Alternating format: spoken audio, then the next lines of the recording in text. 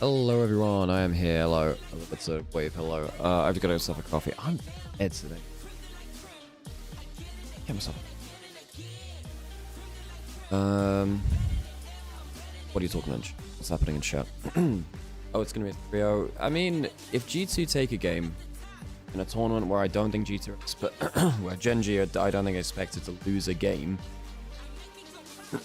Genuinely, I think a single game win is a win for G2 because I don't think any team looks like they're likely to take a game off of GENG. But that's just an that's good. And G2 took down one Korean team. Yep. What is it? It's just another Korean team, right? Oh yeah, I've got to move Nymaera hot dog. Anyway, I'm gonna go get myself a drink. Hey Katari, happy birthday. I hope you have a wonderful day. Thank you for spending some of it with us as well. It's a valuable day to me. Okay, I'm gonna go get myself a drink because I desperately...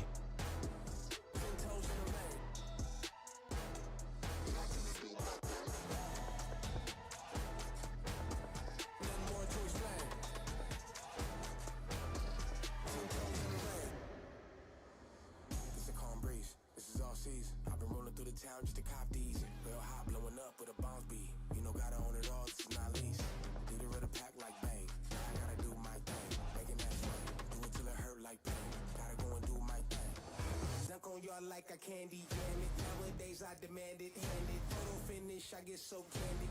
They just can't understand it. I do this for the feeling. You stack it to the ceiling. You gon' make us a billion. Trust, you came here just to run it. Yeah, I can do my thing. Yeah, I can do my thing. 10 toes in the ring. Yeah, I can do my thing. Yeah, I can do my thing. Nothing more to explain. Yeah, I can do my thing. Yeah, I can do my thing. 10 toes in the ring. Yeah, I can do my thing. Nothing more to explain. Nothing more to explain. Nothing more to explain. Yeah, I can do my thing. Yeah, I can do my thing. 10 toes in the ring. Yeah, I can do my thing. Yeah, I can do my thing. Nothing more to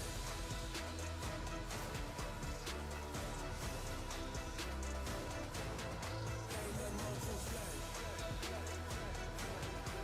Nothing more to explain. Nothing more to explain.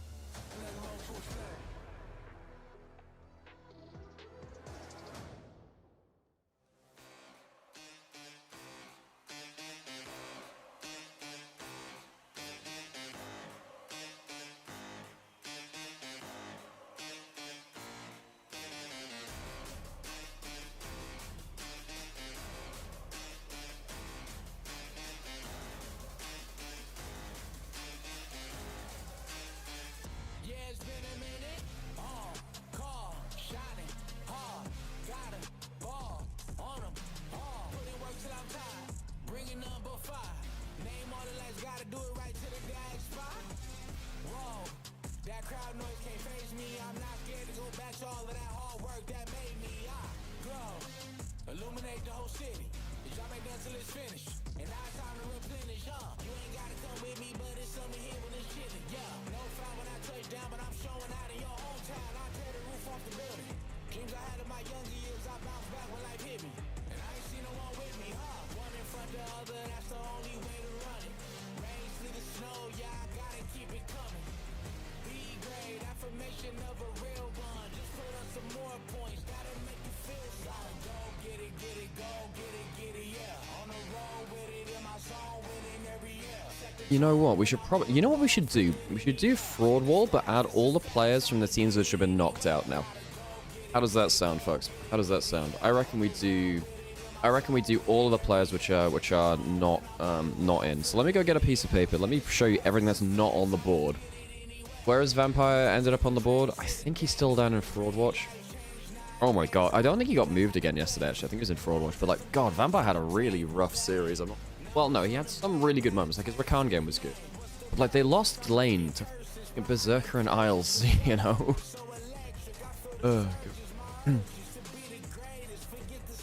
If GENG drops a single game, I will laugh at Sam. That's what he's put. Okay, let me yeah, the Rakan game. Well, even then he lost lane on the Rakan, right? But yeah, then everything else was. Let me go get the stuff which isn't. I'll go get the pictures which aren't on the board, and we can.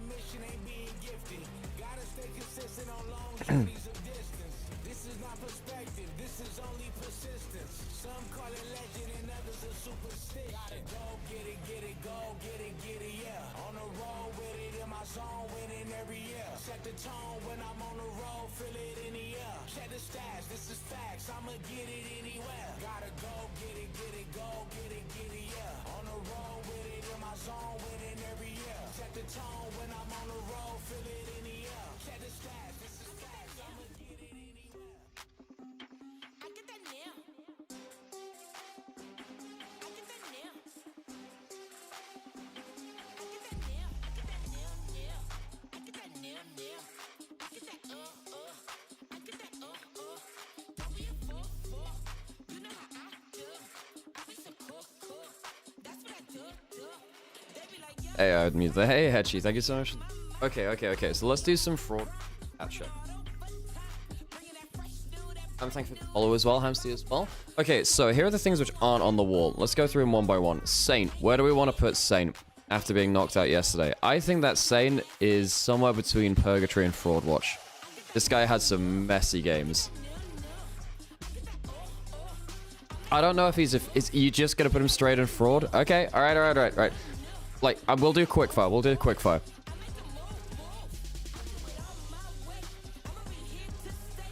I'm gonna note it on the back so I can remember when I go over that.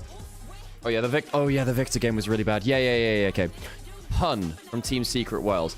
I actually think this guy was low-key a hero. This guy was, like, doing pretty massive things individually. He made some mistakes. I think Pun's a hero, guys. Even though TSW are a bad team, I think this guy was really good. What do we think? What do you think about Pun? Top lane of Team Secret Wales. I think he's in hero.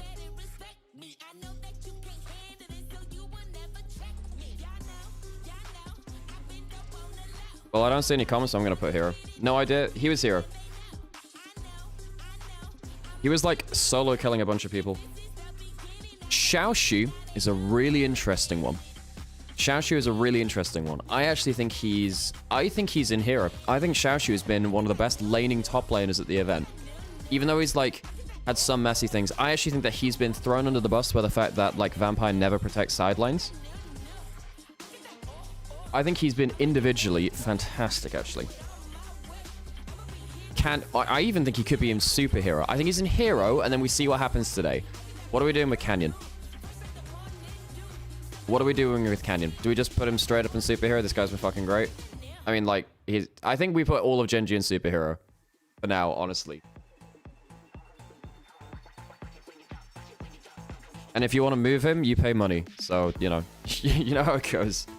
Clear, I think this guy is in fraud. I think Clear was really bad, folks. I think that Clear was really bad. I think this guy's either in Fraud Watch or Fraud. I think that Clear was messy. Really messy. Hey, thanks, Ace. Appreciate the sub. Hey, Ace, do you wanna change someone on the wall? Hey, Simi, how's it going? Just average, team is too stacked to put Canyon in hero. Well, I think he's part of that stackness is the thing. I paid Canyon as a fraud. Well, I'm sorry. I've been overruled. Canyon must go in fraud because someone has paid money for it. You know how it goes. Okay, Kellen. What do we think of Kellen? I actually think Kellen had a pretty meh tournament. I thought that he was pretty meh on the whole. I think he's not the worst person on BFX, but I think he's in like Fraud Watch to Purgatory. I think he's somewhere in that kind of zone. What are we feeling? Purgatory? Fraud Watch? I'm gonna be Kellen. I'm gonna put him on the border between Purgatory and Fraud Watch.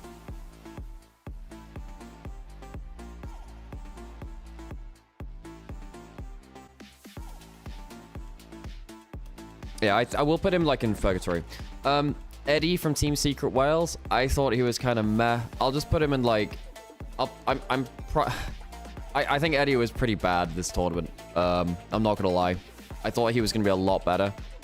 He wasn't. I think this guy's like... I think he was probably in the worst tier, sadly. Okay, now we have two very interesting ones. We have Honkyu and we have Gala. We have Honkyu and we have Gala. Honkyu, I actually think has been playing pretty well, and I think Gala's been playing pretty well too. I think Gala has been suffering from the fact that Vampire's been really shit in lane. I think Gala's in purgatory right now. I think that Gala has been, like, I think the problem is that Gala's just been laning with someone who's been up and down. It's the problem. I think like Gala's either, like, I think he's borderline between purgatory and then one direction or the other. Not really notice much from Gala. I think that's the thing. I think he goes in purgatory for now.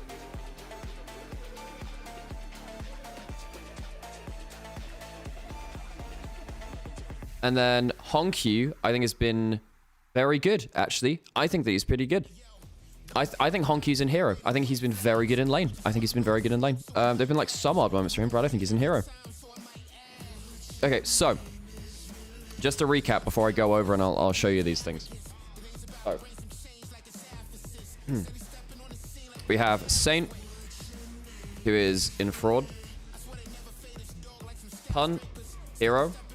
Xiaoshu, hero. I'm even thinking about putting him in superhero, actually. For Xiaoshu has been nuts. Clear is in fraud. Clear had a bad tournament. Canyon, he's been paid for, was going to be put in superhero. It's going to be put in fraud because someone paid for it. Kellen is in purgatory / fraud watch. Eddie is in fraud. And then we have Gala, who's in purgatory, and then Honkyu, who's in hero. Okay, I'm gonna go set up the fraud wall thing then. And then we'll get to it. And we still got like 11 minutes for this too, so we've got good timing for this.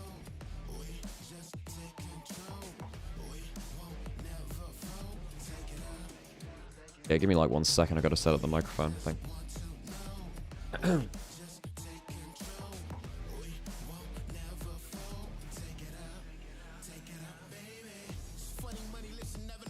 Okay.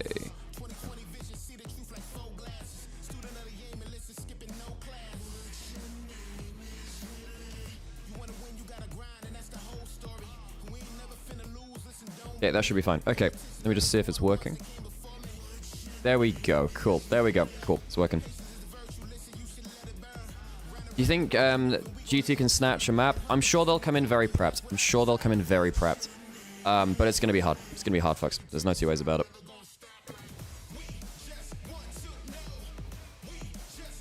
Okay, well, you know the rules, folks. Let's go do the fraud wall. Go do the fraud wall.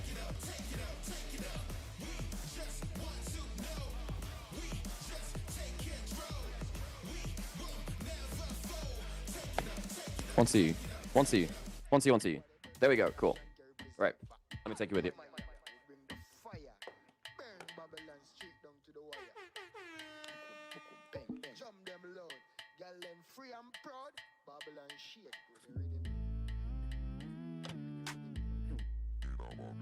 Well, we have our shopping list.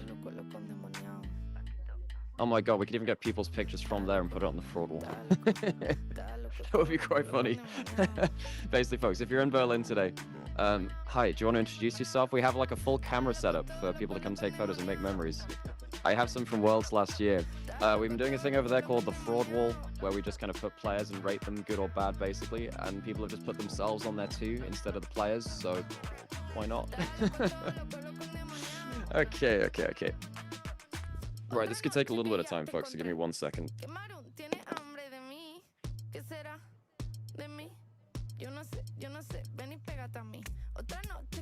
Okay. Well, here's your full wall.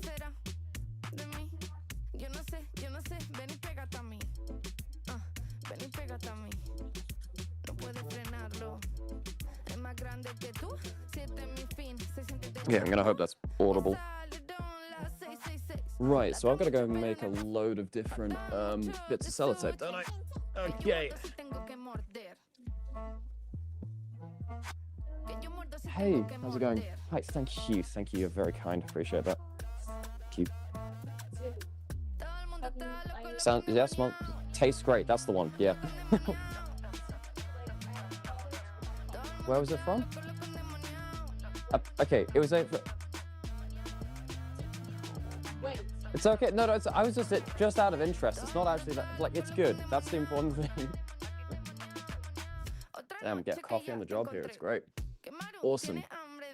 Okay, let's put some of this stuff up. Okay, so that's in here. Can I borrow any of these things? What I can do is I can chuck this there. That'll work. Shashu's also here. Wait, Berserker needs to go down. You know what? My move of the day is moving Berserker down. Berserker had a really bad series. So Berserker's going down there. Clears in fraud. Chuck clear that. Canyon is also in fraud.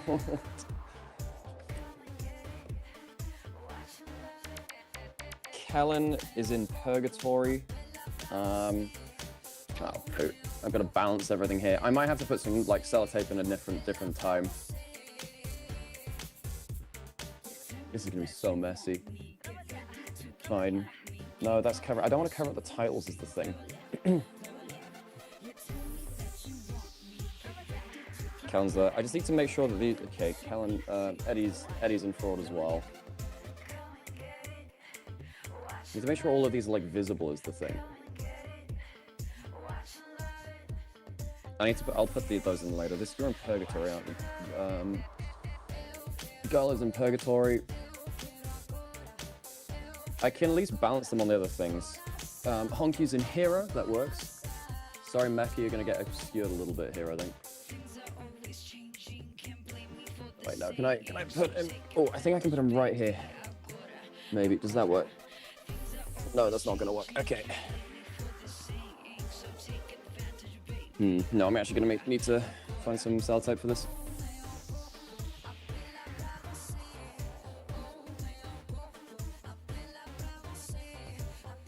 Wow, it's arts and crafts with Nymaera, folks.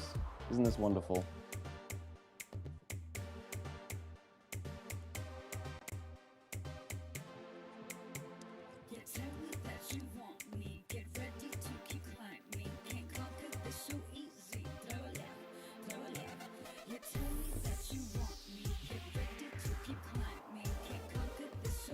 Okay, Honky can go down here.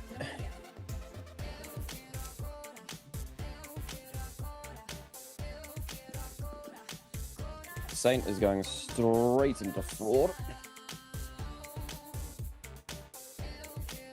Okay, and then Eddie, I need to put like another bit on here as well.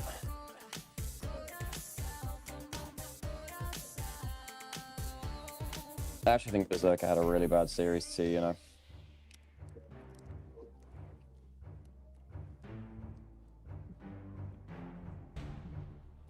Oh yeah, and I've got to move my hot dog self down further, don't I?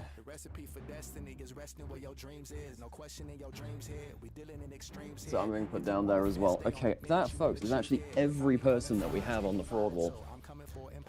So let's go for a tour around it. So we still have, you know, on night, use their diamond proxies under there. Vedius for the shoutouts. We have a couple of new entries down here. Honky's up doing good there. Hansama got moved up courtesy of Kitty yesterday. Dylan's been moved up. Big Dokes, you probably need to get moved down. Berserk, you definitely need to get moved down. I get to move one per day. Berserk, wait, did I move you already? I already did, because you were in here, so you've been moved down to Purgatory. Right, I'm gonna go check on chat.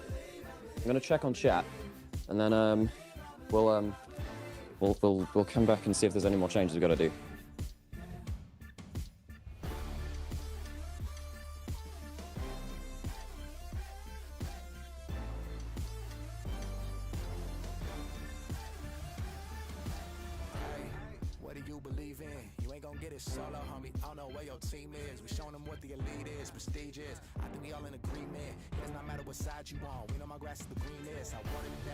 Is Sam on the wall? Yes, Sam is on the wall. Hot dog Nymaera. Yeah, I'm also like to the far right of it. Yeah. Okay, is there anything else that we need to change on that? Are we all good, folks? Are we all good with that? I think we're all good with that.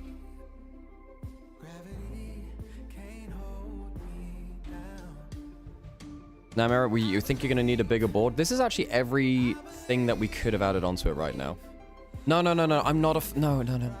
Real life me is far left. Basu, none of that. Okay, are we happy with the fraud wall for now? I've done my one change. Does anyone else want to change anything on the fraud wall? Or are we good? No, shut up, Magic. Shut up. Oh my god. Okay, I think we'll leave it there. I think we'll leave it there. Nymaera's on the fraud. Oh wait. What do you mean? What, with the EA? Yeah. By the way, is it like... Where's Gold Ship? Where's Gold Sheet? That's a fair point. Gold Ship is great. Wait, did we put any Umas on there right now? I don't think so. I don't think there's any Umas on there. The horseshoe theory? Okay, alright, I'm gonna leave it... I'll leave it up on there for now. Anyway. You know what you're into. You know what you're into. You know what the rules are, folks. If you want to change anything, you let me know. I'm gonna go take a photo of it, actually, and then I'll post it on Twitter. Okay. Be right back. Where's Inspired? I can go show you.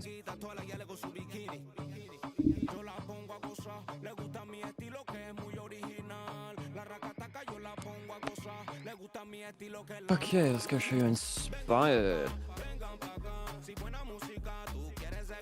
I believe Inspired was up in Hero.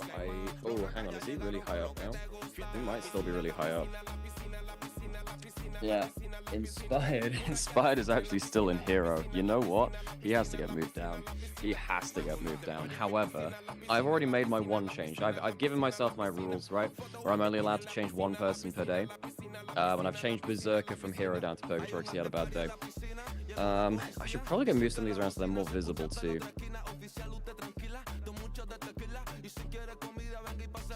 Should really do that actually.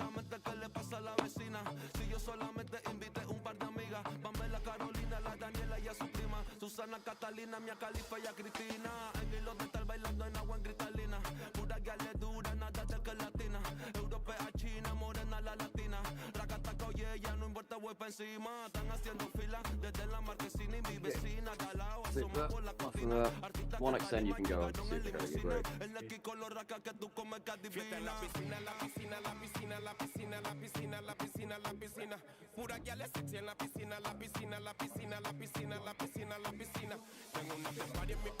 There we go, that works.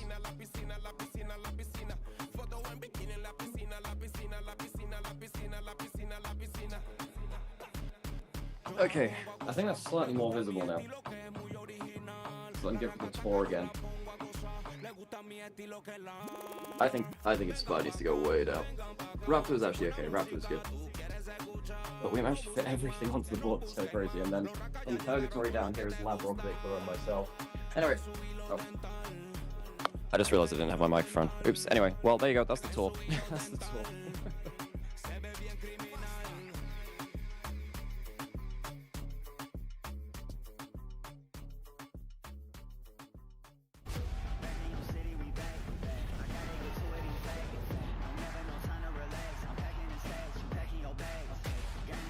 Guys, I'm telling you, it's hard to remember that there's like microphone.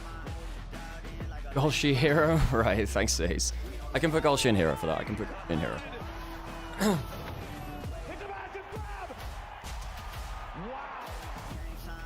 Wait, you made a 7 TV vote and it's on more than 5 channels? What? What was it?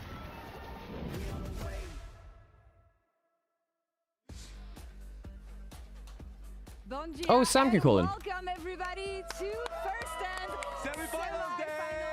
We're still in Brazil. We're still in Sao Paulo at the Sam might be able to call in. That's cool. Celebrate the last 3 best of 5s we have at First Stand here. Things are getting serious. Yeah, Golshi is clearly in Purgatory today, and we see the first teams entering the arena. GENG signing the mirror once again. I actually want to check what they look like. Pretty basic. Like their gameplay is gonna be today, right? Because they're facing up against G2, the last hope for the West, the last hope for Europe. They took down LCK second seed yesterday. Welcome everyone! Can they make it happen again today? We'll see. Signature moment. I like the signature thing. That was cool because obviously it was a signature thing which like it was started in Madrid, right? Madrid for the Madrid roadshow. It's cool as hell. Why are you asking us? Yeah, oh, I actually didn't see if Sam was in chat, because I was over the other thing. I was over the wall. Sam's, I mean, I've sent Sam a Discord message when he's ready. It'd be cool. Yes, let me remember to put Golshi on the wall. As well. You might have seen it on Instagram. LOL Esports did a game with pro players, and I want to play it with you guys. It's going to be guess the item. Which item is this? You're gonna have Oh, guess the item. Oh, it's Buildle. and you're Buildle. going to guess which item from the new season it is. First. Oh, I know this one. Seraphs. I think it's Seraphs. Seraphs, no. I go Seraphs. Oh, from the new season. She had it before you. So. You had it? What? You had it? Yeah. Okay. Way before you. Oh, I thought she said from the new season, so I was like, this is a new item, then I'm completely screwed. I don't remember new items at all. Close enough, close enough. You deserve it. You deserve the points, She yeah. deserves it. You get credit anyway. Second one is... Oh my god, I don't know this one. I didn't think people would guess that fast. There's a green item. Do you have it? Tank item? Oh, is it Is it a Verdant barrier? Tank item? Is it Verdant? Yeah, I don't know this stuff. Yeah, I think it's Verdant. I said that first. You copied Verdant. Dude, that was me! That was me! Yeah. Let's go!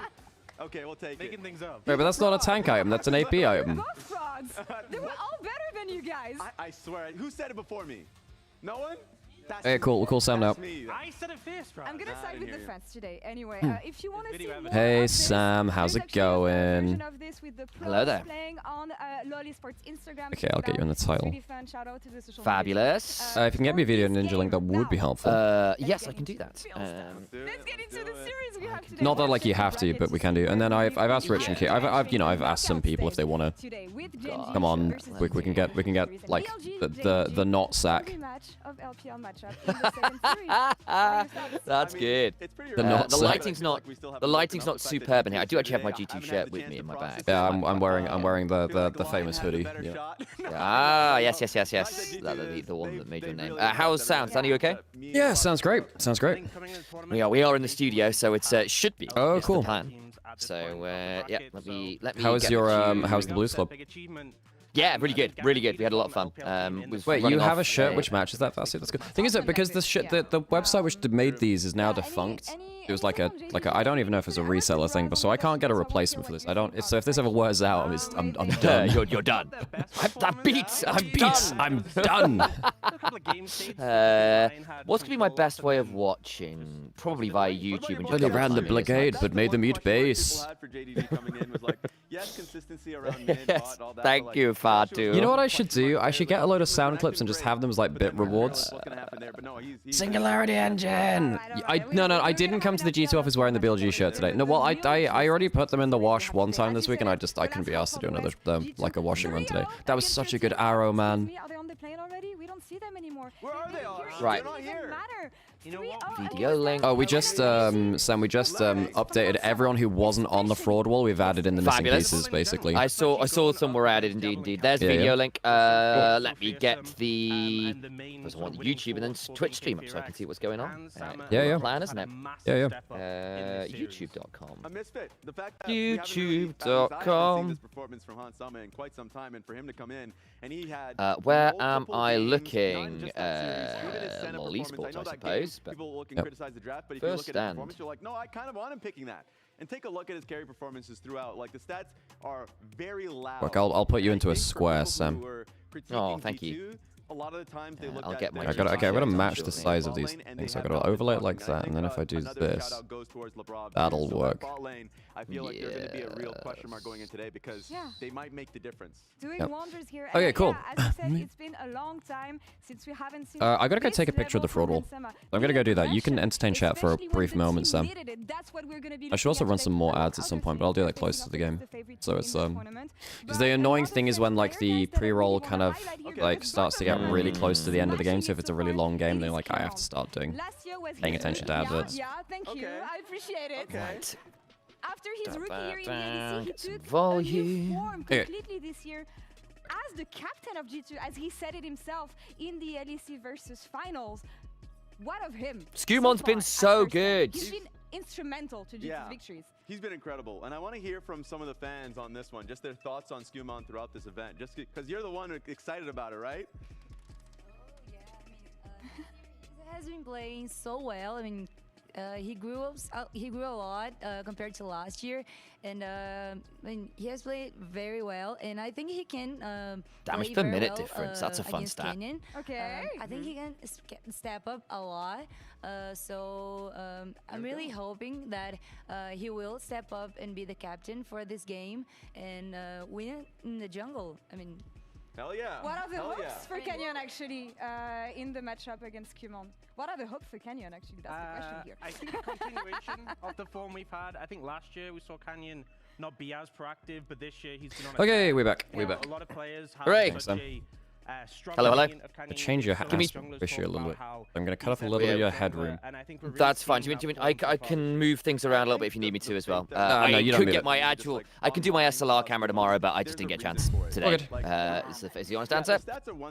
Give me 2 seconds to get my G2 jersey and run to the bathroom, and then I'm good to go. The eye Cool. test speaks louder than the actual stats themselves. Yeah. Especially in that game 3. The heck is like, that? where I'm like, he's trying a lot. He's flashing over the wall level 1. He's trying, and then of course, What the hell? He gets Nova. He's like, okay, I look bad from the stats, but in terms of like what's happening on the map, he's keeping it. Come together. on, You know, exactly. GENG's stats always look amazing because they just win so much, right? And you know they've had. Oh times yeah, where stats chat. look I went amazing, absolutely and they come crazy to today domestic on like that. pulls. KT So you know I had like series, streamer lock where I and if you win- pulled if you win, you have great Kida-san stats, off the that's You know what's 10 another pulls, and interesting then stat? I The fact pulled that, G2 NTR off of the card pulls.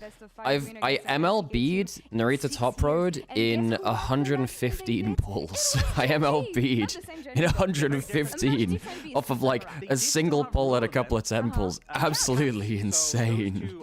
So now I have actually I've gone from kind of like being a bit jobber on the whole support card thing to having I have Super Creek, I have Kida-san, I have Narita top road, I have fine motion, I have pretty much everything I need now. I'm crazy strong now. Problem is, trying to run Taishin on this scenario is just really And painful. all it takes is like another shock and awe. We got that the day before. It could happen today. So it's all up in the air. I'm just throwing that out there. Yeah. But the one person who's been a thorn on a lot of teams' side has been Keen. Keen has been a demon throughout this tournament so far. Oh, Keen's been fantastic, yeah. I mean, the only person who's given him issue has been Xiaoxu, and it hasn't led to anything important, you know? I think Keen is just such a complete top laner. He can play carry so well. He can play range tops, melee tops. He can play tanks. Anything you really need him to do. And you know, Keen's always been a fantastic player throughout his career, but I think Fearless has really unlocked him because he can just fill any role the team wants. And when you have a lineup as stacked as this, having Yeah, I so think much that flexibility in your top realistically laner Keen is so I think Keen is That's what he was maybe saying in the interview last Keen time about the fact may that as he's well working just be on put in props as the in best front of top laner matches ever at to this keep point. them ready He's just for been this so kind of draft, and consistent, the fact man. that now, whether he How many can things do can you this pull or for he one has specific lag, character? he's ready. No matter what happens. You pull 5 times over, so you pull the base, and then you basically put a limit break in beyond that point. So there's there's 0 LB, LB is limit break, so 0, 1, 2, 3, 4, and 4 is max limit break, so MLB. So yeah, that's the big thing with Uma is that when you're pulling for the cards, you actually have to pull them like 5 times. And there's no like soft pity or anything like that. You have to like pull 200 times to get a copy of it. Is we get to see from Broken to Blade yourself. versus King. Hey Yeah, Everest, how's it going? GENG about to do something amazing potentially as far they are undefeated. Yeah, so Uma is not a particularly forgiving gacha, so the luck goes a long way. Undefeated run at all in an international tournament. Usually they lose. This is going 5 games Hey, how's it going by the way? Thanks for dropping by. I see you probably got hit by one of the gift subs. Good to see you. That one was so close to having it, but How are you all? very close, but never quite gotten over the Oh, this is really interesting because they're talking about the most dominant international runs ever. Because I don't think there's ever been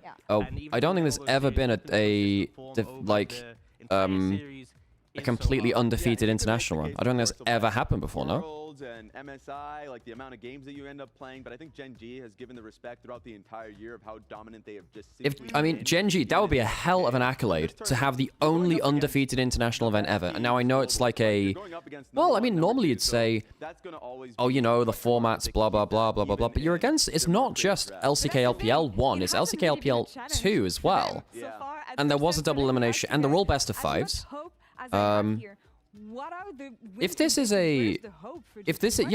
an undefeated event and GENG go like 12-0, that's obscenely good. That's obscenely good. Just to throw this one out there. Draft for strong bot priority. Look at this. Look at the. Just yesterday, we got to see the Ashe Seraphine. Yeah, weirdly, I think the thing is, G2 kind of need to draft in the same way that JDG do. It's just you can't make mistakes versus Gen in the map setup. You just can't. It's so crazy. Of concern, and they were able to do that. I noticed something here. Yeah. Talking to Inspire, talking to the G2 players as a whole, something that they always tell me when it comes to what is hard against GENG, more than the early game, it is those cross-map plays. Because if you try to face Canyon, the team is going to on the other side of the map. If you try to face any lane, the team is going to take your money. Okay, I gotta go run some ads now just before they go onto stage. This is a good time to do it. Useless aggression. Go for something If you don't want to have ads, please subscribe and support the channel. We've had some really good support over this month, folks. It's been fantastic to see. Thank you everyone for the support. The fraud wall has brought many rewards to us. You're never going to really be able to guarantee that within the draft, but I think what we saw is a really on-point Hansama so far this event, and so I think you can try and put the ball in his court and play around that, especially since I have a lot of faith in Skumon. So like all of that is there. Have a clear strategy. The early game, Caps made it very clear. Do not make mistakes. Well, what day of the event are we on? Is this day 6? Is this day 6, folks? I like it. Wait, what day did we do the... Hang on, let me check how many days we did of the fraud wall.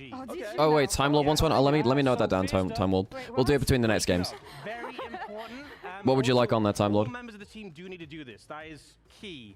Travel to the arena again. So travel to... Wait, this is so funny. From Orgs, what the hell? Already, and this one, so this is important because you Oh my god, that's so funny. Day 6, you're absolutely right, Yep. Pick champions. Alex the hero for all the great... Oh, that's so funny. That's so cute. Now, the problem is, I am actually currently in, like, below fraud tier. So to move you up to hero, I need to go 1, 2, 3. I need to be moved 4 times. So the best I can do is move myself back to fraud. Thank you, Ox. I want to see what the fans That's the think. problem. I got put down to, like, hyper fraud. Oh, thank you, Vasu. That's 2 up. When that happens? Not sure what you're referring to. Let's see what the fans think here. Okay, so I can be put into fraud watch. Thanks, everyone. You know what? We take it. Yo, there's some delusion for the G2 fans. Okay, you know what? I don't want to hear none of that nonsense. I want to hear from the fans right now. I'm going to go towards some people. I want to hear predictions from you guys, okay? Oh, you're rubbing your hands. You have a thought already going in your mind. What do you think so far in this series? What's the numbers?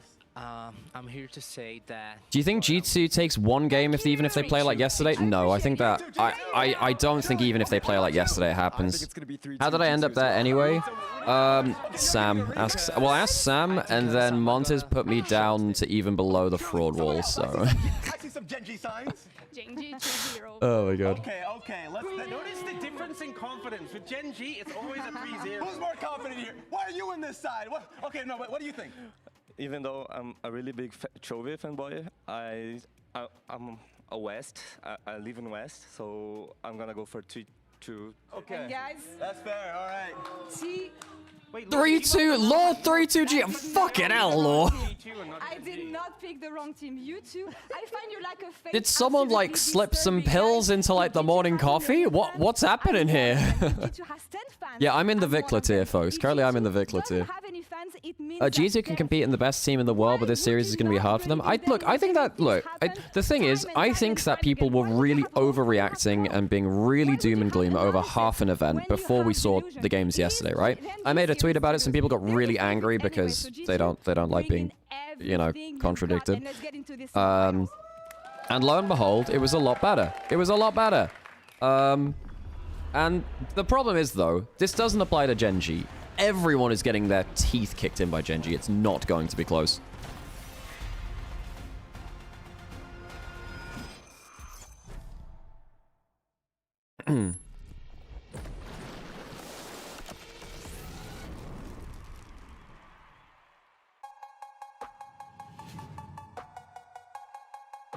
因为第一次就是进入世界赛，就是我们半决赛嘛，然后马上就进入到决赛，就是比较激动嘛。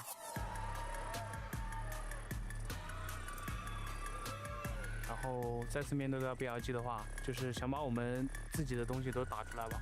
我觉得我们其实因为这几场比赛我们没有太多训练嘛，然后我觉得从游戏上来看的话，我觉得别人应该会怕我们的。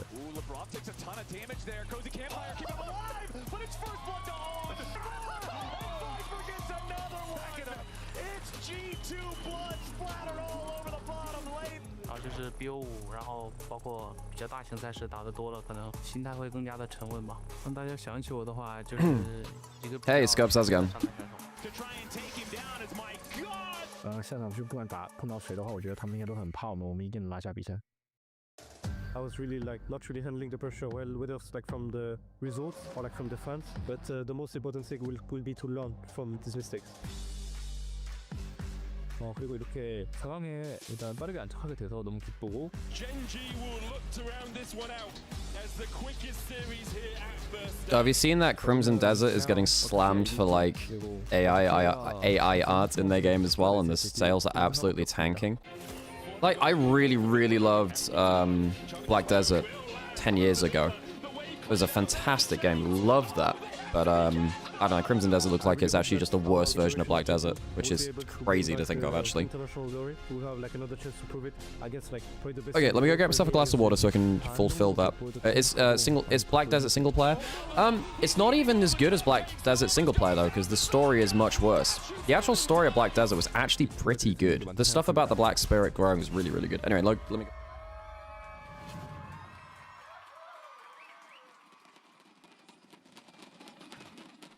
Welcome, ladies and gentlemen, to First Stand 2026. It is semi-finals time. We have brought out 3 commentators for this first one, GENG versus G2. And one of them is Cody, as you just heard. The other one is Vedius. I'm Atlas, and we are very much looking forward to getting into this. It's feeling like a bit of a classic, right, Vedius? Yeah, absolutely. I mean, I still remember fondly that 3-0 that G2 got against GENG. I was so Okay. Hey. Not long ago as well. And now, you don't remember any of the series? How does it take 10 years to make it? Well, no, wait, did it take that long? I mean, I guess they were making it at the same time as they're making Black Desert then by that response, which is crazy to me. I like how you edited that from the beginning of the day because you realized in the best of 3s, I didn't edit G2 got 0 games. No, in 5 games, yes, on average, there is a 1 win secured by G2. And against this GENG roster, I feel like that's an accomplishment for any team. Honestly, yeah, that's not doing too bad. So far here in this tournament, they haven't dropped a single game. Prior to that, 2 map losses. But no serious losses so far in 2026. GENG, just pretty good, I think, is what we can feel safe to say. Excellent. I would. Excellent. We're gonna upgrade. I think that's You know what, I would agree. Excellent is a word. This is a good caster trio. I can vibe with this caster trio. G2 were pretty confident after their Okay, move victory this up here. yesterday, and B&K kind of just rolled over and What's the real word for a walkie-talkie? Handheld radio. But walkie-talkie is what everyone would know them as. Okay. Well, I'm relying on transitive properties right now. I'm kind of relying on a bunch Huh? You got a guest? Oh, is it Ziggy? Hi, Ziggy. Hi, hello. Oh my god. Hello, Zig. I haven't seen Zig in so long.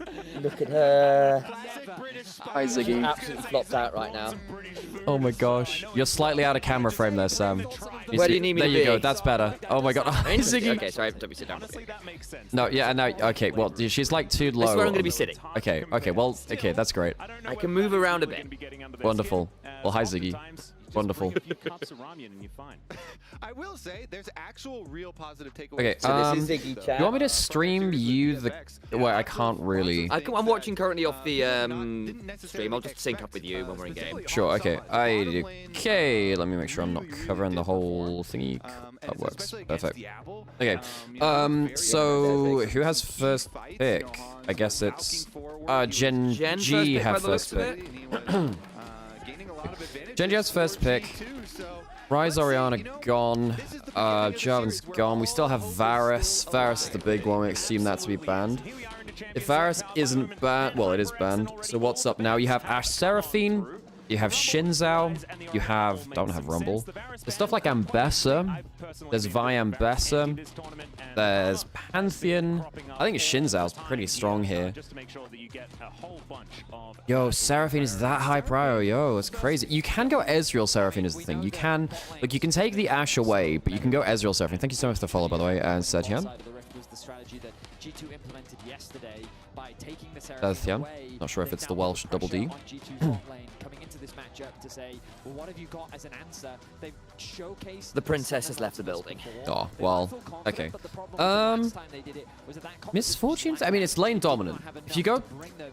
There's still a lot of tanks available. I don't like early pick MF, man. I'm not a fan either. That's some hay fever starting to show up. Hey, Alex. I haven't, Sam. You know what? Angie even told me I should take some antihistamine today, Sam. Oh, I'm actually going to have to go get some tissues up. No. Thank you, Pincelis. Okay, so if you go MF, you need to make sure that tanks are off the table. So, what do? Do you Scion already? Do you have to Scion already? But that feels crap as hell. I don't think you should have Pantheon over Xin Zhao, but this does stop at least GENG from having globals with that. And it means that you can punish over extended lanes. I know LCK's really loved the Pantheon. Yep. Really loved it. So it's a takeaway from Canyon.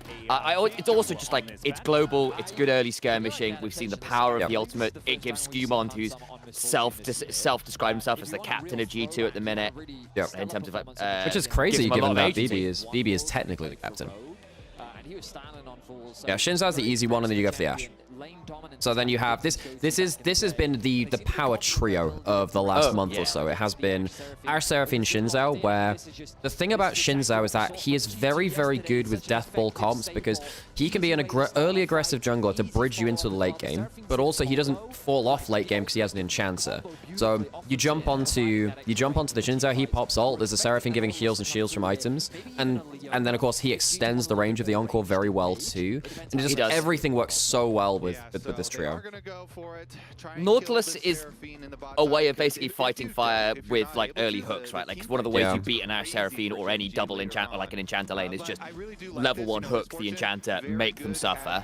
And Nautilus is one of the better options for that. It's a good pairing with the Pantheon. So it's not like G2 have got a bad combo here, but it's volatile. And I think Hans and Labrov have been at their best when they've just got early push. And that's true of a lot of our bot lanes. Yeah. But I've been a bit more hit and miss on them when it's actually relied on them just hitting skill shots and all-inning consistently. And that worries me a little bit more than just say if they'd gotten an Ezreal Karma or whatever. Mel. Oh, I actually think G2 would have looked for Mel. Oh, G2 might look for TF. They might go TF Pantheon. And it's a very good combo. If you're banning Mel, you might want to look at TF. I think they've been scrimming JDG. I think they've been scrimming JDG, and I think they've been looking at stuff like TF Nautilus Pantheon, point and click death. I think that G2 should be banning away Sion or Cassante here too to stop the death ball just being giga OP. Yeah, because I get worried if you end up with a frontliner that just doesn't. I mean, like the Xin Zhao is already getting towards being a problem, right? But if you end up with something like the Sion, I agree. Look, you're not a very good anti-tank team. This is a TF lock-in. Like, so this is a TF. Look, they want to lock in the TF, but I think the Silas ban, even though it was very dangerous to give Chovy like all of that stuff, I think it would have been better to ban away Sion for the death ball. The Sion just won't die in this game. Yeah, GENG are banning away the anti-tanks. They're banning away, like, no, they're just going to lock in Sion here. If this becomes a Gwen ban or whatever, I think there is going to be a distinct lack of ways to kill the Sion. Oh, I think G2 have overcooked, because the problem is now, yeah, they're just banning away, okay, they ban away the Ahri. So if G2 don't, okay, so if G2 lock in TF now, there's a Sion lock-in on the other side, like a Sion Syndra or something like that. But if they don't lock TF, GENG could actually take it away from them too. They want to go the Aurora top lane. They want to go Aurora top lane. I think GENG can actually go Sion TF and go... I know it would typically be very low damage. I think there's such a good takeaway from G2 though that it doesn't matter. You want the Sion or Cassante either way though, I think. I think I'd leave the TF because I think you've got the tools to deal with it. But I think you could go... I think Talia Sion, and you're fine. Renekton is alright, but I think the Sion would have been better. I mean, Renekton's very good with Enchanter, right? So it's more power early. It gives you the early power. And if you're saying, actually, we trust ourselves later, but if we take away G2's teeth in the early game, what do they do? And I do think Broken Blade has been I would have preferred hit and miss in the early game. I would have much preferred a tank from GENG here. Yo, that's different. That would be so different. Very Chovy. You don't blind pick though, surely. Surely you don't blind pick that. Oh, come on, Chovy, do something fun with it. Go on. Oh, it's Galio. I mean, Galio is very good with the Xin Zhao. It's very good with the Seraphine. You are a little low damage, but your burst is still good, and you have got a very strong I know that Asol is good into Aurora. Aurora's going into Renekton either way here, I think. I think that G2 look TF here. I think they could just go TF. honestly, I concur. Well, actually, with the Renekton, yeah, I think you want the Aurora. Wait, are they really not going to put the Aurora top lane? 1, 2. Okay. Ah. Yeah, Your audio's fine, Sam. Your audio's fine. No, I was giving myself some side time. Oh, cool. Which is just weirdly though, it's obviously only coming through my left ear because it's Okay.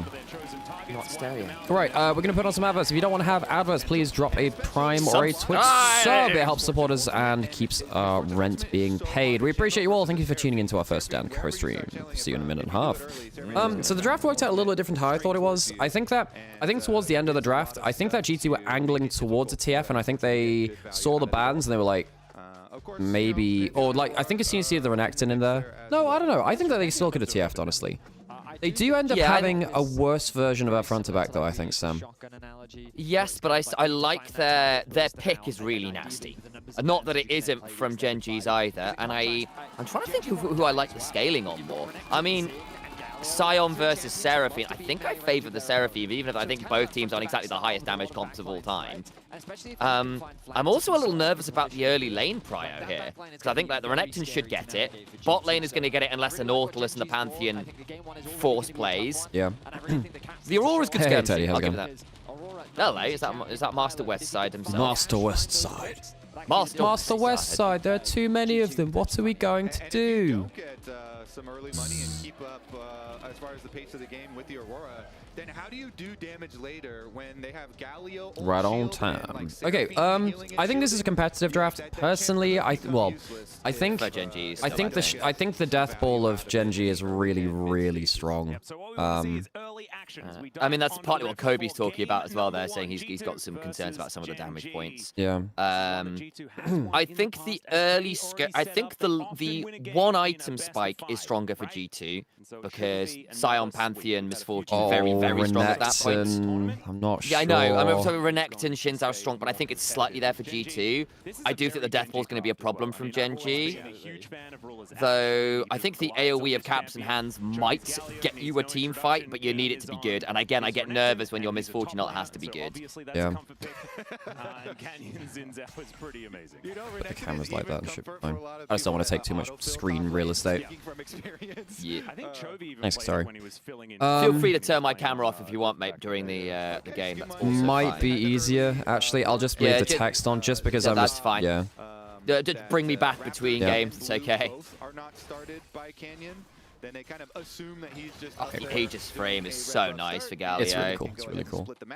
Perhaps last time he was playing Aurora wasn't fantastic. He was. I mean, he's had some mixed games in general. Like that Azir yesterday was not great. Yeah. This is a very common like solo. They were like, how many times did we see him try to slide out of a pick and still get picked mid-slide? Surprised it's not first icon Aurora. It's because you're meant to retain that kind of electrocute threat for teamfights later. That is a good hook, actually. That is good. Should we just sync up timers, by the way? Yeah, sure. Hang on, Skewmon! Wait. Yes! Skewmon! Skewmon! Okay, but he uses flash for that. That's... But he gets flash and heal off Ruler and Juro. I think that's fine. Okay, 12, 13, 14, 15. Okay, I'm literally a second behind you, and that's not including Discord delay, so I think we're about spot on. Yeah. Okay, so that gank bot does mean that he's... Oh, shit. Skewmon went for, like... Okay. He did Raptors into enemy blue side, so he realistically loses red buff off this. But hey, not the end of the world. So Pantheon's going onto his red buff now, doesn't get it. You don't win the trade versus... Pantheon doesn't win out 1v1 versus Shinzao anyway. So did he take both blue and Gromp? No. So yes, he took blue and Gromp on the enemy team. So yes. He's basically a camp up. You know, one of the things with G2, I think the way which G2 will win games against the best teams in the world is through Skewmon, because I think Skewmon is like the guy on G2 who can compete with best in role. I don't think anyone else on G2 can right now. Pantheon needs to not fight over the Scuttle Crab.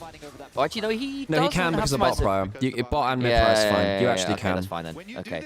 My worry was that you get double Scuttle. That's not going to happen, and Canyon couldn't finish that off in time, so that's actually worked out okay. He also he got a longsword after that first play anyway, so he actually has a component advantage for now. And actually, longsword does make a difference. It does. He can just clear topside. The only thing is, it's a very real world here where Keen roams in and helps steal enemy blue. I don't think this is a kill. It might be close though. Hands can't get in range, and the minion aggro was a bit much for Hands. And also, just Juro just immediately like aims the Eon. I mean, credit to Hans and Labrov. They have been so much better than the first day of the event. The first couple of series were bad from Hans and Labrov. Yeah, and we were rightly criticizing, right? But actually, this was a lane I was worried about for them because actually the way you beat the Ashe Seraphine with this lane is very aggressive, plays on, like, you have to hook very aggressively. And I think, obviously, they played much better with Skumon's timing. Because again, if we look at that compared to, you remember when we saw that game 3 flash over the wall from the Trundle Isles attempted pick that went horribly wrong because the timings were all off? That was not what happened here. The timings were really tight from G2, which is what we like to see. So, is Labrov pronounced Labrov? I thought it sounded like LeBron, like Labrov. I don't know. I've just said Labrov for forever, and no one's corrected me. So.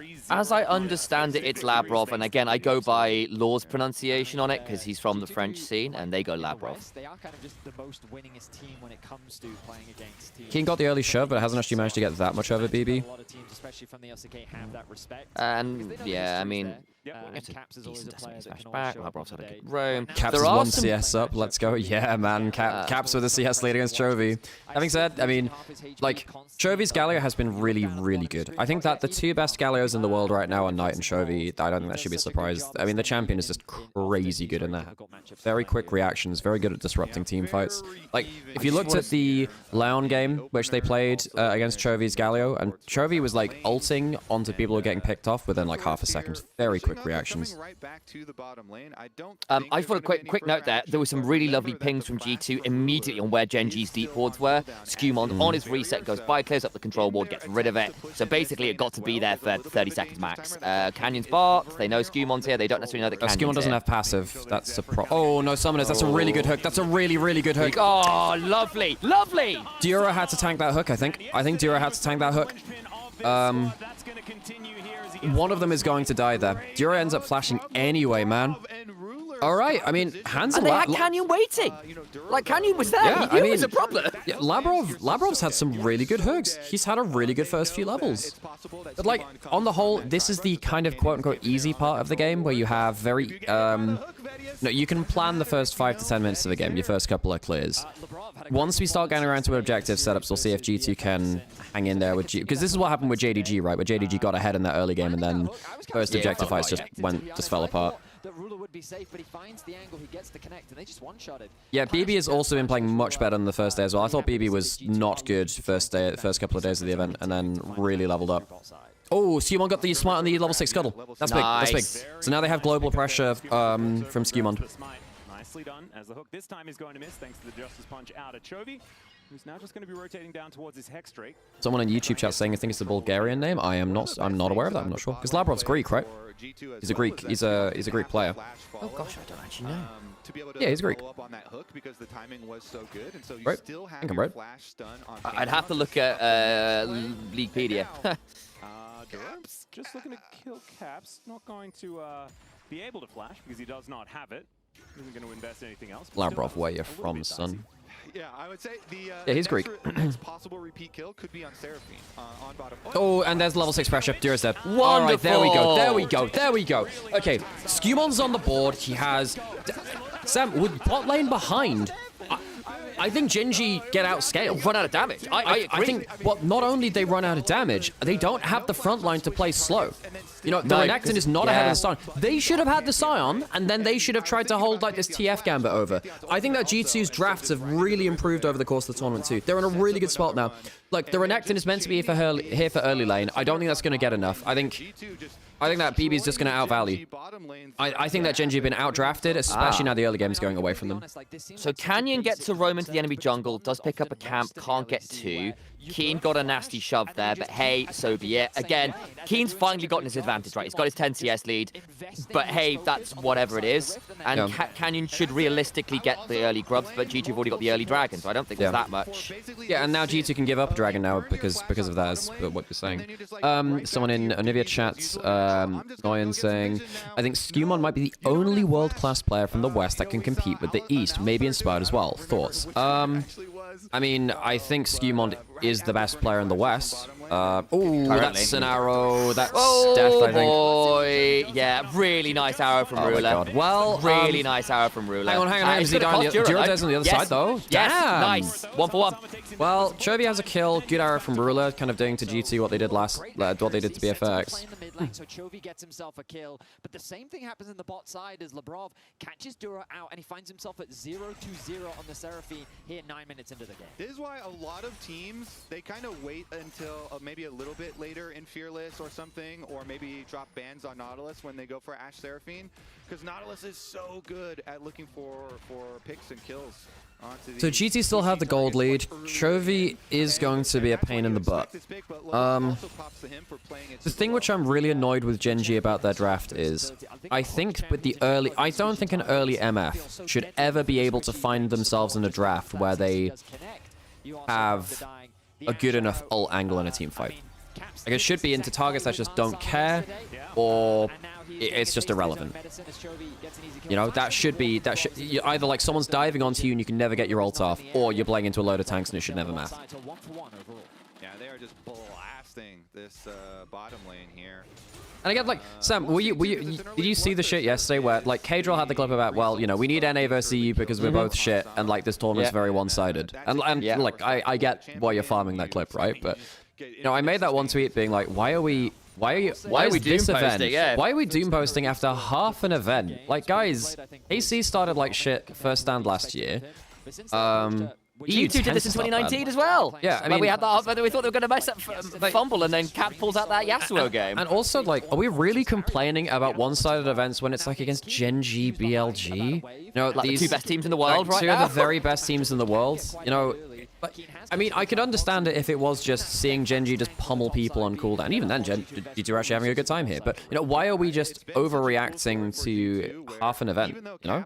Yeah. Having his best games, you know, pretty far from it, honestly. He's not been. Yeah, Caps has probably been. I think Caps arguably been G2's weakest member.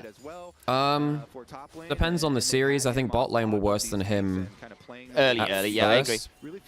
And then I think Caps was probably weakest since. Yeah, I think that actually this is the first time where G2 have looked like they can actually do some kind of damage without. Hang on, that's a really good angle. No, it's a really good angle. No, good so close.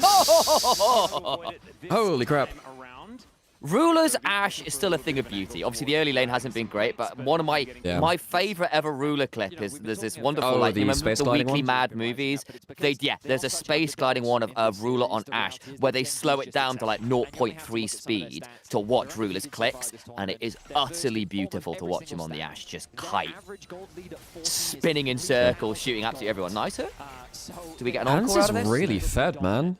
Yeah, I mean, the thing is, if Renekton gets into melee range of Hand Slammer and breaks the Bloodthirster Shield with Empowered W, and Chovy's on top of that, G2 still lose a fight. So GENG, I think, got cleansed for a reason. Like, I think GENG are outcomped, and I think that this early gold lead is actually a problem for them. But so now we'll actually have to see GENG, how good are they at team fighting to make a difference here. Keen, you good there, mate? Okay, yeah, he doesn't have a Dominus. I wonder whether he might be forced to Dominus there. Who picked first? The Aurora was picked first, and I think that G2 were thinking about holding it as a top lane flex to go into the Renekton. This is a dead Chovy, no? Yeah, he has got flash, but does it matter? I don't think he uses it. Yeah. He does! Oh! I am very surprised that Chovy uses ult there. Very surprised he uses ult there. That means he's not going to have it for Dragon. I mean, they're not fighting for Dragon now, are they? No, I don't think they can. No, I don't think they can. Yeah. And damn, Hans is doing some damage, man. That was the double up crit. Well, what can I say? G2 are just clearly the best team in the world. Law was correct in the 3-0 prediction. I wasn't particularly hyped for G2 coming into the tournament. I say this as someone who's been in the G2 office most of this week, so I apologize, David, if you're in chat. Please don't hate me. But I think a lot of Western fans. There was a certain amount of I don't know whether fatigue is quite the right word, but there was a certain amount of like coming in with a fatalist perspective. Yeah. And actually, once again, G2 have managed to come in and prove me somewhat wrong. Again, sometimes they've. Hang on, BB can actually kill here. He can force Dominus here. Yeah, he's going to force Dominus. Yeah. Gets it. Holy crap. Can he? Yeah, Sam isn't in the G2 op. Yeah, Sam, I'm just going to say, the 2 times where G2 have, like, looked really good have been when G2, when you haven't been in the frickin' office, Sam. Oh, G2 guys, please don't stop hiring me. I want to keep doing this. Don't hate me. dive onto top side just because of how low Keen was, but they're sticking to their game plan, playing around mid, playing around bot. After that kill, Caps has definitely closed that gap against Chovy. Second dragon in their favor. I'm cautiously optimistic about how they've rolled pretty well on the Soul here as well. Mountain Soul. Oh, that's really good for them. It's really, really good. For yeah. And no one wants to go with Serpent's Fang on Genji. No one can really. That's a huge high roll for them. You know, in another game you could go. Comp, right? Yeah, in another game you could go Serpent's Fang on someone you can't hear.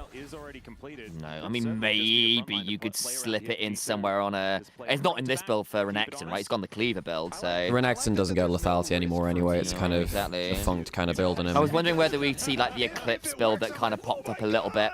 You might be able to slip it into that one. Yeah, I'm not really sure when you even build that anymore. I mean, well, you don't do that into Sion. Yeah, for sure. for this game, because you have AD jungle, AD, and an ADC, it's you really want the Black Cleaver to enable them. I think Canyon might have to go. I think he should not go Black Cleaver now. It, but then you don't. But then you run out of crit problems, don't you? No, exactly. That's why I'm saying no one can really build it. Keen shouldn't. Well, I was about to say he shouldn't die here. Whoa. Okay. Well, they get the flash from the Dominus. I think they're okay with that. Arrow wide. Okay, so they get that's arrow okay. as well. It's. I mean, flash on flash for Nautilus is flash a and bit 2 rough. ults. Yeah, it is. But you get the flash off Keen, you get the ult off of Ruler, the ult off of Keen. Yeah. And in fairness, one item Dominus Renekton is often your win condition early game. Like Renekton Dominus, first couple of the game are really, really, really strong. And I mean, Genji are a great team, so they Relax, can still I'm actually not sure. Relax, that was a big problem, because I thought that Genji should have been locking in the Sion. Yeah, I personally think they should have just taken the Sion top lane. That's... Well, now we see whether the death ball's good enough. I don't like that from BB. I don't like that from BB. The spacing's not good. The spacing's not good here. I mean, their comp might just do better. Battle Herald already.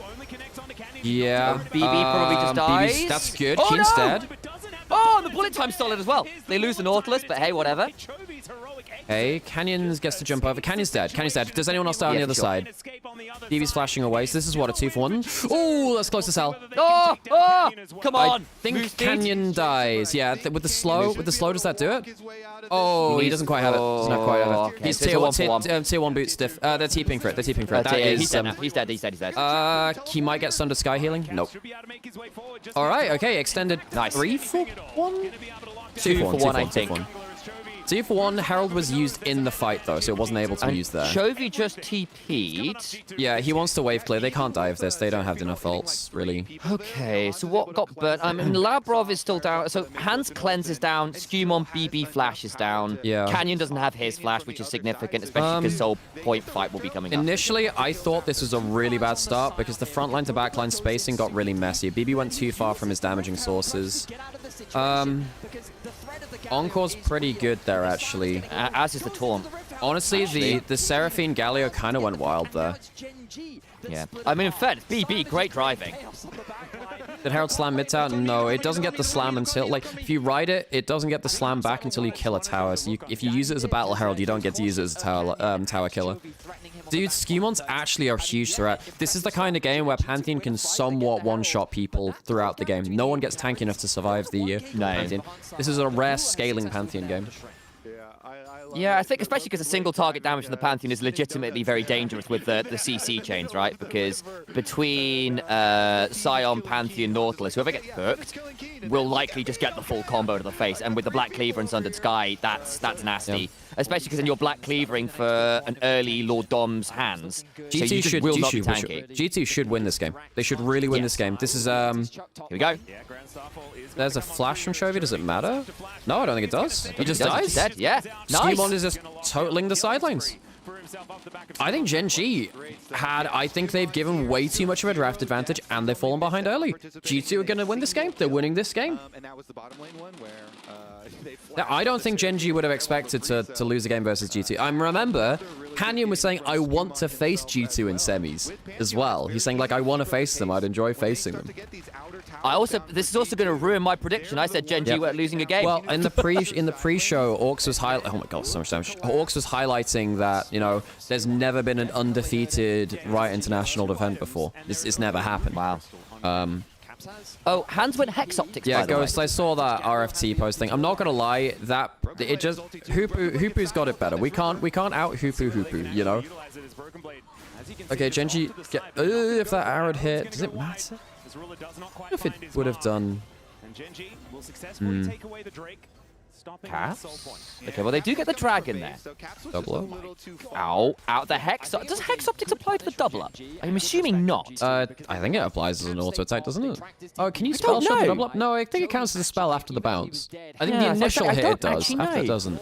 I'm surprised to see Hex Optics there. They have Canyons. No, they don't have Gallery. They don't have Gallery. Oh, nice, nice. Oh, I got a bit nervous with the melee range onto the Renekton there, but it's fine. No, it's fine. Hands has to flash. I think you're a oh yeah, you did say you were a second behind. It's like when you were saying that, it was like it was clearly out. Yeah, clearly I'm literally 1 second behind. I just saw the Caps go across. I went, I'm a little nervous of the melee range there into Renekton. Shadowflame's going to sting this game against everyone not named Chovy. Dude, this Renekton pick was really not it. This Renekton pick wasn't it. I think the Galio was fine. I think the Renekton wasn't it. I think you can either. I think you should have gone for the Scion yourself and just accepted that there might have been an Aurora put into your lane, but you're just going to be better in the team fights. Because this is a Death Ball comp. The Shinzao Ashe Seraphine with an extra tank is just unkillable eventually, no? Yes, exactly. We can just concede it. It's okay. It's all good. But they'll get a kill. They'll get a tower. This is a huge lead from G2. G2 should smash this game now. That's just dead Ruler. He's just what is he doing? Ruler is hot. I mean, what is he doing? Oh, the barrier! Oh, G2 cancel the. Oh dear, this is really bad. This is really bad. This is really bad. This is really bad. Okay, this is really bad. This is really bad. Still do stuff? I am a little surprised that Keen... Well, Keen didn't have Dominus, I suppose. I'm a little sad that Hans didn't keep... What, you just cancelled his... You just cancelled it? Stop with the curse. I'm not trying to curse. I'm trying to be objective. I'm trying to be objective. You know? He just cancelled it. He just cancelled it. Yeah, I don't know why. It's like, stop with the Cadril cosplays. Okay, Caps having a much better Aura performance. Aurora performance. Yeah, better Aura too. The Aura on Aurora is awesome. I mean, I'm honestly just shocked by how proactive G2 are being and the fact that they just keep I think the reason they're being so proactive is because Skewmond has the go button. I think Labrov has had a fucking great game too. Yeah. Labrov's had a great fucking game. Like, his hooks early game was huge. Yeah, I made a tweet saying, look, when you're into Ashe Seraphine, which has been really defining drafts this tournament, you are obligated to be very, very aggressive with your hooks and force summoners. And that's what they did. They had the early place bot, and it's let Labrov and Skewmond abstick. But they just keep the ult rolling. He lost vision, to be fair, but you just keep. It doesn't matter. You just keep going, and the extra wave kills. Yeah. Great encore out from Duro. They just seem to have all of the answers, and it feels Caps like will one-shot Ruler now. That's really benefiting G2 in this game. I mean, there is still a world. I don't think Cannon should be black cleavering here either. I think that Cannon should be going like either Titanic or Starax. I do get there's a certain amount of just like I need to make sure that my Ashe does damage. So just I know you're double stacking cleavers. Because like you're running out. This is one of those games, Sam, where you're running out of damage, so you need to have optimal damage, and I don't think Black Cleaver provides that. My worry is that Keen's going to be in a side lane a fair amount. And actually, sometimes you just need to have Canyon there in the 3v3 for the Black Cleaver. And you can only stack it on one person, really, at once. If you're hitting multiple people, it's not always guaranteed. And I agree, the multi-stacking is a little inefficient in some ways, but it's A, a very good item on the Shins out. And B, with the Seraphine behind you, it gives you more individual threat as well, which I think is probably wise. I just don't think you should be double stacking Black Cleaver when you're behind. Yeah, but what else do you go? What it is it's auto-piloting build. I don't think there's actually a thought process there. I think it's an auto-piloting build. Where it's like, this is best for my champion. I don't think it's good best for the team, though. But this is something that we've like I said, Starax or Titanic. I mean, Titanic, I agree with. I think even Starax would be. Shojin wouldn't have been awful. Yeah, I think I would have gone Titanic. Yes, there are plenty of other items which give you the ability to haste Vasus. That's the thing. Titanic. That's what I'm saying, Ghost. Yeah, that's what I'm saying.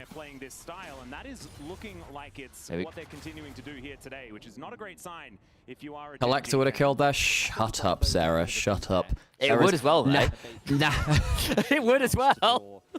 Nah. get that Nah. done. Instead, their focus is very much on the bot side of the Rift.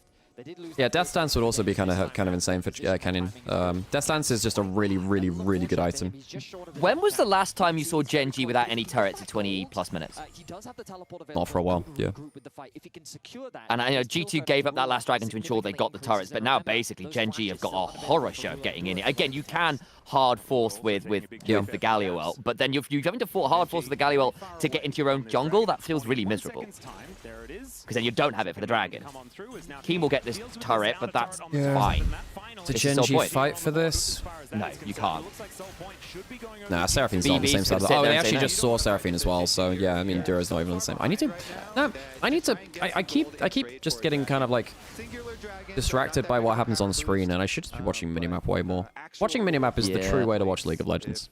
It's true. So King got the top side turret, and he got one turret. I really need the actual gameplay to be small and the minimap to be large, and then I have a large map and a minigame.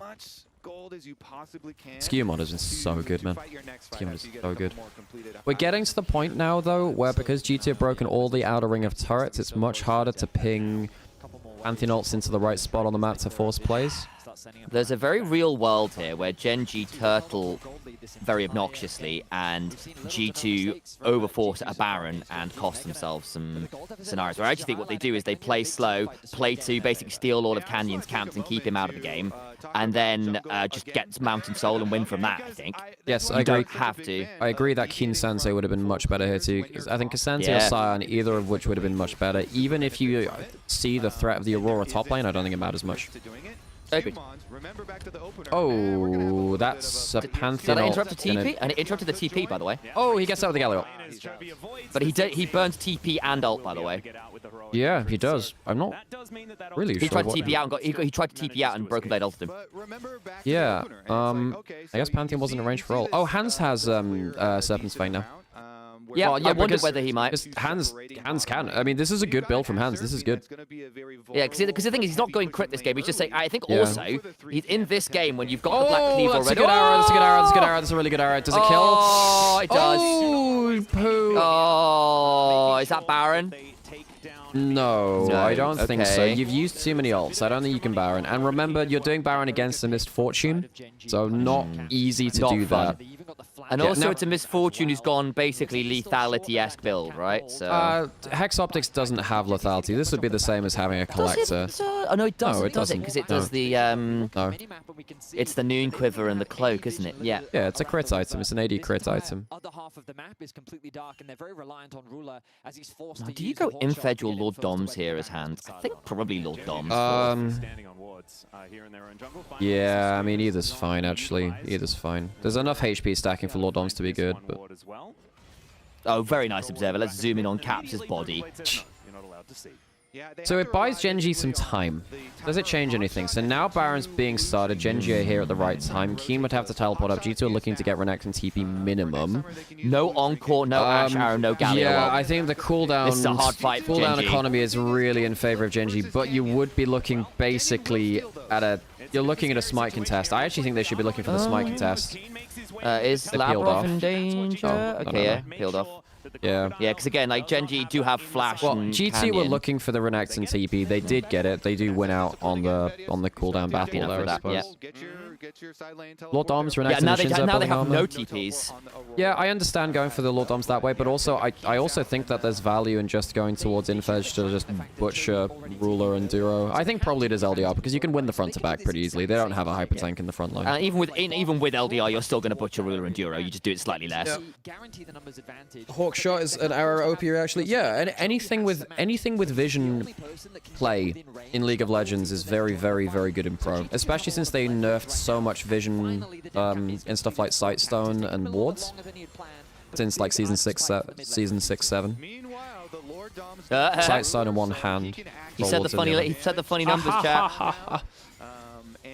LDR because heavy spell. That's true as well. Basically, whenever you have lethality or pen, it works better for casters than auto attackers on the whole. Jinx being a bit... Well, no, Jinx is actually with double ult kind of important too. Yeah. I mean, there was that lethality Jinx. Oh, that's a one-shot now. Oh, he missed the Q, he missed the Q. No, he missed the Q, he missed the Q. No, it was close though.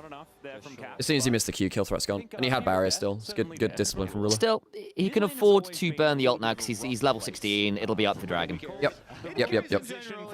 Though it's not a very high cooldown. Oh yeah, super low cooldown. It's not like a high cooldown build, but Aurora doesn't really have cooldowns of note. Cap's better than Chovy. Look, I actually think Chovy's been doing his job this game. There's not that much he can do here. That one slightly awkward catch in the river notwithstanding, basically. This is, I mean, I think the biggest difference is, I actually think jungle support have been fucking incredible from G2. Oh, no threat there. He didn't have rage, so he didn't. They're on Baron. Yeah, they are. So they're giving up Mountain Soul for Baron, maybe? No, this is really good timing. No, G2. Is this just a flip? Skewmon? This is just a flip. Come on, Skew. Come on, Skew. Do something special. Come on, Skewmon. This is going to flip. This is a flip. This is a flip. Come on, Skew. Come on, Skew. Come on, Skew.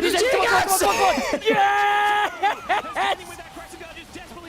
Look at BB in the backline as well. This is just one game, no? Key's dead. Key's dead. That's it. That's GG. Sure. I mean, they still have bullet time. They still have bullet time. They still have bullet time. Yeah, they do. They can't stand here. Oh, look at Caps. Look at Caps. Oh, holy shit. That's it. That's this game. That's this game. Holy shit, Genji are not going to have a winlet, like a lossless tournament.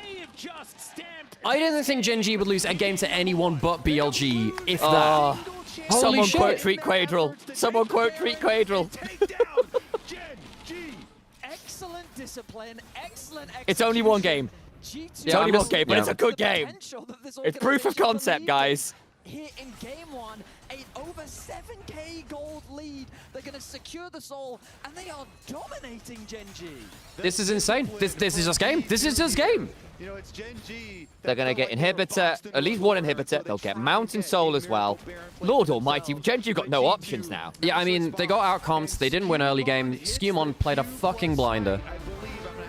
Because, Genji's comp was scary if they won the early lanes, right? Like, actually, there was a real world where the Ashe Seraphine took over the game and the Misfortune and Lordless was trapped to their turret and had a horrible time. Well, even then, I think there's a world where they just get blown up by a bullet time, right? Yeah. But my worry was basically the early lane player would allow for Chovy and Canyon to just permanently be bought, and that just didn't get to happen. I also had the Renekton to similarly do the same thing, but Genji didn't actually win the early lanes. And they certainly didn't win the early skirmishes. Yeah. He does what he can to try and keep Keen alive, but Keen ends up falling short, and Broken Blade just does so much work on the front line. I mean, how they just couldn't deal with Broken Blade. He tanked up 4 members, basically, for the majority of that fight. Well, Chovy kind of They just can't play front to back with this comp. You can't play front to back, even if you have an Ashe Seraphine. This is crazy, man.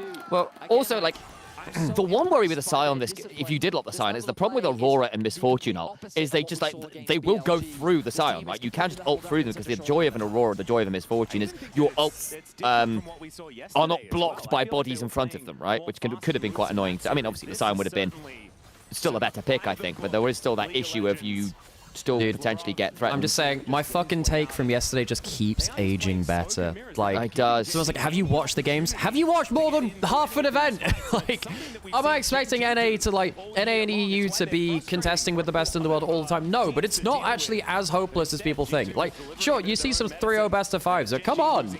It's half a fucking event. Yeah, this is 7th seed from Europe. You know, really, I mean, this is just expected, you know, 7th seed. Holy shit, G2. I think Genji's draft was so criminal this game, actually.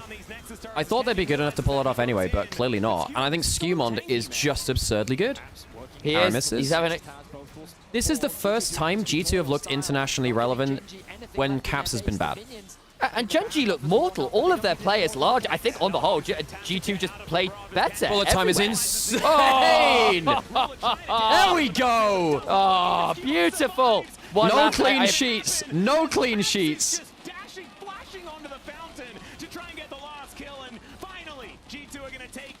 Okay, I think I should go talk to some G2 fans, Sam. I think I should do that. Go for it. Go forth. Holy shit. Okay, I think we should do a G2 fan check-in here. Oh, yeah. Do it. I'm going to disappear and go to the bathroom. Cool. All good, all good. There was no part of that game where as, oh, that was a whoopsie play. No, it was a stranglehold. I vote for Skumon for player of the game. Skumon was obscene. Obscenely good. Obscenely good. On bottom side. LeBron and Hans played it really well too, but with the ganks, amazing stuff. Yep. Analysts, do you feel the same? Oh, they went to a break instead of the analyst. Oh my god, that feels good though. Did we switch time ladder at any point? Nah, this is the chosen path. Hmm.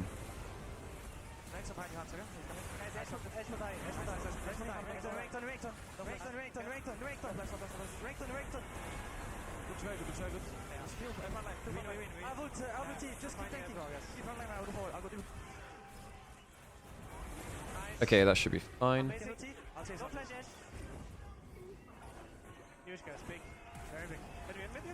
This is insane. I also think that, like, I mean, BB just survived the lane, you know? Great stuff. Okay, let me go check what's happening in the out there. They came prepared today against GENG, and it's just one game, but God, this game means the world, especially when it's against the tournament favorites. Yeah, I mean, this is just a huge win already for GT. Cinema! You hit in the comms.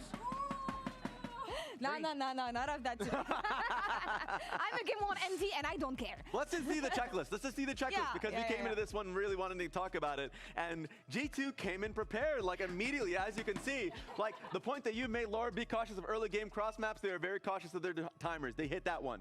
Play front to backs, like a straight up front to back team fight. That was as front to back as you could play. Maybe like Aurora can play it at an angle. Now the draft for strong bot lane was tough because GENG banned the Karma.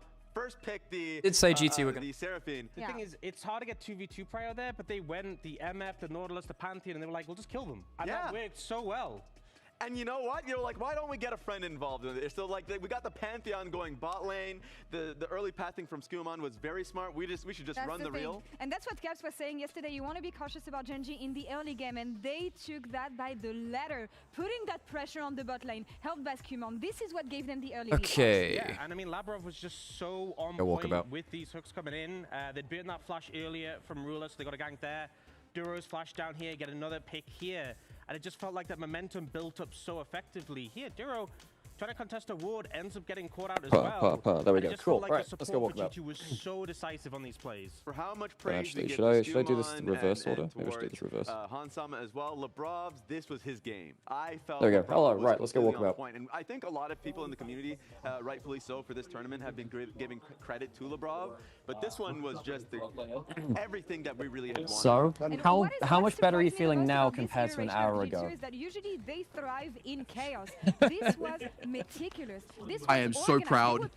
I have never once doubted G2. Never once doubted it? Never once. Not once. Not You don't even, talk about what I said yesterday. not even like yesterday when you said, you know, lucky to get a game. Yeah. This is proud. So this is proud believer number one. Proud believer number two. How are you feeling after like the last hour or so? I'm feeling pretty fucking good actually because, like, you know, people were doubting our jungle all along, and now he's out there jungle gapping canyon. There's literally like a jungle canyon. I never doubted. Comes from Europe. I want everyone to know that I never doubted them. I'm super satisfied.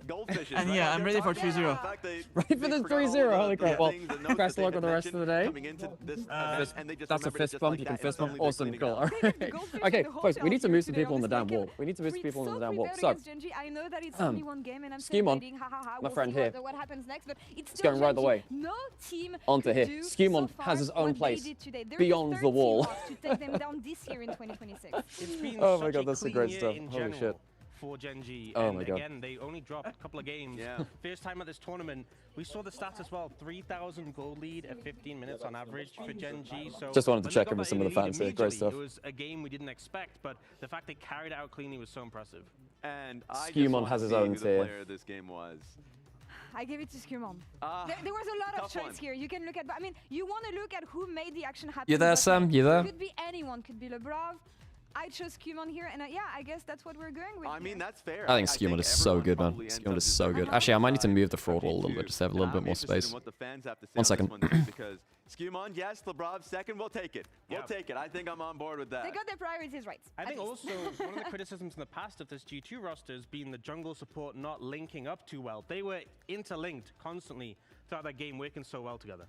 What are we looking at next? It's just one game still. You know what? I was on the edge of my chair all game. I was like, they have it. It's still GENG. They can still come back. Yeah. You know that it's never done and dusted, especially against this team. This one right here, as you saw it quickly, you already have mentioned it, the third loss that GENG has had so far this year and the first in the tournament. So already that entire idea of them hitting a history, some records. Holy shit, man. So for me, it's about GENG. Okay, we're back. Let me see if Sam's there. Just chilling. Back. He's not there. They need to wake Sam's not there. My conditions. I haven't seen them wake up yet, so hoping. Haven't seen them wake up yet. He did say just wake up, turn up to the studio, play the lock in some champions. Holy crap! It's actually winnable. It's actually winnable. Wait. What is he doing? What is he saying? What are they saying?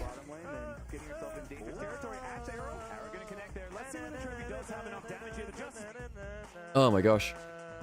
That's crazy.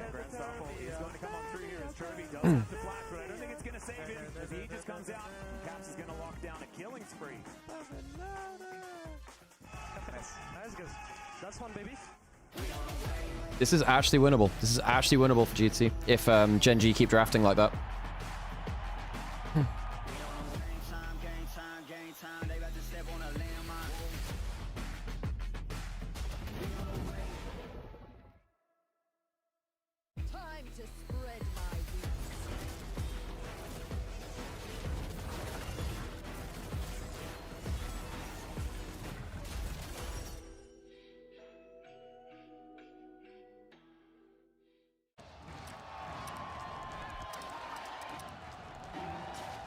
Red Bull gives you wings.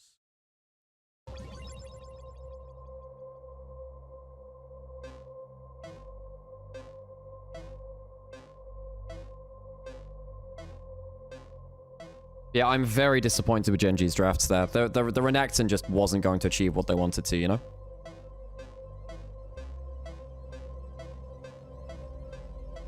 The genius of the elite is frightening? I fucking know, right? Holy moly. We live in a society. I mean, we could go back and review bits of that. How much time we got? Oh, maybe I should do that some more. Hang on. Let's, what do we want to check? We'll just check what happened here. What were the big things that happened in this game? Remember that as the hook this time is going to miss thanks to the Justice Punch out. Because Labrov had some crazy early lane. Because the early lane stuff was that was whatever. But the first deaths of the game. Wait, how did Skimon get level 6 first? I mean, I think that it is still like those type Because he won just the smite over level 6 Scuttlecrab, right? He does such teleports right back to lanes and cooldown as is his barrier. So in move in but control. So what happens here? He doesn't even have passive, man. So how does this happen for free? So Canyon's here first. Dura doesn't tank the hook. Dura would have died anyway. Is it worth... Well, I mean, he could tank then flash. It's a really good hook. The wave's in a shit spot. Canyon should have been here already. Even if he is, does it matter? No, I don't think it does. I think they're actually screwed either way. The wave state is awful. And then because of that... How does that change topside Scuttlecrab, though? Because Chovy has prio, Renekton has prio. Hang on a second. Whoa, whoa, whoa, whoa, whoa. How the hell does Skewmon get level 6 here? No, but like, Skewmon literally just walks up and smites. This is so game-changing, right? Because then Skewmon pings his first ult of the game just after this, right? Just looking at possible repeat. Yeah. Because he gets level 6 off of this and then just immediately goes bot lane. Possible repeat kill could be on Seraphine on bottom. But like, how does he get that level 6? That's so lazy from GENG's topside. Just one-shotted. Kind of surprised that it connected. But there's no way he should be allowed to walk up like that. Just drag it away from that brush, you know? It's like, look at this right here. If you look right here, I mean, Chovy has push in, Caps is half HP.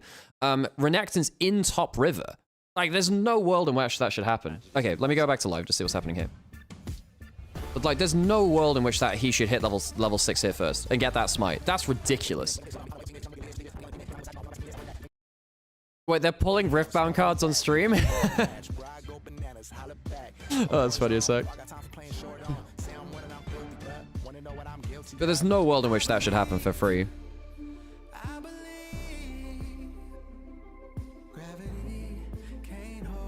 But like, hang on, that's actually insane. Like, how the hell does he get level 6 like that for free? Let me go find that timestamp again. I'm gonna go take a screenshot of it.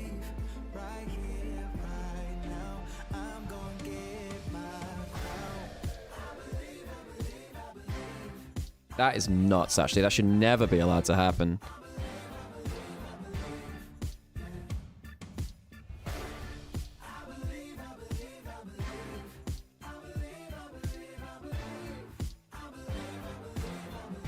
That is absurdly bad, actually.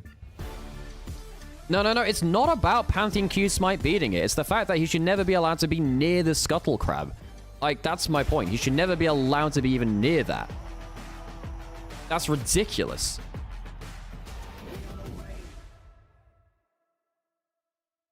Yeah, it definitely feels really good, especially winning like on the 3-0 against like LCK. Like Europe has done this in like many years. I'm definitely proud of what we have done. But now that this is over, I will focus on like our next game, and I think that we can do a lot of stuff. There's everything, and they'll kill up on Summer. Cannon with a beautiful engage. Now it's all on Caps to do the damage. Raptor trying to step out. Call of the Fortress coming out as well. Skewman dives in onto Victor. He locks both the carries into the pit, and now find them all. The Aqua Prism puts the... If G2 will win this tournament, I think it will be because of like our resilience going to the tournament.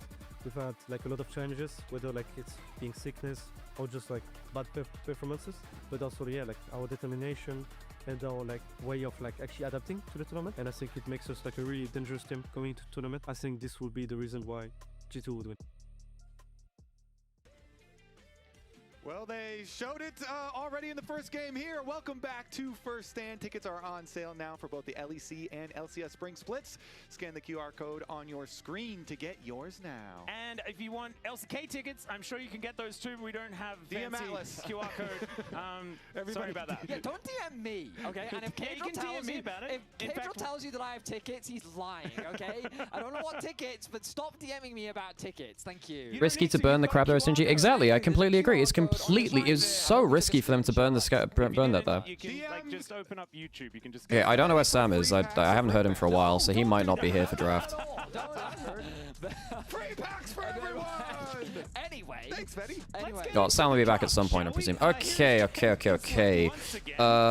As we see GENG with first pick here in game number 2 makes a little bit of sense there. So lane diff didn't happen. GENG like sleepwalked their way into it. That was so bad by them, actually. In his player of the game vote there. This man has shocked me. Labrov has come out of nowhere. He has been like the biggest point of criticism from fans pretty much ever since he joined the roster. And it wasn't until summer of last year that we finally saw him have that synergy with Skewmon. And by the way, folks, I want to say this like overtly as well. Chovy was legit the only player who I think played his job well last game for GENG. Like, he did well. Chovy did as what he could do. But wait, so GENG a first pick, okay. I'm already seeing like Chovy memes. Yeah, really big for G2. So Atlas, the question is, with the new draft, are GENG also awake now? We don't know. Not until we get onto the Rift and see them do stuff, Kobe. That's when we'll be able to do the wake test. It is very easy to pick champions while you're asleep. Your coach kind of helps you. But like, I think that Canyon Keen both had awful games. Wait, we're seeing Bard Karma bans at this point. Vice comes through. So there's still like Corki Nami, right, for bot lane prior. Can't you Corki Nami slam that? Corki Nami looks good here. Yeah, I think Corki Nami actually slam this right now, in fact. I think you're really happy with that now. Oh, Varus is through. Yeah, fuck it. Go Varus. Why not? Answer into a lot of Vicomps because you can defensively ult with Bard, so they've got that there. Yep. And fun fact, this is the first time the LCK has lost 4 consecutive games to the LEC. Ever. In the history of League of Legends. It's kind of crazy, as it could be 5 after this game as well, as the Varus is going to be locked in here for Han Sama, certainly a favorite for him. I don't really like. I can't believe that GENG got so lazy and just gave Skewmon jungle advantage like that. That was crazy. Skewmon, let's see what he's going to be locking away. It's also just I kind of share it when you're looking at a Vi, you know, and you're like, lock me that low mobility. I was I was thinking to myself, like, what do you pick into Vi? With Pantheon and Xin gone, these are kind of the two junglers that you kind of use as a response to Vi to kind of match your aggression and the backline threat. But Zehen was something that, I mean, originally I saw it first from Blabber over in the LCS. Okay, so then Zahen jungle potentially could also be top lane as the right matchup as well. If you see a Cassante or something like that, it's fine there. Genji should slam Ambessa, but the thing is Ambessa does lose against Zahen's top lane. That's why the Zahen's actually kind of important here. If you lock the Zahen, it actually loses against a good... If you lock the Ambessa, it actually loses against a good Zahen. Shashu's shown that. Sivir Alistar survives bot lane. It's not prio, but it's fine. So Labrov doesn't have Nautilus into this. You could Braum, actually. You could already potentially Braum. You'd love to go Bard normally. You could go Rakan. Rakan is fine here. I feel like they're going to take the Nico. They're either taking Nico or Braum here, I think, G2. See what they do. Dude, if G2 actually, like, win this series... I mean, like, we actually have to start thinking about living in a world where Genji lose to G2. That'd be fucking incredible. Yeah, the Braum's good here.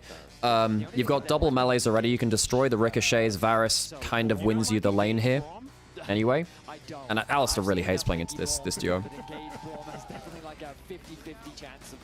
Why are you jinxing it? I have to call it as I see it. I have to call it as I didn't jinx G2 last game. I called it properly last game, you know? Exactly. If you get the super blast cone rift, then his chances get higher.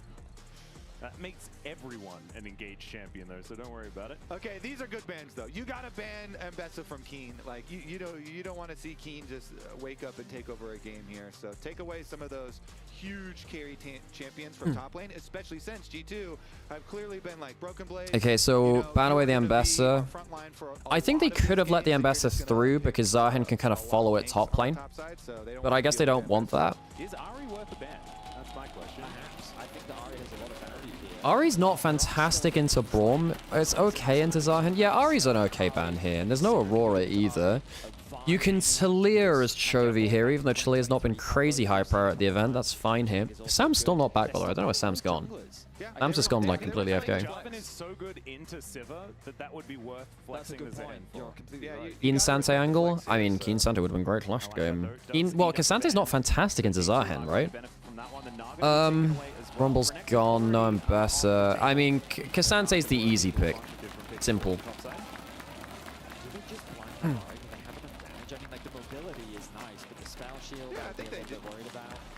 They could also consider Away from them. Are you talking about G2's perspective or Genji's? Genji can't go on because of the Braum factor. I think they want to pick the Ari. Jax is gone. Genji won Ari, I think. Yeah, I think Genji won Ari. Caps can actually threaten LeBlanc here. It's an okay LeBlanc draft. The Ari based on what you've drafted so far, so maybe just something like an Azir or a Victor having a little bit more long range and poke could perhaps facilitate the comp more. Silas angle for Caps. That's true. Yeah, Silas into the end. Alistar is a factor now. You can take the Cassante. They can't go on. That puts the Zahen jungle. Your engage is a little lacking, but yeah, your engage is a little lacking, and you're matching range right now. Sivir Q, Varus Q. No, you're actually outranging. Sivir Q's not as much of a threat. Chovy can Victor. Chovy can Victor. I think you actually pivot away from the Ari now and you go Victor. Very good. So that's what they're kind of waiting for here. I don't think you go Ari. I don't think you want to go Ari into Cassante Braum. I think that's like the thing is you have to decide what your job is. Are you bursting the Varus? Are you killing the front line? If you're killing the front line, you have much less value against the Varus because you really want to go like Malignance Leandries or Blackfire Leandries here now. Oh, is Keen practice this matchup? I mean, it's not great into Braum. I know it's from 10 years ago. Because then you're picking triple melee into Braum. But what else do you do in terms of tanks? You're going Vayne top into Cassante. We had the Vaynes up, Sam. You've missed all of draft. I'm sorry. You like AFK for like 15 minutes. I literally ran to eat food is the thing, and I was like, I can't bring that in here. Run faster, Sam. Watch out. You missed draft. We have a Vayne top. We have a Vayne top. I actually think this is really good. That Vayne's super good here, no? Yes. Because now you're into triple melee. You're actually into triple melee now. Victor's fine here for... Well, Victor's fine here. I almost would have preferred the Syndra. In fact, I think I very much would have preferred the Syndra. I feel like Gravity Field's annoying for the Vayne, no? No, she just rolls out of it. No, gravity field is the least important thing for Vayne, actually. It's all the other shit. It's the upfront burst which Vayne cares about.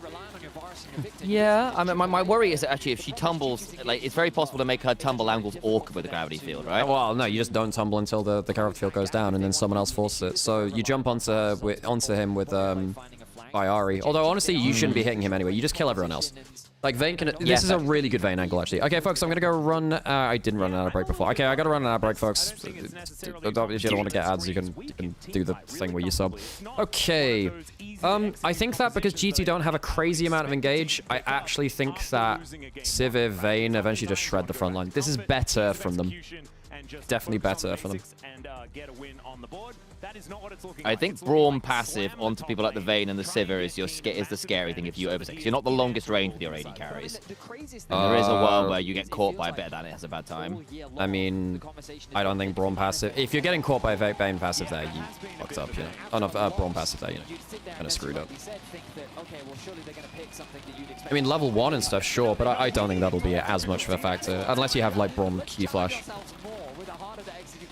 But hey, would we not agree that Keen is considered the best player, or at least coming into this tournament, who's considered the best player in the world? I would agree. Yeah. So, I mean, now that... Oh, we need to sync up again, Sam, because I did 2 times speed again. Okay. So you're likely going to have to 2 times speed. I'm at 34, 35, 6, I'm 37. actually on time with you. Sweet, cool. So that's great then. Again, it's an exhaust Keen as well. That's really good into Zahan. Yeah. Yeah, it is. These are the best players in the world. Like, how do you die in this lane? Well, realistically, from Skewmon finding a gank angle or Broken Blade catching. Skewmon's going to have a fucking blinder. Skewmon and Labrov, they have some early plays. You know, Braum passive early on can get you snowballed ahead. I will say, though, their engage is really quite low later. I want to see what Chovy's build is as well. I think Chovy should go Malignance Leandries. And I think at that point, you never die. I think that you have good damage output, and G2 can never realistically... You could actually even go Blackfire Torch Leandries. He might Malignance Rocket Buds because he wants to pick. I know that would be so shit in this game, Sam, and I don't know. But I think he's gonna do it. Yeah, but I'm gonna say it's a mistake. So if he does it, it's a mistake. You know? And it's right to call that out. Because if you go Rocket Belt, you are you're safe enough anyway. You don't need to be more safe because you're already safe. You need actual damage. There's a world in which Lichbane's okay here, but realistically, you need a Leandries against the HP stackers. You don't do damage unless you have Leandries. And you can't do... And Victor, I have to say, Victor is one of the best lane matchups into Ahri. Because you can trade very hard against electrocute procs with your Q.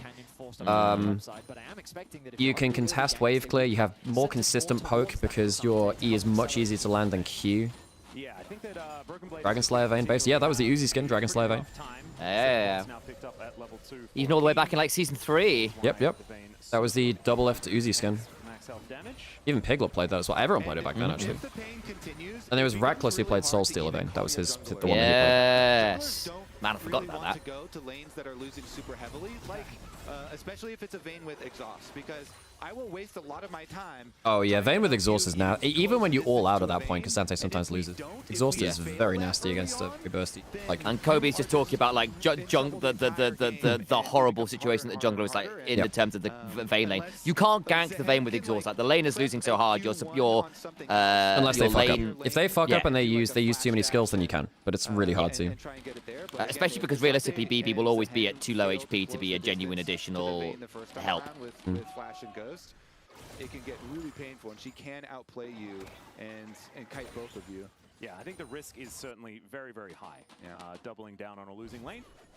As Crab is going to be secured eventually. Dodging away from the W there. I saw that. Oh, hang on. Juro's got heal. He's got heal. He's got heal. We chill. He's got heal. I was wondering whether they'd get some more of it. The phase rush speed was quite crazy there, actually. Just joined what happened. GENG had a bad draft game 1, and Skewmon got ahead on Pantheon and just continually ganked the map. He can actually flash kill here now. Now you're in trouble. Okay, there's an Varus arrow kills. And he doesn't have phase rush, so he's just Oh my god, dude! I think Ruler's going to be forced to flash here as well, isn't he? Yeah. I don't think you kill. Passive. No. Because Hans didn't have flash for Follow Porter and Labra couldn't flash. I wonder whether flash Nimbus cloak speed up might be enough. From Labrov. Labrov doesn't have Nimbus cloak. He doesn't have sorcery runes. No, of course, got inspiration. Right. So that's a 2v2. I mean, we're literally seeing Hans and Labrov 2v2, Ruler and Duel. This is fucking insane. This is insane.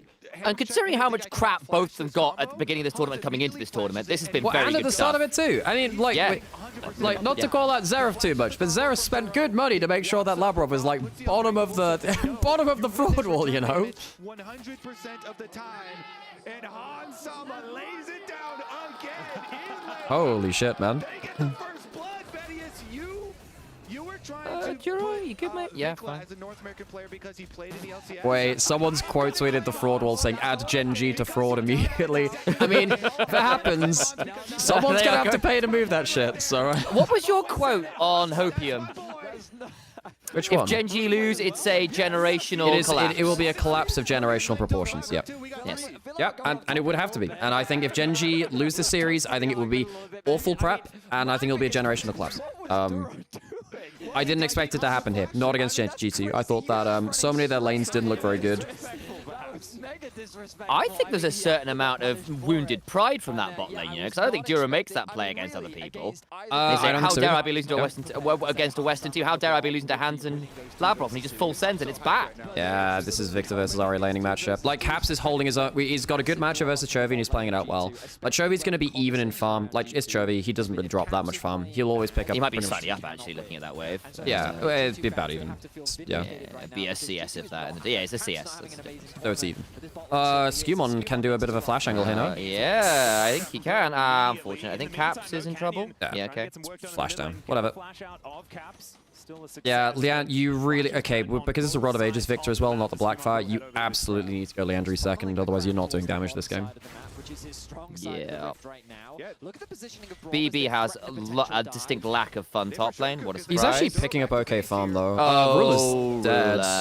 Wait, no, Alistair's going to be pretty close. No, he's not here in time. He's not here in time. No. This is a really good timing. Really good timing. Awesome. Using the Q2. Oh, very, very close. Very, very close. Oh, shit. The Ignite. The Spellbook Ignite. Yeah. Didn't expect that. Oh, my God. G2's early games have been sick. I will say, I think G2 have a bad matchup into BLG because BLG are like the early game team. Dude, however, against GENG, we're seeing that this is if more somehow than G2 beat GENG, like BLG, they might actually be like looking at their first international tournament win. Yeah, I agree. I mean, I say that just because G2 got so handily destroyed by them. It's a bad matchup. It's what I'm seeing basically. Like actually against GENG, G2's early game is enough to threaten them. Actually, Chovy might be forced well here. Yeah, it'll be ult. It shouldn't be death, but passive. Okay. Passive from who? Braum. I actually don't know why I said passive. Yeah, he didn't have it stacked up at all, so you'd need to still get another 3 autos after. I don't think I was talking about Zahan passive. I think I wanted to talk about Braum passive. Yeah, I know, which is why I'm like, what do you mean by passive? I don't mean no understand. Dean is okay farmer, but it's not like game changing. Now the thing is, okay, what is Keen gonna go as well? Is he gonna go for the Hexplate build that Dokla did? Because I really think you just go Blade, Rageblade, and eventually you just one-shot people.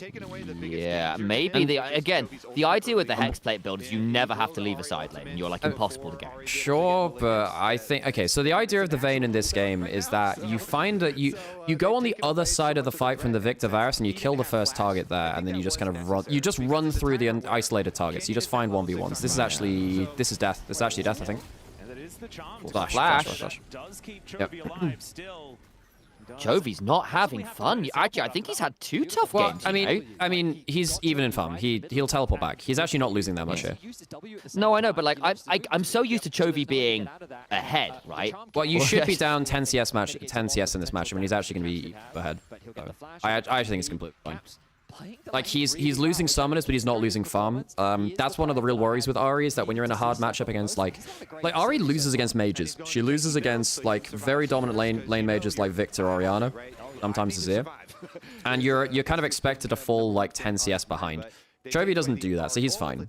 Like, even though he's losing summoners and ults, he's not losing farmer XP, which is completely okay with him. He's got Dark Seal.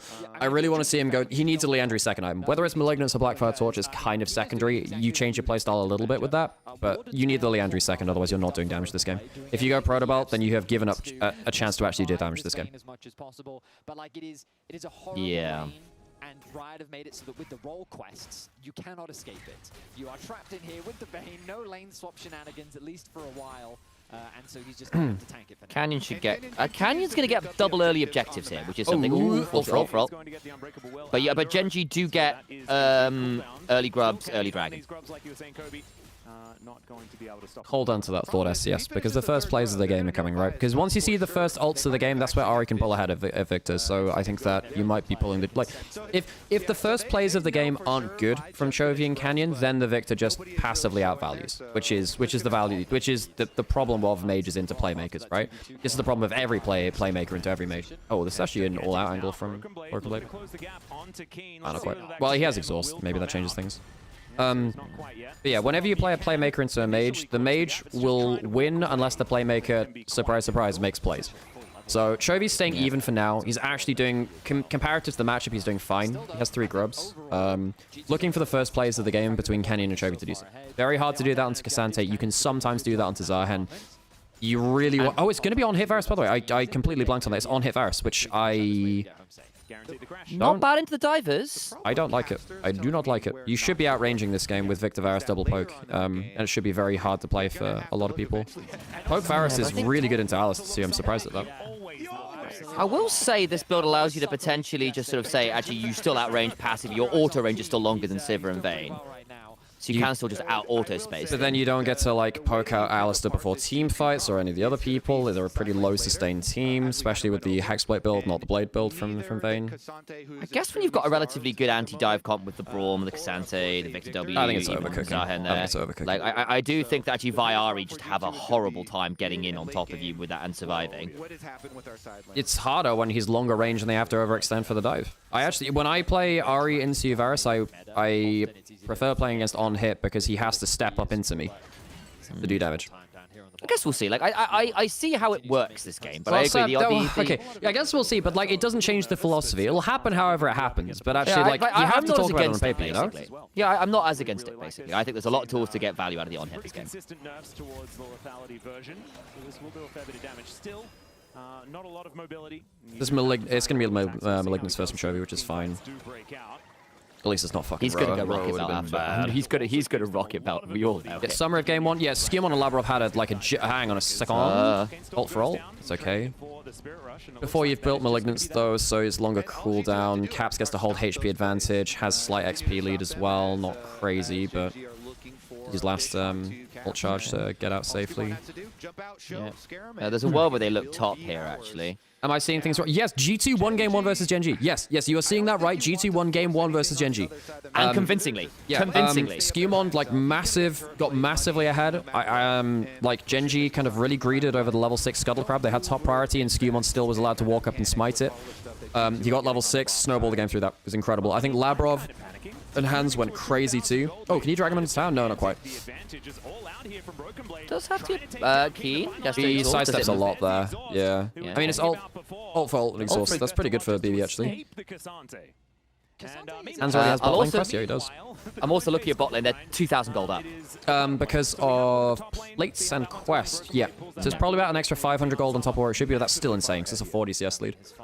Yeah. Also, I'll note this for, like, obviously we're saying the farm is even in mid lane. Chovy's ahead because he's got 2 plates, whereas Cap's got none, which is actually very impressive too, considering the matchup. But again, it's more like, as SCS says in Onivi's chat, this is true. I mean, I think he's wrong in some sense, in terms of saying, like, Victor will always be more useful than Ahri. Victor is more useful than Ahri until Ahri makes a play. But the fact that Ahri is not fallen behind during that time is important. You know? Chovy's got his mid lane quest, needs to complete that ASAP. Are they going to look at Cassante here? Don't know how, he doesn't have ult. You can't really do shit against the Cassante. You don't kill him. Not with flash. It's a Hexblade as well from this Vayne as well. Ruler?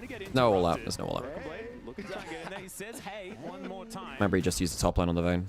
Yeah. Hey, Andrea, good to see you. I don't know why I'm making it sound like Broken Blade's in a horror movie. Every time Maybe BB is the horror movie. I mean, BB's down 30 CS, but I think it actually changes what the Cassante does. Skewmon got to be very careful here. Well, here's your first player of the game. That's it, go. There you go. All right, well, there you go. Nice. First player of the game done. You get an ult hunter stack. You get two stacks in your Dark Seal. So at this point, now we start to see how Canyon and Chovy can start to accelerate the game. Because now they're in a much better spot. Chovy also gets level... did he get level 11 just before? No, he got it during that kill, actually, so it would have been on the initial cooldown. You don't glaze Skewmon. Skewmon was fucking great in game 1. Oh, because you're not trying to jinx it. Okay, right. I gotcha. Actually, Caps took a really hard trade there. I think Trevor used his last ult charge for that. He did also got a charm into the turret. Yeah, but that's the kind of play you really need to see in, like, one more burst Yari builds, and when... I will get Hydra over a glass of water. For a Vi Ahri to actually work with, get into the jungle for burst damage like that. So it can be very effective, as we said, versus the Zehen. Could also be effective, even with Victor going the tanky build with the Rod of Ages.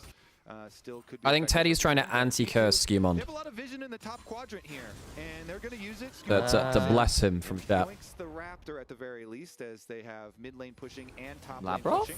There is so much information. Vi doesn't have all... I mean, Labrov's pretty okay here, no? I mean, Chovy, the ruler is just not, like, strong. Skewmon has flash and ult. He's actually okay to do this. Yeah. Well, Skewmon is actually a full level behind, by the way. Oh, he kills him. He kills him. Well, there's a flash there. Oh, no, he's got flash. He doesn't kill. Hang on, watch. No. He doesn't have ult. He can't flash ult. I wonder whether it might be in Q flash range. No, it was well out of Q flash range. Like, well out. So it would have to be, like Q into ult range, really. But he didn't have ult. She's not like Annie, where the whole purpose is I drop my whole combo, one-shot you, but then I'm kind of out. I actually think so, Teddy. We were talking about this last game. This is like the first time I think that G2 have looked good internationally without Caps looking good. They basically never look good internationally without Caps looking good, which is kind of crazy. Caps has been mediocre, I think, this tournament. Yeah, he's been fine. He started poor, and he got a little better. He's been fine, but he's not been special, which is just not something we expect from like Caps. What the? Contesting Crux. In the Crux, it was quite funny. I am quite worried that this Zahen's not going to do much. I think this is actually quite a dangerous game. I think that GT don't have crazy engage. I think that Skewmon's behind and Zahen is a quite snowbally champion in jungle. I will say that you've got fairly good anti-dive tools. There's a world where the Vi, Ahri, Alistair go too deep. Even things like the Vayne and the Sivir are really long range. Yeah, but you can't stop the Vi ult. But you can play afterwards, and you can kind of deny the follow-up damage. Yes, for sure. So, like, if Genji, like, engages with the Death Blunts, like Cassante Wing on Varus, then you don't get to have the follow-up, for sure. I agree with that, but it's not, yeah, I don't think it's as easy. Yumon's been their best player for, like, 1 year now. I completely agree. I want to say really good point, Atlas, because BB might does he die here? There's a lot of people on his side of the map. He probably does die now, actually. This is going to be another ult hunter stack for Chovy. Do they give the stacks as well? No way. He does. Okay, so they don't give the stack. So it's another ult hunter stack over to Chovy. It's another. So he does have a Ruby Crystal second. That could be Proto Belt. That could be Leandri's. I'm hoping to God it's Leandri's. Do they get 2 turrets from this? Yeah, they do. Yeah, they do. That's a trade up for G2, I think. A trade up. I mean, it's good individually for Canyon and Chovy, and I think that the Vi Ahri is in a really strong spot. Please don't be a Proto Belt, Chovy. Please don't be a Proto Belt. If I see like a fucking alternator or a Kindle gem on the next back, Sam, I'm gonna flip my shit. It's gonna be. It's Chovy. I know it is. I know it is, Sam. But like, I need to put it on the record that it's wrong because people, like, you have to glaze people for the right reasons and criticize them for the right reasons. This build reduces his agency to be a carry in this game. There is no threat onto him. He doesn't need it for damage or utility. He should be in a position to carry. If you go Leandri's, you kill people much more effectively. He needs it. Protobelt is the wrong build, and I'll be on record for that. And let's see what he gets in the back. Oh no, he cancels back. Okay, no. He'll get it. He just wants to make sure he's recalling safely because Cassandra's on the same side of the map. Genji did get Dragon as well, by the way. Yeah, that is important. That is important. And it's a Mountain Rift, so kind of important, actually. They've got Zahen coming down. Do they want this fight?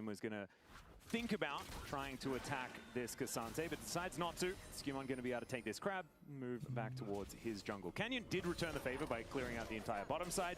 Now, Chaver's staying on the map a little. Hans is so fucking strong. He's about to get 2 items. The problem is with the on-hit Varus is that there's just a good chance that a team fight you just don't get to do anything in the team fight because you're too low range. With the 2 dragons they've been able to get in this game. I still think with GENG aren't exactly the longest range, so I think you still should be able to, particularly with the front line you've got, you should be able to step up an auto, I think, this game. That's not true, SCS. If you build right, then your damage is actually very good against this comp, especially its soul AP, because no one wants to build any magic resistance. MR particularly, yeah. But that's not true, and we have seen that in the past. The problem in Pro is that you get so, like, yourself and others who've watched just Pro Ari for the last few years, you'll see so many people building 0 damage that you just assume that Ari is a utility champion, doesn't do anything. And that shouldn't be the case. Also, in this case, Sivir is very far behind. Oh, that's... I don't know if he's dead. He has Exhaust and Flash. TP behind. That's a teleport from Cassante, too. Oh, Keen's in danger. It is a fucking Protoball. I fucking hate my life. Okay, well, Keen's dead. Chovy doesn't have any damage now. He's just teleported to my range. I think Euro's gonna die as well. Yeah, Chovy. Chovy's just... back! I can't believe that Chovy's gone Protoball, man. Totally Andrews, man. How has GENG built the Super Team plus Duro, by the way? Why did LCK allow that? I can't believe he's gone Protoball, man. I can't believe he's gone Protoball. I knew it. No, Sam, I'm not saying that he wasn't going to do it. I'm just saying it's wrong, and this game might actually cost them the game, Sam. This is genuinely such a mistake, it might cost them the game. And I'm not disagreeing with that at all. You're so right. That arrow was wide from Hans, but okay. Well, this was just why would you ever like full send on that? Chovy teleports into melee range. I mean, I guess he didn't expect everyone to like rally around so much. And he has to flash out after we learn to burn. Yeah, I can put the summoners. GENG team down. Yeah, I can put GENG as a team down. Ghost, I'll note that down. GENG are putting him down on the fraud ward. It's pretty hard to hit. It's not actually point and click. Yeah. Skubon just makes it look real good. Crazy. I mean, and he did so much damage in that fight as well. G2 with a 3k gold lead against GENG for the 2nd game in a row. I don't know what world we're living in. Like, He's going, oh, it is just the Dokla build too. He's going Essence Reaver second. Yeah, it's as Sam says. It's basically just you never leave a side lane. You always have ult. You have enough HP to not get burst out. You have infinite mana sustain. But I think surely against such a HP stacking, like, God, GENG are kind of losing to item builds a bit here. I mean, they're also 3,000 gold down, right? Like, they need this next dragon. If they don't get soul point, I think they're in trouble. And this is what, you know, Chovy was talking about, you know, when you're behind, build aggressive. When you're ahead, build defensive. Chovy needed to build aggressive because as a team, they are behind, and as a comp, they need to be doing more damage. This is actually this is genuinely verging on game-losing item builds. Engaging onto Braum is something that so many teams have Minions doing. It's exactly what the Braum wants. When Braum has taunt, like that is mega OP. What the heck? And gentlemen, I just noticed 4 armor boots. Cassante. 4 armor boots for G2. Yeah, I mean, Keen should die to this. He's got flash. Alright, is he still just dead here? He's stuck trapped on the gravity pile. I knew it. Oh, he just rolled into it. It actually tries enough space that it doesn't matter though. It's actually gonna. Oh, hang on, maybe it does. Oh no. Yeah, lock it shield. You realize he could have just flashed and rolled away, Sam. That's not a grav field problem. That's a him just going under turret and dying. Yeah, I know. Yeah, I know. Unchained corruption. Oh, Canyon's in trouble. Nice. Nice. G2 are genuinely playing exceptionally This well. is incredible. Here. Canyon just burned Flash as well. Yeah. Like, he's not going to have Flash coming into the Dragon Pit. They take out the Vayne, they take out the Alistar, they take out Canyon's Vine. Ruler. Now they set the sights on Ruler. Okay. Can they Baron? They can. They've got. They can. Yeah, they can. They can. Yeah, they can. Sam, Canyon's dead. Like, not like Vayne has teleport, you know? No. Chovy. Ruler's half HP. This is just a free Baron. Free Baron. Yeah. Holy shit, they're gonna be 2 up, Sam. Oh boy. Key needs to find a lot of value here. Nice, nice, nice, nice. Okay, the worry here is soul point. Do you care? I mean, you do care, but can you teleport in anyway is the thing. But we've not seen a 5v5 yet. Canyon's out on the map now. They have Vayne for Dragon DPS. It's going to be a little close, actually. It's going to be a little close. I actually think this gets into Smite fight range. Skewmon can come out. He doesn't have Flash, but he can ult Flash over. does have ult. If he ults in, it gets Dura can dicey. headbutt him away, maybe. That's good. Yeah, okay, so they nice, get soul okay. point. Dura might die for it. Does it matter on anything else? Going to Canyon? Caps, so they have Charm? No, so he's just dead. Canyon knew Okay, he's basically... They knew they were going to lose like one there. So they could lose one for Dragon. That's actually... Dude, this is crazy. This is genuinely losing the shopkeeper. By the way, I can't believe this is genuinely losing the shopkeeper. As much as possible. Maybe they can turn this game around. But Genji's draft is awful. levels The thing is, down, by the way. Genji's draft is playable if they build right. I genuinely think Chovy has elected to go 0 damage. This is genuinely so... Oh, legit, lore predicting 3-0 G2 might come true. That's fucking crazy. If Lord does this, I genuinely think we all owe her flowers collectively as EU. Yeah. Just... We need to, like, organize, like, a flower delivery service from G2 office. Crazy. Genji on the ropes at this point in time. And last game I was very happy to talk about, but Genji can always team fight later on. Chovy's 2 levels down on caps now. That we're dealing with here today. They are looking scared. They are looking ruffled. Holy crap. Cleanse. Gravity field. Gravity field. Hans is here. I don't think you want this Grab Genji. field doesn't really change much there. This is... Zahan's not here. It's a 4v5, 4v5, 4v5. This is actually dangerous. This is a 4v5. Dangerous. This is dangerous. Hans is good. Hans is good. He's going to get resets soon. Oh, Keen's going in. Keen just went 4v4! Keen just rolled 4v4! What the fuck is Keen doing? Vayne spotted and Zahan's here now as well. Keen just went Vayne spotting! We just seen Vayne spotting, Sam! We just saw Vayne spotting! What did I say about Vayne into this comp? What the hell just happened? I knew it. I divined how the Vayne would play. Fuck me, this is so bad from Genji. We live in a world where G2 are 2 up on Genji. Looks like, and it comes from Europe. Oh my god, Sam, Genji are mental booming. What the fuck is happening with this team? The jokes about them choking shouldn't be true, and yet, this is not looking great. I've just been given an ice cream. Oh, thank you so much for the sub, by the way, Isle of Night. Because you subbed Isle of Night, you can, like, change something on the fraud wall if you wish. If you wish. And thank you for the follow as well, Shiva. Appreciate you. 4v5. I cannot believe this. Why does King jump forwards here? I cannot believe what I'm watching. This is nuts. Oh. So he dodges passage. Why are you going in? I he can't believe exhausts this. hands and it doesn't matter. Sam, this team is like completely mental boom. This team is completely mental boom. If G2 3-0 Genji, that will be probably the greatest international upset of all time. Legitimately, folks. Genji should have been not dropping a single game, clear best team in the world. This may be the greatest international upset of all time, if it happens. We come back to live, by the way, and the inhibitor turret bot's now gone as well. Oh, thank you so much for the gift subs, see Shiva as well. And again, Shiva, with 5 gift subs, you may also change 5 people's positions on the fraud wall. Hans has got Dusk and Dawn, by the way, which is he's really happy with that. He's really happy with that. And the Sonya's next. Like, you can't itemize against him. He's going to absolutely shred people. Like, G2 beating T1 was more of an upset? No, it wasn't. Not based off our expectations. No, it wasn't. That's actually not true. No one expected anything of G2. Genji were clearly the best team in the world, whereas T1 were not clearly the best team in the world at MSI 2019.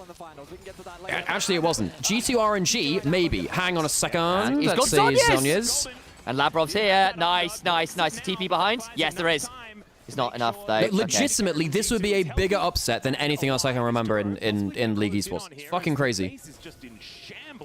Also, like, the thing is, even if you kill Hans now, Zahin is scary, Caps is terrifying, and actually killing off Hans is going to be an absolute nightmare.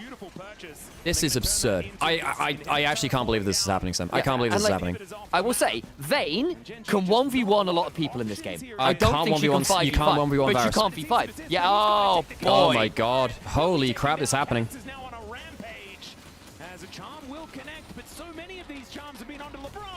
And I'm going to put this out there. Labrov, Broken Blade, in particular, and appreciate you, Shiva. As well, were coming in with a lot. I was expecting them to get absolutely diffed by Duro and Keen today. I really was. Keen hasn't actually managed to take Broken Blade apart. He took Renekton into Sion, didn't get enough value. Has taken bloody Vayne into Cassante, and the Cassante's been way more useful. This is absurd, man. Sam, this is actually absurd. I actually can't believe what we're watching. I actually can't believe what we're watching here. And by the way, Labrov's having an insane series. Zeref, you're in Zeref, I know you're in chat. You want to do anything about the Zeref wall thing? This is crazy. Okay, G2 need to reset, and Mountain Soul is still available, so they delay this reset probably. It gets problematic. They can't do anything. They shouldn't be overstaying here. The reset. Hang on, there's actually a chance of a Trophy TP here. I actually wonder if they should have TP'd there. I wonder if they should have TP'd. Where do they TP to? I think they should have TP'd behind them with some of the wards in the red side jungle. I think that, well, I guess with 3 inhibs down, you'd actually lose the game, maybe. Ruler. Oh, it's the ruler spot. It's the ruler spot. No spot. No. Oh my god. He actually might die here. He actually might die here. Oh shit. He's ult. It's fine. I was actually wondering. I was wondering if Caps didn't want to use ult. If he uses ult, there's a chance that the slow kills him. Okay, so Baron is spawning in GENG, they choke at Worlds because of the high pressure. They shouldn't do that at first stand. Started it. What is happening with this team? Hans has got Zhonya's now as well, plus armors. How on earth do you ever kill Hans? Like, I know obviously we were saying, hey, like the lethality build would potentially been scarier. But you know what? He's gone to the point now on this on-hit build where he's just like, I genuinely think this Varus is going to be an absolute bloodbath. And we have seen the Vayne and the Sivir overstep to threaten people, and then Hans just gets to alter them down to death. Yeah. This upset over GENG, which first 2 games they completely dominated. So absolutely, that might be safe to assume. We would have to and like G2 have gotten early game leads and then not given GENG an angle back in. They have not, which is very, very alarming. Like the context of this is truly ridiculous just because of the way like every single expert. This is crazy, man. If they don't win this, I mean, Chovy has death cap, but again, you need Leandries. Leandries is actually your damage source against like 4 HP stackers. I mean, yeah.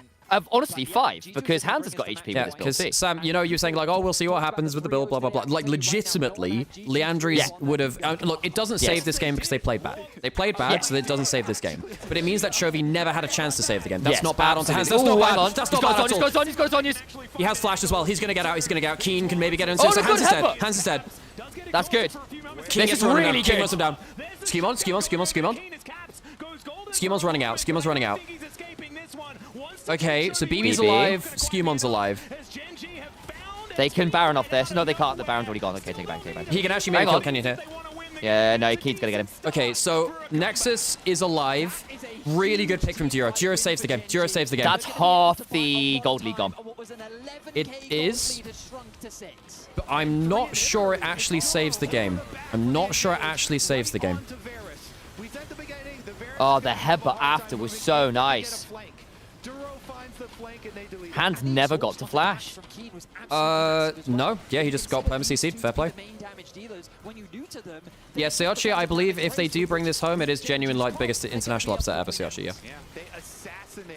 Well, at least GENG finally gets something. We've not seen any of that this game. A melon stick.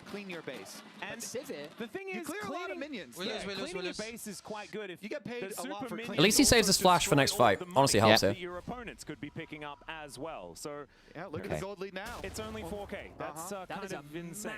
Actually, yeah, genuinely, it's only down to 4K. That is huge. Chovy's now 2 points. But does it matter at this point on this Ari build? I mean, if you can blow up, if you consistently blow up Hans, it does matter. Besides that, no. Yeah. They haven't given up just yet. Let's see whether Keen's got Fiend Hunter bolts now as well, so his initial burst is very, very strong from... Yeah, and he has like crazy ult cooldown. Yeah, it's like he will have it basically on the... That'll be on like a 20-second cooldown now. How's Chovy heading gold? Shutdowns. Like 1,000 gold shutdowns. Oh, that's dangerous. That's dangerous. Oh, Canyon. He doesn't have passive. Skewmon gets it now. He gets his passive now. That's just game, isn't it now? Isn't that just game? Yeah, Skewmon just ended the game here. He caught Chovy and he basically catches Chovy and that's game, no? Yeah, they don't have the engage. They don't have the engage now. They don't have the flank. Hans has flash and Zhonya's. This is game. This is game. And Keen's ult is on cooldown. He didn't get enough from it. Duro's not bad. Good from Labrov. Very good from Labrov. Flashes away, stays Hans alive. gets ult onto Ruler. Oh, that's beautiful. Hans flash away from Chovy damage. Yeah, Keen's gone. They've done it. That's G2 are 2 up on GENG. Oh my god. Holy crap.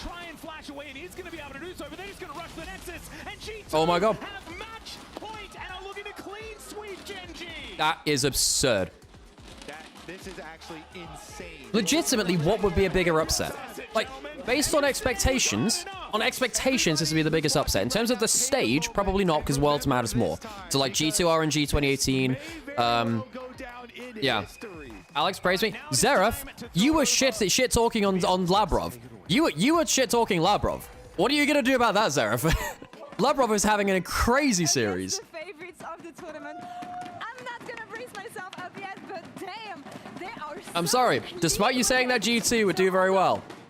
If you can give me Ox, my dear Ox. That is insane. Oh, Orcs literally was like, all they have to do is turn up, like, get out of bed, wake up, turn up to the studio, and they'll win. Labrov is insane today, Teddy. What did it come down to this time, guys? Because Labrov's had an insane couple of games. The day was that G2 have to be careful, especially in the Holy early game. crap, man, this is insane. Caps told us as well, and thanks to the reliable Cisco network, they're so clean with their cross map plays because Broken Blade getting caught on the bot lane does not matter. It also no. It doesn't start with anything. Nothing starts with anything. Don't you dare say that. It's a good death. It's a great death. If you're bringing 4 people to the bot side of the map to take down the Cassante, and he almost makes it out. It's so close, actually. They have to Dude, I think BB's playing very well. Keen's doing nothing in And lane. then we look up towards mid, and it's like, okay, Rift Herald going down. We see the Sivir zoned away. We see a tower taken there. We also see top lane. This is not a winning play for GENG at all. It's one of the worst plays you can possibly make when the enemy team has Rift Herald to send 4 people bot side. That's one of the cardinal sins, and it feels like GENG right now, palms are sweaty. You are now 0-2 in this series based off this. So yeah, every second counted there. That's a lot of seconds. That's a lot of tempo markers there. Holy shit, man. And even, I mean, similarly to the previous game, it's like, it's never done with GENG. You have to be cautious every step of the way. You cannot... No. Stop sending me the Fnatic top esports score. Stop sending me the Fnatic top esports score. Stop sending me that. Stop it. Stop sending me that. Okay, I gotta go to the toilet, folks. I gotta go to the toilet, and then I guess I'll update some... Well, no, maybe I'll update Fraud Wall after next game. I'm not sure. Anyway, I'm gonna do for ad break now.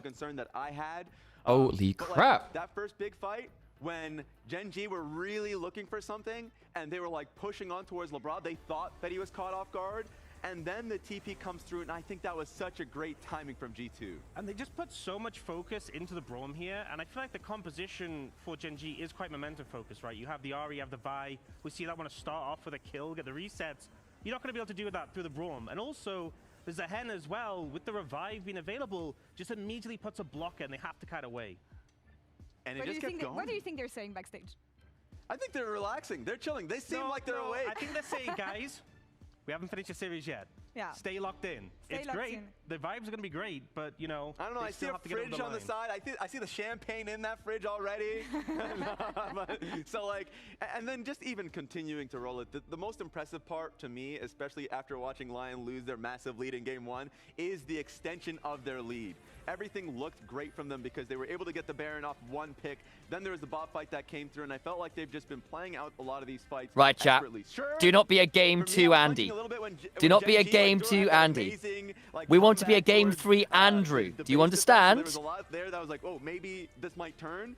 But immediately the composure from G2 to be able to bring it back. I think what's been so impressive is that GENG, there are often times, even in the big win streaks, where they have fallen behind early. Not at this tournament, of course, but they often just team fight their way out of it. They just get to the 5v5s and they just perform better. They haven't been able to do that today. They haven't, exactly. They've not been able to 5v5 better. I mean, and despite, you know, actually, Sivir Vayne scaling. Agreed, Orcs. You know what? I gotta ask. I'm gonna ask somebody in terms of who do you guys think is player of the game? Like, off of that game, you can even say who your favorite player from G2 side is. I think that Caps is going so well. Okay, that's so a far. Caps. Caps is going so far. That's one for Caps. What about you, brother? I know. Lebrov. I'll go for Lebrov. That Braum Okay, ult. Caps, Lebrov. Okay, we got a few people This is where it gets interesting because LeBron vote, that is something you would never have thought of months ago. Yeah, you would not. As well. Hansama pops off as well. Veri was saying it during the cast. It's no longer Caps and friends. It's the whole thing. Yeah, I genuinely felt like Caps ended up with a very good game at the end of it all. And for me, the hands gets it. Yeah. He was very strong. And He's like, I could take that. Sorry? He says, I could take that. Yeah, we can take that. We can be happy with that. It's no longer Caps and friends. And seeing Hansama pop up, especially in a clutch series like this, I'm all in. I love it. I mean, is this the first time this year that GENG have lost more than one game in a series? So much pressure. I don't remember whether they lost any games. Being able to see Hansama this entire tournament play. Well, I lost any series properly. I'd have to go back to things. Certainly for best of 5, I think is the best result, no? Them down. They have just been winning 2v2s consistently on picks that they weren't even like. They're being forced in draft to pick these comps, and it's been working out incredibly well. Guys, it is the first time GENG is down 0-2 since Worlds 2023. Damn! And it is G2 doing it. In fact, let's check in back from the fans. Ox, Orcs, is that fate? That's a fate. That's a meme right there. 3-2 to G2, so I'm gonna change to 3-1 to G2. Okay. So 3-0. yeah, there I'm you gonna go. keep a map for GENG because we want more games, so I can change it. Yeah. Gaze humble. There you has go. been. Respectful. Respectful.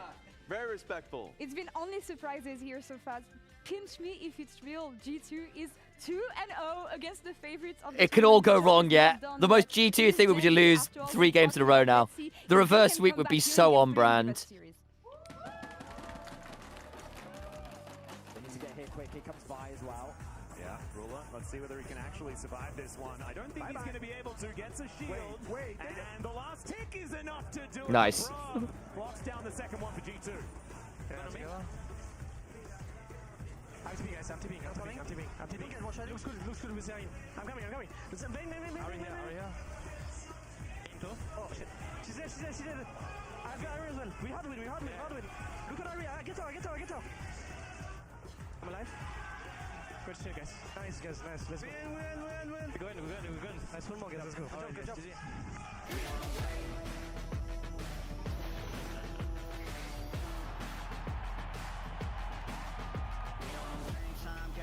Game time, they about to step on a landmine.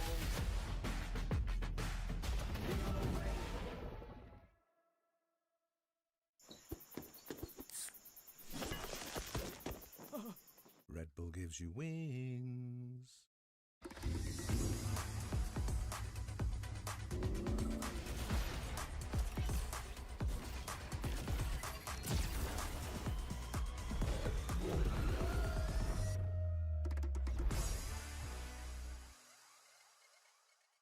How much does the Shyvana hotfix nerf hurt her? I still think she's quite strong.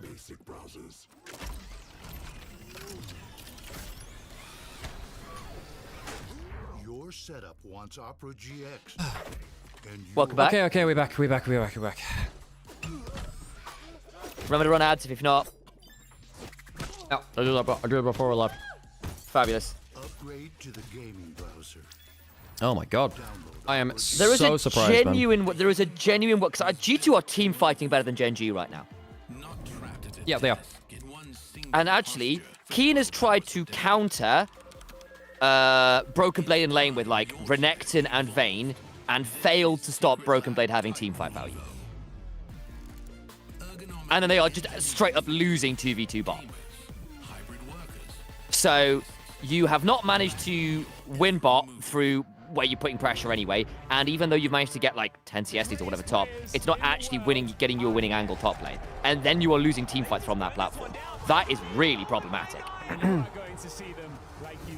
Holy shit, man. Right, I'm gonna make a coffee while I can. Right. Guys, legitimately, Skewmon could be the best jungler in the... By the way, I know this game was like less good from him, but like, holy crap, Skewmon.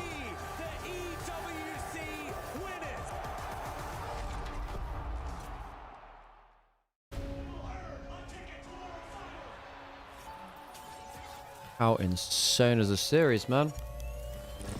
Okay, let's go back and watch some of the bits from that game. Let's go back and watch some of the bits from that game. What are the crazy bits? Look. This is where things are really already bad already. What was the huge play? It was the top side one, right? Top side jungle, where the teleport comes in. Yeah, this is where the game falls apart. This is still playable at this point. Before the items really come online. One item spike's pretty good from GENG. Why do they do this here? So Ari's not teleporting in right now. Thanks for forgotten for the follow, by the way. Asante has teleport as well, as does Caps. So everyone can get to the play. Ruler's taking mid turret. This is fine for now. Well, is it? It's a really good TP ward. Don't you just take mid turret? Don't you just take mid turret? I think taking the extra step forward, that's where things go wrong. Because Ruler should just take mid turret here, or like close to it. What did Keen do here? Why did Keen tumble there? There's a fucking Varus with ults! But like, why did Keen tumble there? He has flash as well! What is Keen doing? But like, what is Keen doing? This tumble here loses him everything. He gets hit by the Aatrox, not the Aatrox, the Zahen Q2. And then he just gets blasted by Braum passive into Varus. Varus gets resets. Why did he tumble there, man? Why did he tumble? That is just so bad. Why do champions like Ari build Pride about this tournament? It genuinely is awful here. Liandry's is by far the set better item there. Oh my god. Crazy, crazy.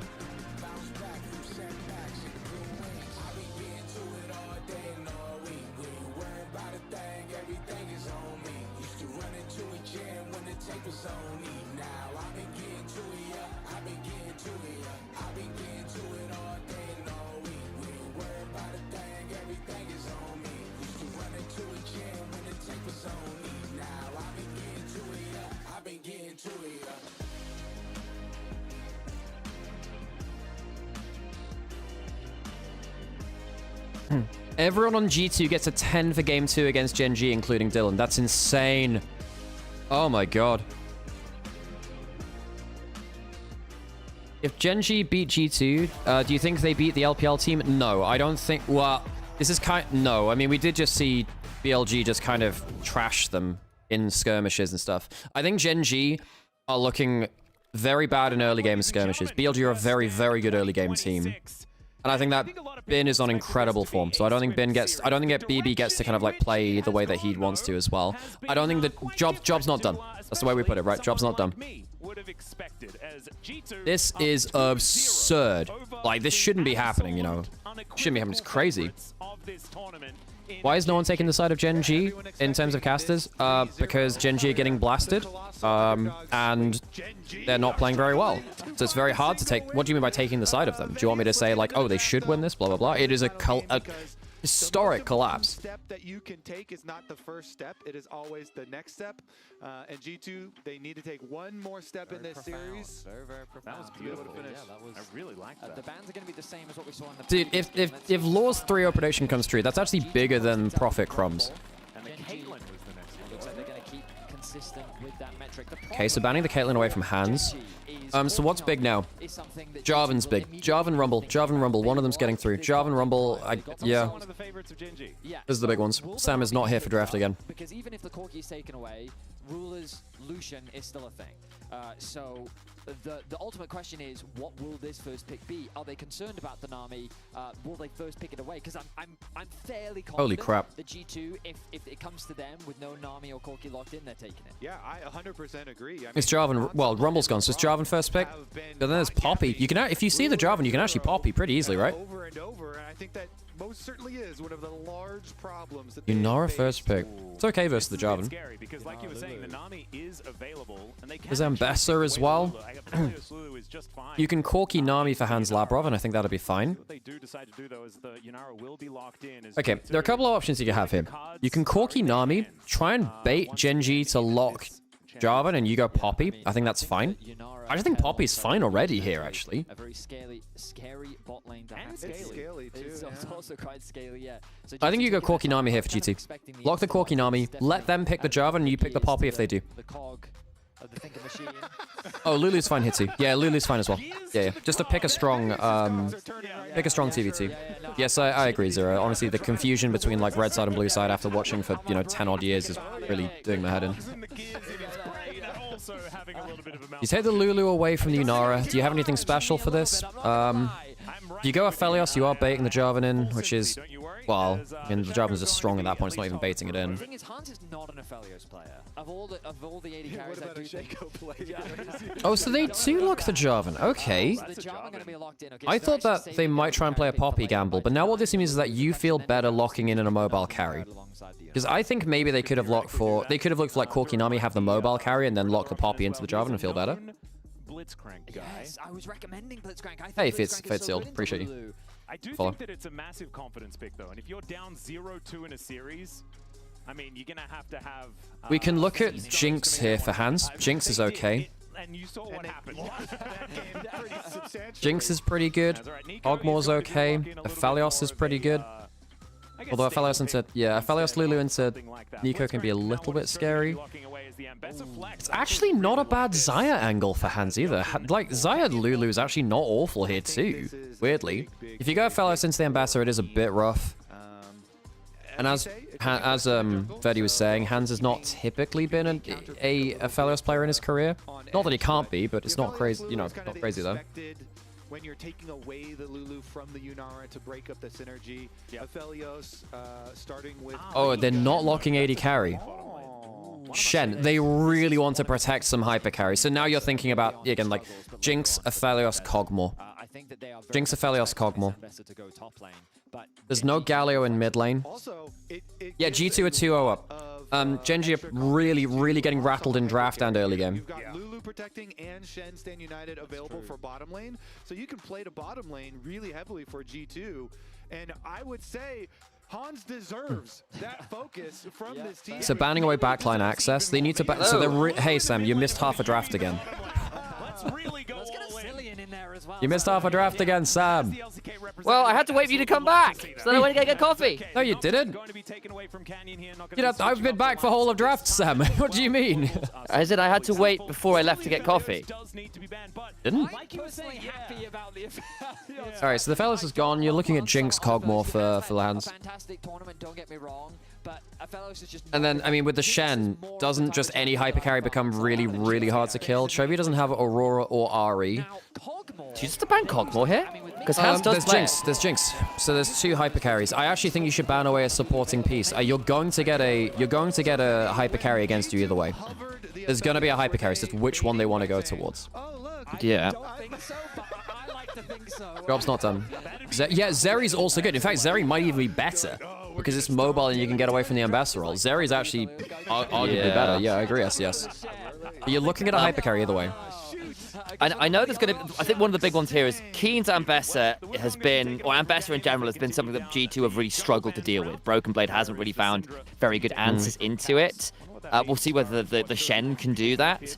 But I do think if there was a champion that Keen could just pull out and say, I win the game now, Ambassador and the Gnar are probably the top 2 options there. I don't want to see Draven. It's a very squishy game, though.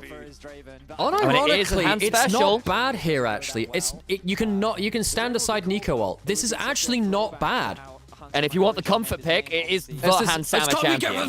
Juggable! Fucking Juggable! Juggable, let's go! We get Juggable! It is gonna be the Kog'Maw. Alright, so they don't go for the Zeri for the extra mobility. They're literally just saying, all in, 2015 Rocks Tigers, Juggamaw, buff up the Kog'Maw, they go Mega Mode. Now, what did Genji have to dive in later? What they need to have extra dive threat. Can you even go Akali? I mean, Gwen does kind of destroy Shen after a certain while.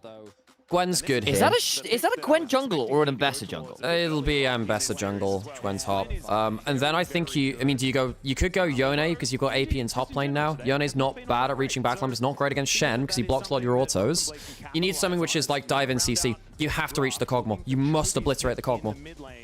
You need something to dive in. LeBlanc, I don't think has the burst for it. Yeah. So I was just thinking to myself, do you consider picking it away? The problem is, you just have to. I mean, Azir can sort of follow at least. You can. It's fairly mobile. Going something like Akali would have been going melee range into Lulu Shen. I think G2 have hard outdrafted, Sam. I think they've hard outdrafted. Yeah. But the one thing I'll say about GenG here is between the Gwen, Ambassador, Azir, hang on, your late game is pretty obscene. Can't Caps go Akali? You can, absolutely. Caps Akali, this is really good. It beats the Gwen. It's pretty good versus the Ambassador. It's fine versus the Azir. This is a really good Akali angle. I think G2 have outdrafted again. I think they've outdrafted again. I'm going to put an ad break, folks. If you don't want ads, please drop a prime or a sub. That makes a lot of difference to us. This is historic. Like, remember where you were. Holy crap. This is insane. This is absolutely absurd. Here's the thing, right? There is a world here where if you blow up, there is a world where if Kog'Maw ever goes 1-for-1, you do end up with a position where Gwen, Ambessa, Azir all have very, very potent scaling. And you can hit a point, I think, post-mid-game, where the Kog'Maw may just not be able to out-DPS 3 people, basically. Which is what he has to do this game. Holy shit. I mean, when was the last time G2 was in an international finals? MSI 2019. They've never been. That was, I mean, holy crap. Well, Worlds 2019. They managed. Worlds 2019. So they've been to 2 international finals. This will be their first time in 7 years. First time in 7 years being in international finals. My only concern is like damage. On the Job's not done. Job's not done. Job's not done. So if one falls, they still have Yes. backup. If Cogmore dies, That was my thoughts too, very agreed. Yep.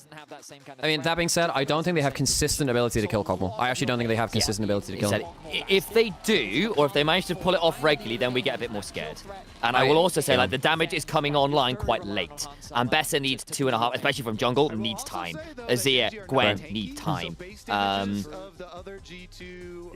Yeah. Dude, and this is Seth won't fucking go. insane. Oh my days. It's actually doable, isn't it? Yeah, this is actually super winnable. I think they outdrafted again.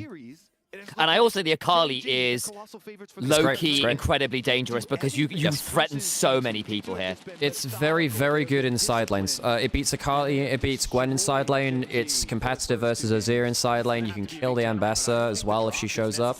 They need to not get blasted in lane. I think that there is a chance that Gwen starts solo killing Shen. Because just Q stacking. Yeah. I also need to see how Chovy does on the Azir, right? Because Chovy was the guy who was saying, yeah, LCK teams aren't playing this anymore. It feels kind of bad. And in the game 3, decided to stay in the tournament. He's pulled out the Azir. Like, he has to play well here. I think in fairness, it was a bit of a takeaway as well. Azir Jarvan with a Lulu is really, really strong. You get like 60% attack speed up with Whimsy plus standard. Jarvan's really good with Cogmore for that reason, by the way. Once he's maxed out, when he's level 13, he gives an extra zeal over to Hans, basically, in terms of attack speed. I feel like all Shen mains look at Warlord Shen. It's cool. I mean, no, they're Cyberpunk. Oh, not Cyberpunk. The Psyops one, yeah. No, not Psyops. Oh, that's cool. It's the Pulsefire. Pulsefire's cool. Oh, sorry. Yes, it is. Yeah. That's cool as heck. Shen's got some good skins. He does. Yeah.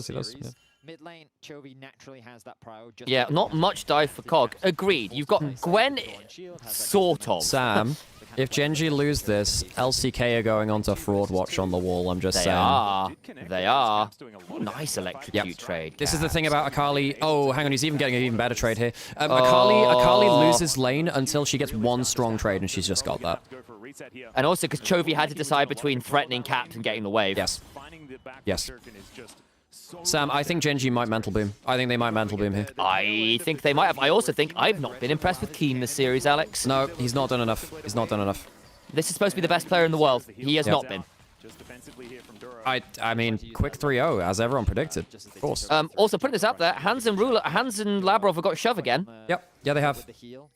Although Cog Lulu is actually a very, very strong lane. It is a very strong impressive, lane. yes. Very impressive, I agree. Inara and Nico shouldn't be weak, though. I think Ruler and Dura have really not impressed me on that. Dude, the thing is, now we're going to get denied a potential BLG GENG, like, finals. Which would, like, the fact that we're getting denied Night Chovy in a finals again. At least that happened in MSI 24. Canyon could look to punish BB being shoved up. Okay, Caps needs to recall and get the TP back now. He's down in CS, but again, it's Chovy. Yeah, I mean, again, you're also a Akali, right? There's just that. SES, I think that you're showing your biases again there, friend. There is such a thing as, you know, clouding your judgment. Cap sticks around. He's got Door and Shield healing. Yeah, and Akali has very, very high base HP range and one of the highest. For a reason, yeah. Scumon's around. Oh, that's not bad. Do you want this? Probably not. The Shuriken flip landing. Sam, he was like a 3rd HP and a level down. It's because I saw Scumond with zero components. I saw Scumond in the river. Sam, I saw a flash. Sam, this is your play-by-play brain portraying you again. This is your play-by-play brain. There is no world in which that happens. I saw the electrocute damage. I'm aware, Sam. I'm aware you saw it. I'm telling you, you are wrong to think what you are thinking, and I'm trying to educate you on the topic. Could have come in there. Oh very strong gang. Oh, what's your timer at, by the way? What's your... I'm 17, 18, 19, I'm 2 seconds behind. Okay, cool. Let me speed up a little. Alex, if GENG lose this, it's the first right tournament since MSI 23 that LCK hasn't won. Nearly 3 years of Korean dominance. This is very similar to what we saw between, like... Well, it would have been 2015 Worlds to 2018 MSI. You know, they won MSI 2015, and then... Well, realistically, it started in 2013 Worlds, right? And then the odd one out was 2015 MSI, and that was kind of the Korean Exodus team, right? When you had Deft and Pawn winning MSI 2015 with EDG. But yeah, that was it really was just this is the most dominant it has been since that kind of initial era of Korean dominance. There you go. Now they actually have the HP to trade this. Oh, Chovy's fine. Okay. I think you're a second or two behind me still, Sam. I'm 507. Oh wait. 11, 9, 12, 10, 13, 14. Yeah, so you're actually even further behind now. Sped it up. That's crazy. Yeah. And so Chovy, we kind of had to put into a position. Are you going to play this game of chicken? Are you going to flash preemptively? This is absurd, man. Or are you going to stand your ground? I didn't expect to be changing the conversation like. And again, just think back to like literally 24 hours ago. We're like, oh yeah, we need NA versus EU because we're both shit. We're really bad. We need these. Guys, it was half an event. Let the event play out. You know, let it happen. Oh my god. Gives you the knockup, and you don't actually get the E and the Q. Insane. There, so Chovy's like, all right, fine, do it if you want. Yeah. Yes, RNG won at 2018 MSI. That's what I was saying. Hang on. Caps is safe. He's safe. He's safe. In fact, he can even Skewmont. I don't think he kills it. You don't kill him. Miscue, You don't kill him. Miscue. You don't have Shuriken Flip anymore. Yeah. To help out in this skirmish. Still, you get ult off of Chovy there. Not the end of the world. Yeah, first ult of the game. Caps can't TP back. I mean, I think that Cog Lulu is really strong at this point of the game, even with just a recurve. But people forget how crazy damage Cogmore can be early game. Like, his on-hits with W and recurve are absurdly strong. Interested to see what build he goes this game, actually. I guess he goes... I mean, you do go Dusk and Dawn at some point in a lot of builds, but you don't have to, actually. Like, look at that single auto-attack damage. Like, single auto-attack. Look at this, man! Oh, Cogmore does damage, man! Okay, you've gone the... I appreciate the fact you've gone Cull here. Hang on. Hang on, that's level 6 from Skewmont here. Oh, it forces flash. He doesn't kill. Hang on, Caps can flash ult. He can flash ult. He can flash ult. Flash ult. Doesn't get in. It's away from it. He's he can flash ult. He can flash ult. He kills. Yes. There we go! We got a fucking game! I'm gonna drag Rich in, by the way, Sam. Hell yeah, do it. He's got the R2. I don't think he's gonna get much of of it, but an Akali getting first blood, great start for G2. Scary. Okay. Yeah, I'm gonna start a new call. Like, no way, buddy. None of your little antics are gonna occur in this game, and they slap him down. Oh, I got this. We got it. I'll call it, Sam. Doesn't let the dragon get any lower, and they put a stop to that. Wow. And it's the same story as the last 2 games already. They're not picking up chat. Okay, Sam's picked up. Where's Rich? Quite early into the game for G2. This time around, not necessarily based on the bottom lane. I don't know where... Well, Sam's in, but Rich is... I don't know if he's on Do Not Disturb, but yeah. Been so consistent throughout this series. And the craziest thing about this series is the way that it looks. Well, he's not picking up. Well, we're here now. Whatever, he'll pick up what he picks up, I guess. Pressure to do something. They're like, guess I gotta go try and smite steal this dragon versus a level 6 Jarvan. I mean, I early lead for G2 again. What is happening, man? And Canyon just got blasted. He just gave over a kill to Caps, and Chovy had been getting a slight CS lead. He's now having a lot less fun. Yeah. Top lane Keen can threaten here with the I think, Sam, they don't have an answer to Akali. Sam, I've just realized they have a 0 CC comp into Akali. No. Yeah, well, I was like, oh, it's got good side lanes or whatever. They've got Nico and Azir. That's it. Yeah, but they need to land on Cogmore. They don't have enough to deal with both. Yes. With Caps. he's just better. He's just better. Like, they don't have enough CC to deal with Cogmore and Akali. They don't have enough for both. Yeah. Gala didn't go Dusk and Dawn in LPL finals. Yeah, that's why I was saying you don't have to go it, but I do. It was the big solo queue build. I suppose if you go Dusk and Dawn, maybe you give too much magic resist value to Gen G. Agreed. Yeah. Blade Rage Blade at the very least will be standard. I imagine. Stats person, by the way, Vidius. Yeah. When stat for us, the LCS stat person. Yeah, Blade Rage Blade is completely fine too, I think. Although honestly, you can actually just go Rage Blade first on Cogmore. You can do. Yeah. Not awful, and you're not into a load of HP stackers either. You know what I mean? Because particularly when you have the Lulu, you can do because it just gives you such a crazy amount of value between when he's going to go for a quick trade here. Fly back with the E. Yeah, fine. And he must be so completely mental boomed. Yeah, despite having a very good year. Dude, if they lose this, you can survive losing Worlds against T1, actually. I think that there is something to be said about losing Worlds against T1. People value that. Everyone's done that. Everyone's done that. Like, everyone had. Unless your name's Ambition, I guess, really. Or Caps, I suppose. Yeah. But doing that at first stand, the lowest pressure international event, when you come in with such a head of steam, that should never happen. ridiculous. Yeah, so basically, until this series, GENG had only lost 2 games this year, both in different series. Yep. G2 have now outdone the rest of the LCK. Combined. Yeah. That is absurd, Sam. Absurd. Okay. It's only a 500 gold lead. However, I get a little nervous about... And there is going to be a cull cash in 4 minutes or so. Caps? He has ult. He should be safe. So it's basically ult for ult. That keeps Chovy safe, though, is what it does. And yeah, it's always difficult to lock down this champion. Yeah, they don't have enough CC. They don't have enough CC for Akali. They don't have enough CC for Akali.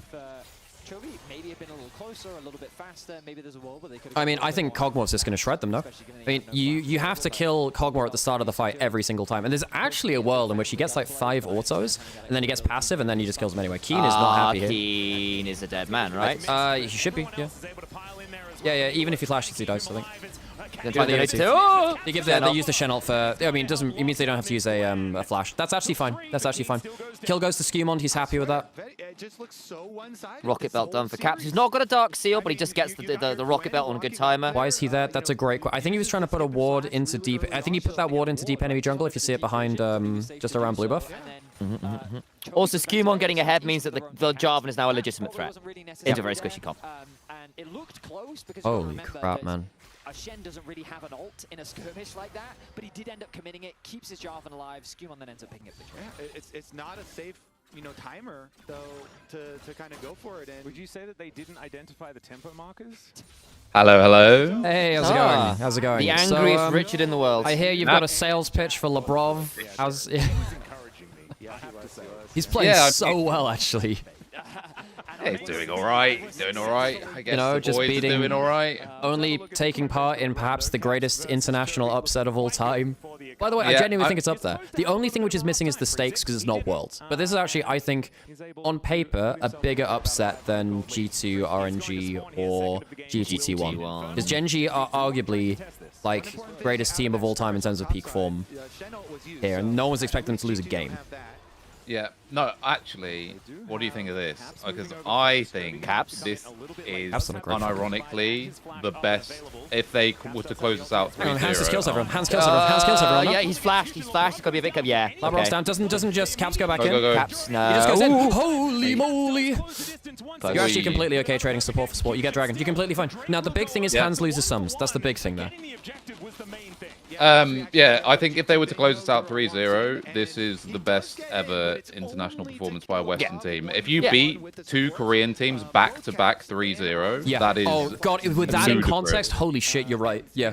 And put this on the other side of this, right, is G2 finished the regular season 7th. People were joking about scrim results versus real results. How is Labrov and Hans looking so bad in lane? BB's going to get smacked by people like Keen. And actually, beating BFO...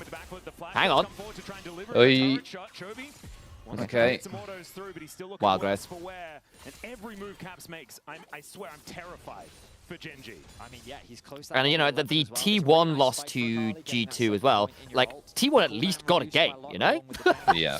Like, at this rate, GENG are going to lose 0-3. You know what's weird about this series is GENG unironically look rattled. Like they actually look completely rattled, which I didn't think would happen. When's the last time a non-Korean Chinese team won an international? MSI 2019. The last time a non-Korean team won an international was MSI 23. So it has been a long time. Like, this is the longest extended period of Korean dominance since Worlds 2015 to Worlds 2017. Which was 5 international events in a row, 2.5 years. It's about the same, right? Wait, we had Worlds 23, then we had 24, 25. Yeah, basically exactly the same amount of time, 2.5 years. I mean, the really fun thing about this, though, is I think that BLG don't care at all. Like, I think this will actually not affect them whatsoever. So you might get a situation where they 3-0 GENG, but BLG obviously coming off the back of a 3-0. I don't think they're going to care. I think BLG will be pretty fearless. Yeah, I think BLG are a bad matchup for GT. I think BLG will feel really happy they don't have to play GENG, because I think they have a bad matchup into GENG. Whereas I think G2, unfortunately, their strengths are in the early game, right? Well, and BLG just do better. SES, imagine I said Worlds 2015, not MSI 2015. There was a reason I said Not MSI 2015. Yes, Worlds 2015 to Worlds 2017 was the streak. Yeah. I mean, of course, if he gets polymorphed and he's already ulting, then it doesn't really change a huge amount. He's still going to get the ult. I still think T1 bungled that MSI draft, honestly. Yeah, they did, because they played EasyHoon for 3 games of 5 in finals, and Faker was really, really good in those finals. That was when they thought that EasyHoon was like better for the meta, and it wasn't true. Who could possibly have guessed? Yeah. Well, at that point, EasyHoon was really good, and we were He was wondering. good at Azir. He was a very good Azir. He was a He was a Cassiopeia good player, Azir. and they were Cassiopeia Azir was the meta at that point. But yeah, I mean, like at that point, they were just what we were wondering. Oh, is Faker fallen off because we didn't know about his longevity at that point. But it was still crazy to everyone outside the team. Hang on, Jiro doesn't have flash, doesn't he? Just die here? He just dies. Yeah. He just dies. He just gets solo killed. Kill him. They've got Shenol. Oh, They've got Shenol. Yes. Yes. Polymorph. Kill Raptors on the way out. Get the fucking jungle farm. Chovy? Broken Blade? Chovy just died to stop the Shenol and then go. Oh my goodness. Chovy's having a horror show. I cannot believe this is happening to them. I cannot believe that this is a 3-0. This is a 3-0. This is 2 3-0s back-to-back against Korean teams. This is the most significant EU result, maybe ever. And this is such a nice comp for not throwing, by the way. Yeah. Shen, Lulu, with a...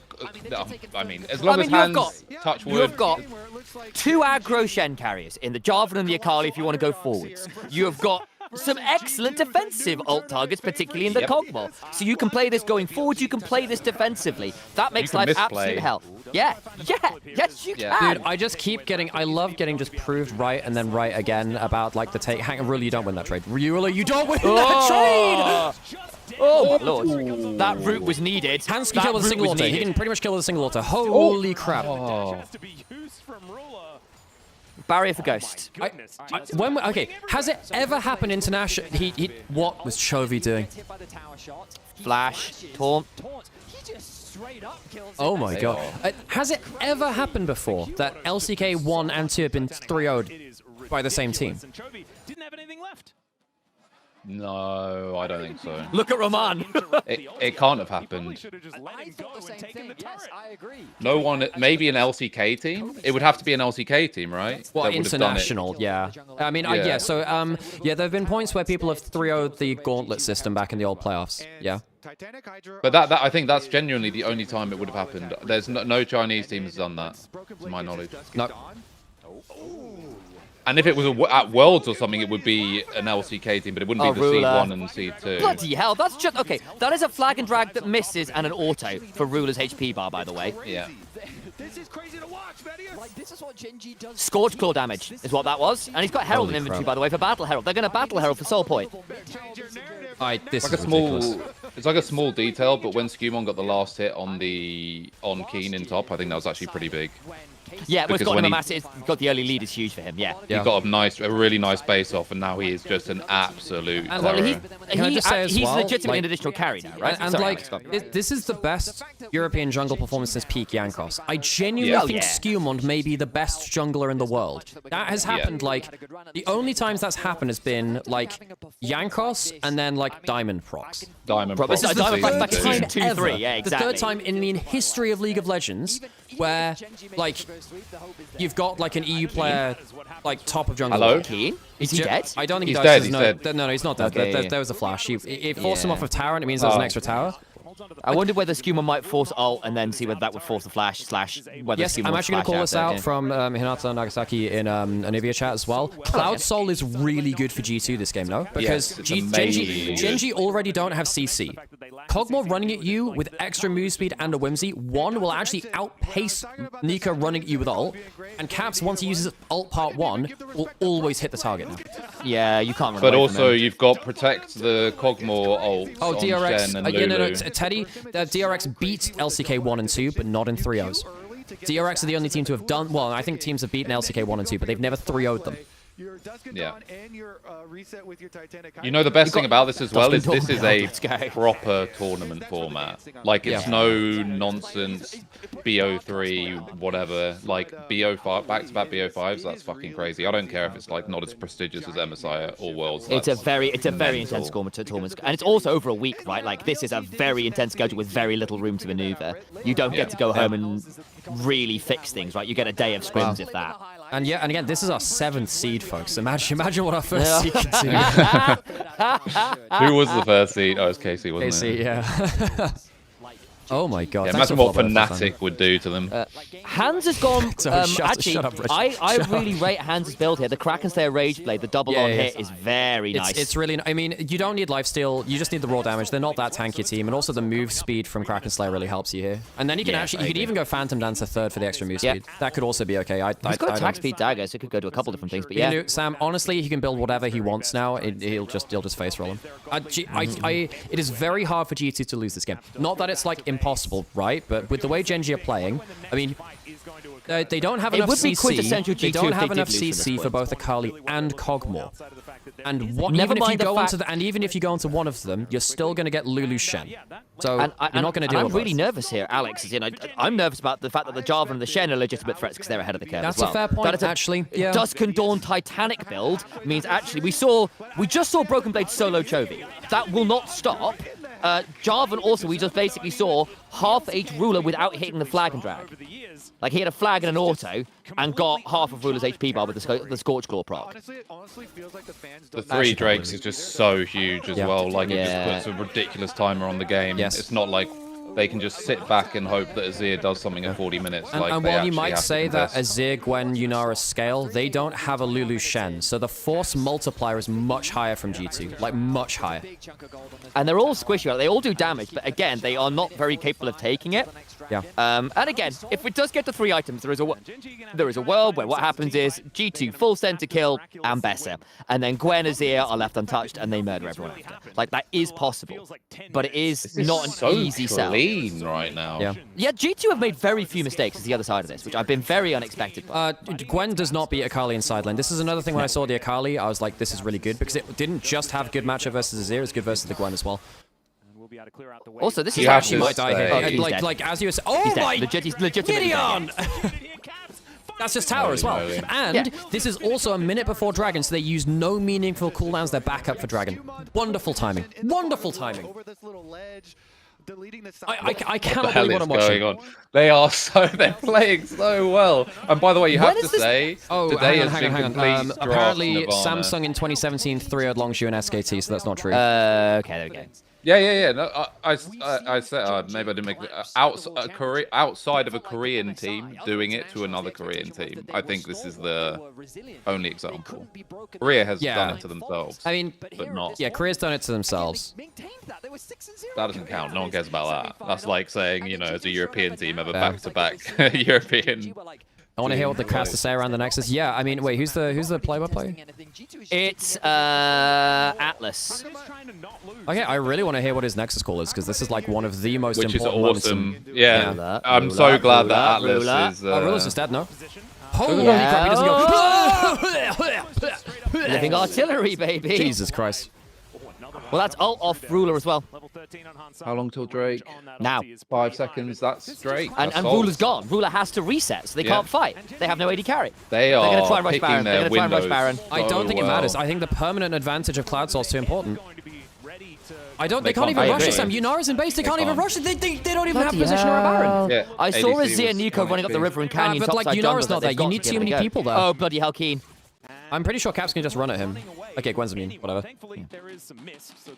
Was that coughing meant to imitate the artillery barrage? Yeah, that was me, like, throwing up over my mouth a little bit from the damage. This is ridiculous. Mikhails for Labrov. Well, now GENG are hoping for an Elder Steel. That's legit the only hope for them. They want an Elder Steel. They just hold on. I cannot believe we're seeing GENG getting 3-0 by G2. Canyon's had to go Endless Hunger second because he can't deal with a poke. When's the last time a team with 0 Koreans made an international final? BLG MSI 23. Yeah. Yeah, BLG MSI 23, right? Oh no, World's 24. World's 24. BLG did that. They were five Chinese at that point. Oh, they got the channel. They can do. Oh my god! Beauty! That's gorgeous! Hands dies, I don't think it matters. Hands dies, but it doesn't matter. They don't have the damage for the Akali and everyone else. Oh, hang on. Caps, just about alive. Cloud Soul. He's safe. Yeah. Keen. Nah, the Slay. No, he's fine. Blade Slay. Oh, Skewmon, you beauty. Oh, he's burning. Labrov. He's got shields. He's got Lulu shields. Oh, Polymorph? shitting hell. Lulu, dude! This was unnecessary. This was unnecessary. Skewmon's coming.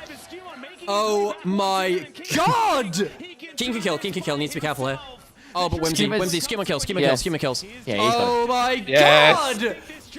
Holy shit. Holy moly. Can Skewmon look at Duro here? No, okay, they won't do that. I half wondered. Yeah, this was always going to be the issue. Right? Like, they hit this point, like, and it is Dusk and Dawn build from Hands, by the way. Check the build. Yeah. Yep. We should work with Kraken's here and Rage Blade. Very nice. God! Canyon's up in 3, but he's not going to be here anywhere near in time. This is gone. No, it's gone. Chovy needs to find a monster ult. Wait, no. You don't get to say Step Jarvan, I'm stuck in the Cataclysm, help. You don't get to say that. Very good. All right, Shyvana in chat, I see. Step Jarvan, help, I'm stuck in Cataclysm. This is absolutely insane. What am I watching? This is absurd. By the way, just off the back of this, G2's lineup changes were justified. Like, the whole thing was international ceiling, back-to-back 3-0s potentially against 2 Korean teams. Could you be more justified? Well, also, considering the regular season fumble from G2 and even like the playoffs, like actually Hands and Labrov at great form right now, I'm not sure. Skewmon's playing well, but what's going on? Like Perks tweeting out, a tear has been shed. Finish them. 3-0. Yes. There's something to that. By the way, like, if they, regardless of anything else, I think you actually would have to say, like, if they were to beat BLG in the final, I mean, does this team surpass 2019? Just off the basis of the manner of the wins and the opponents. I think, the level of the occasion is less just because of the nature of playing in a small arena. It's a less prestigious event. Best, not greatest, or like most impressive, not greatest. Best, not greatest. Yes, I think so. I think because just given how strong GENG works, reminder, like, LCK in 2019 it had a wobble, right? Because it lost MSI and Worlds 2018, which was like a huge hit for them. So LCK was less prestigious in 2019, whereas now this is like full-powered peak era of dominance LCK, with the strongest team outside of Worlds we have maybe ever seen. That is absurd. Also, look at Hans' build right now. Yeah, he gets 3 autos off when someone is dead with this build, by the way. Yeah. Labrov has been so fucking good on Lulu here, by the way. Where were you when Ruler and Duro lost lane 3 games in a row, by the way? Yeah. That's so funny that this was like the perceived mega weak spot for G2. I mean, honestly, even again, it wasn't planned at the start of the tournament. This is the thing, right? I think it's important to say it was the weak spot and they improved over the course of the tournament. The level of improvement was absurd. Because remember, they lost to BLG, I don't think they were that bad in lane. I thought they were well, I thought the game 3 was bad. And then you think back to playoffs when they lost against KC, they were clearly the second best bot lane in that finals too. Can they jump? They really want to jump. Oh, nice dodge. That's huge. Yeah. That is huge. But like, what is Labrov is about to face Check Keen and Canyon, by the way. What did he do? That was a bit dicey, my friend. Please don't do that. Oh my god, man. Yeah, that was a bit odd. Yeah, this is a G2 that was almost eliminated from playoffs, by the way. Yeah. I am seeing it arriving. This is just, I can't get over how clean this is. Genuinely, like this is a 3-0. Like if the nameplates had been off, I would have thought GENG was G2. that surprises me Yeah. most is that they're not going to go out with a roar, they're going to go out with a whimper. Like, I feel like that we've seen With maybe the nothing from them in this fact game, that I really. think Two Chovy kills got a to bit more their CS name. from lane than G2 Caps have been did. nothing but proactive on the map. They've punished every play that Genji What about have an tried Elder to make. flip? I mean, right now, that's kind of their Elder best bet, flip. right? Yeah, Because maybe this is the Elder way back running in. 10 Canyon and seconds. wins Elder flip. Let's see if they can steal this one away. Well, BB, do not open. I think they just won't let Canyon be alive. No, Not yeah, near you don't the- actually need Elder to win this game, GT. No.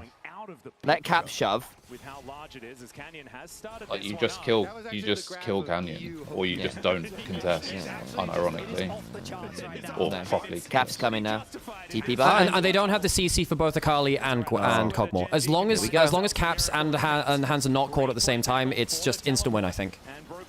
Oh well, I mean it's Elder flip. Duro does get onto. It's not. There's no follow up. There's no follow up. There's no follow up. There's no follow up. Hands kills them all. Hand kills them all. Hands kills them all. Hands kills them all. There we go. Ruler. There we go. Nice. Doesn't matter. It's over. It's over. Oh my god. Holy crap! I genuinely believed. Holy fuck! I genuinely believed GENG would not lose a game. Alex, I recall a statement you said to me, you said to Trevor, that GENG losing would be a generational collapse. Yes, it's a generational collapse, but it's because G2 kicked their fucking faces in. GENG played badly, G2 played excellently. Both of these things can be true. Oh my god, this is the greatest European result. This is like the best European result we've ever had. They were one game away from being knocked out of playoffs and Lost Returns going ahead of them, by the way. They were literally one game away from Lost Returns being the team which went over them. How insane is that? GENG are knocked out of first stand. Law gets the correct prediction, by the way. This is the Law literally, like jokingly, I suppose, but literally predicted that. Like honestly, give it to Hollywood. Give this to Hollywood. No, one game away from being knocked out of playoffs. Look, class contention. To international finals, first time since 2019. 3-0ing both LCK teams. Look, apologies are required for G2 at this point, folks. They are required. Like, the amount of people I saw shitting on Labrov, that were shitting on BB, that were shitting on Caps, and a lot of that was justified in the earlier event. What's just happened now? 3-0 against both LCK teams. BFX maybe say, oh, first time international tournament, for like 4 out of 5 players. But this is GENG, the most dominant LCK team in recent history, in like all history, really, in terms of domestic. That is fucking ridiculous. Everyone signed the Labrov apology form, by the way.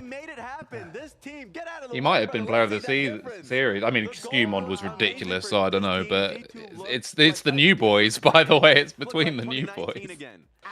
I think Skewmond is my player of the series. Skewmond was utterly divine. Yeah. Yeah, probably. Also, just because I think their level was similar, but I think what Skewmond actually has to do is just slightly more difficult. Okay, you're Yeah. speechless. Like I don't have an answer. We'll take That it. Don't have EU an answer. literally You know what 6-0'd I have the LCK. answer to? What? The fact Yeah, that that is They've insane. 6-0'd LCK. Can we pull my prediction again? Please, turn what I away. said at the Oh my beginning of the god. game, because no one believed in me. Literally, Orcs had a graphic saying all GENG have to do is get out of bed, wake up, and lock in champions, and they'll win the series. They got the score right. Oh my god. By the way, not to be a Debbie Downer, but I don't give a toss about that law prediction. That's obviously a fucking mean prediction. The only way I will give that any credence is if she got like scrim info or something, and then that's based as fuck. If not, then Nah, that was like a hopium moment. It wasn't like a yeah. It's Oh funny though. my That is god. funny. Makes for brilliant TV. To be fair, you can't lie. Holy moly. That wasn't even close. The fact that it wasn't even close. Well, yeah, the games weren't close. That's the thing. Or at least a couple of the games weren't close. Like that is unbelievable. To me, this is maybe not more hype, but this is more. This is better than when G2 reached the final. This is actually better. The only reason I don't have it is more hype, obviously one because it's Worlds, and two because I genuinely thought G2 would also beat FPX ahead of time. So for me, it was like, oh, now they're gonna win Worlds. Whereas I don't think G2 will beat BLG, but it's now a lot more interesting, that's for sure. they're going to be high as a fucking kite as well. They're going to be on such a wave. That is ridiculous. It feels great. I think both last 2 days have just been amazing. We finally showing up on stage. I think we had some tough moments before, but thank God G2 went to this tournament, man. Holy moly! Oh my God. Imagine if MCoy or someone went. Holy shit! We're finally showing. Holy crap! Unbelievable. BLG 3-0 Gen G and MSI, but they 3-1 T1, so I don't think I don't think they 3-0'd both LCK, LPL, LCK 1 and 2 at that event. I think they got one game short. Time in the LEC, and you came here. You won from GENG and also from FearX. So what did you guys change? I mean, how did you prepare to show up like this here? I mean, I think it's definitely all the small moments, you know. I think the team fights, the how we play before in between Drakes, like just that is ridiculous. All our team play, because I think our team play was lagging compared to the LPL and LCK.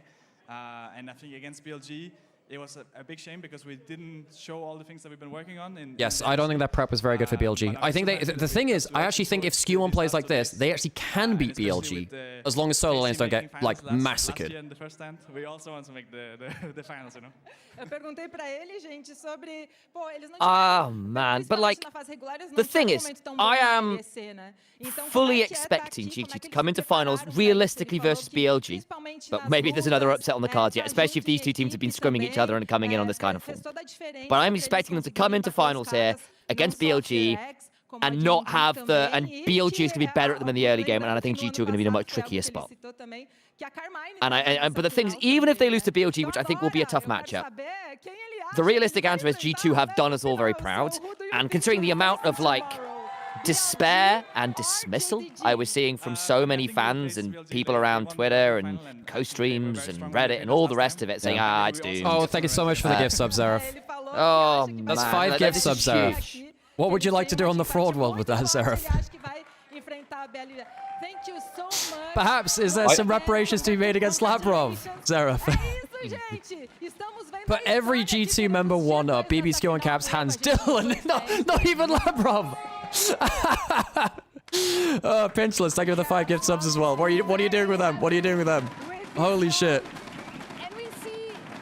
Oh my god. You know the negative biggest overflow issue. Labrov. Sure, fine. I'll literally, you know what I'm gonna do? I'm actually gonna overrule everything. I'm putting every single fucking member of G2 and the team up in superhero. They're in their own tier now. They're going up there. We're getting all up. Holy shit. Again, the craziest thing, even in the context of I'm not saying he played badly or anything like that, but the craziest thing about these series is that Caps is the least important player. Yeah, he was probably the worst player on the team. This is the only time G2 have looked good internationally where Caps has not been the main driving force.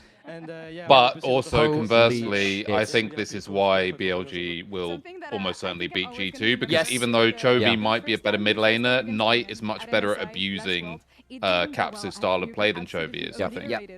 Yep. And that's my worries. I think, like, I'm looking at this and I'm seeing people like On, and the whole team at BLG is so ready to absolutely brawl with G2, and I'm not sure G2 and well, it'll be fun. And you know, I hope in some ways I hope I'm wrong. Like I say this as an LPL fan, as an LPL co-streamer, all these things. If G2 come and beat us like this, then so be it. Okay, so I'm gonna go deafen on the call for a bit because I got to do some forward wall stuff. I'll be back in a minute. Feel free to stick around for the second series as well. But I gotta go do that. Second series. Sheesh. If you want, everyone. All right, folks, I'll be back in just a second. What are you guys talking about, like, coming into today to like keep the momentum going? I mean, like, kind of chilling, right? Obviously, like, looking at our opponents, like. Okay, right. Let's go do some football stuff. Okay, so we're gonna go change everyone on G2. Gen G is going down, and then we have. I gotta add gold ship. I've got to move myself up and Gen G down. Okay, right. Let's go do it. In game 1 with the invade, so this is like kind of coming from scouting. And yeah, I mean, just obviously, like, don't over-respect your opponents. Oh my god. Gen G that you cannot beat them, and you proved it today, so that's nice. Yeah, I kind of want to ask about. Okay, all right. Let's go look at the fraud wall. Okay, so change this around. Here we go. Right. Do you think that's a right approach, or are you more just like, okay, they're a strong team, but we know how we have prepped for them? I mean, yeah, I mean, obviously, like, we are aware, like, who they are. But so Skew1's already up in his own tier. Skew1's already up there. Well, first off, GENG to think more about like how we want to play our draft and how do we approach like early game team fights, etc. And just like don't overestimate. They're going to move all the way down. I'm sorry. You're talking a lot about the analysis of it. GENG just did a full chart run. Such an insane Let's go road. find all of our It's G2 not a players. surprise Caps, you're that going up. player of the game, it's going to you. So like, Caps, you're going up. Hands, you're going up. Everyone else is falling off the board. We'll figure that out later. How does that feel for you personally to know that your impact Broken is really Blade, being Fraud felt? Watch, no. I Absolutely mean, not. It just feels amazing, right? And Absolutely not. Recreating this performance. Everyone's going up here. It is on international or like on. Where's everyone else? in I can't Europe. find everyone And, else. They're yeah, all I mean, stuck this under was other like tomorrow in the pictures. final, and I hope that I will keep bringing this type of performance. What do you feel like you improved upon the most? From Everyone's the going up rookie here. you Where were is last everyone? year I when you literally took your can't find first anyone games else. in the LEC Where's Hans? into the Hans is in monster here somewhere. performance that you had today. They're all. And They're all. for the Where are past they? month, actually, for the past month you're here with Oh me my too. God. What is the biggest improvement for you, Skimon? I think shit. just like Let's not kick the being scissors. decisive and like honest with myself and the others, like in the comms. If something, if there's like an objective that we cannot fight because it looks like very suspicious, we just need to like don't go for it, right? Just like stay true. I to need to. ourselves Okay, so we've got and just, three of them. like, Where are the really other being two? Where are the other decisive two? I on, can't like, find them. What Hans I'm is looking here, to do right. when I'm ganking, when I want to farm, and yeah, just bringing a lot of like transparency to my teammates. Where's Dylan? Dylan can go So up I there was actually too. wondering, because we were having a discussion about this, is this the greatest upset of all time? What is your opinion a little bit? We have some Here we go. examples of some other upsets. Another one from G2 Wonderful. as well. We have so our we can get those specific up, G2 and, tier now. We have this Wonderful. matchup, which was G2 against RNG. G2's been Worlds moved down. 2018. And Mate, obviously I yours, can't remember you just anything got else. down there. I'll leave it there. So There's your fraud how do you wall. We'll think the figure it out matchups, after. Let's sort give of it rank up a. against I'll come each back other? now. Yeah, I mean, I'm not sure for like in like Europe history for G2. I don't think I remember like the RNG best of 5, but I think they came out from like winning MSI, so it was like a really important match. So like props to them. I do believe winning 3-0 is like kinda it shows some aura, you know. But yeah, I mean, I don't really know, right? I hope that in the future people will remember this series as like one of the best one in Europe. And also, Okay, folks, I'll fix the rest of it later. But like, holy shit! Holy shit! What did I forget? What did I forget? Those big upsets and the MSI win. Hans already a superhero. Okay, right. Okay, the fraud wall has been adjusted. G2 has its own tier above everyone else now. Hell yes. Yeah. So me and Rich having a conversation while you were deaf, basically around the fact that if you'd come into this tournament and said Skewmond is the best jungler in the world, you would have been laughed out the office. I mean, you could have made an argument to say top 5, but not top. Yeah. And again, I think if someone made that call now, yeah, probably you'd have to justify it. But I think people wouldn't just go, yeah, you're wrong, out of hand anymore. Yeah. Because my God, has he turned up and just been superb. Also, I know it's not Worlds, but this is a Dade award for GENG. This is a Dade award, legitimately. This is a legit Dade award. Yeah. Also, something we haven't even really touched on at all is like BB playing against the best all-round top laner in the world and not really having any issues at all overall. Because I basically had this conversation with Alex just before you came in, Rich. And I was basically, look, BB locked Sion, then locked in, what was it, second game? Xante, and then Shen. So he picked 3 tank options, and Keen has basically counterpicked him every time. Or effectively with Gwen, with Renekton, with, what was it, game 2? Vayne. God's sake, Vayne. Like, and Keen basically was a non-impact in any of those games.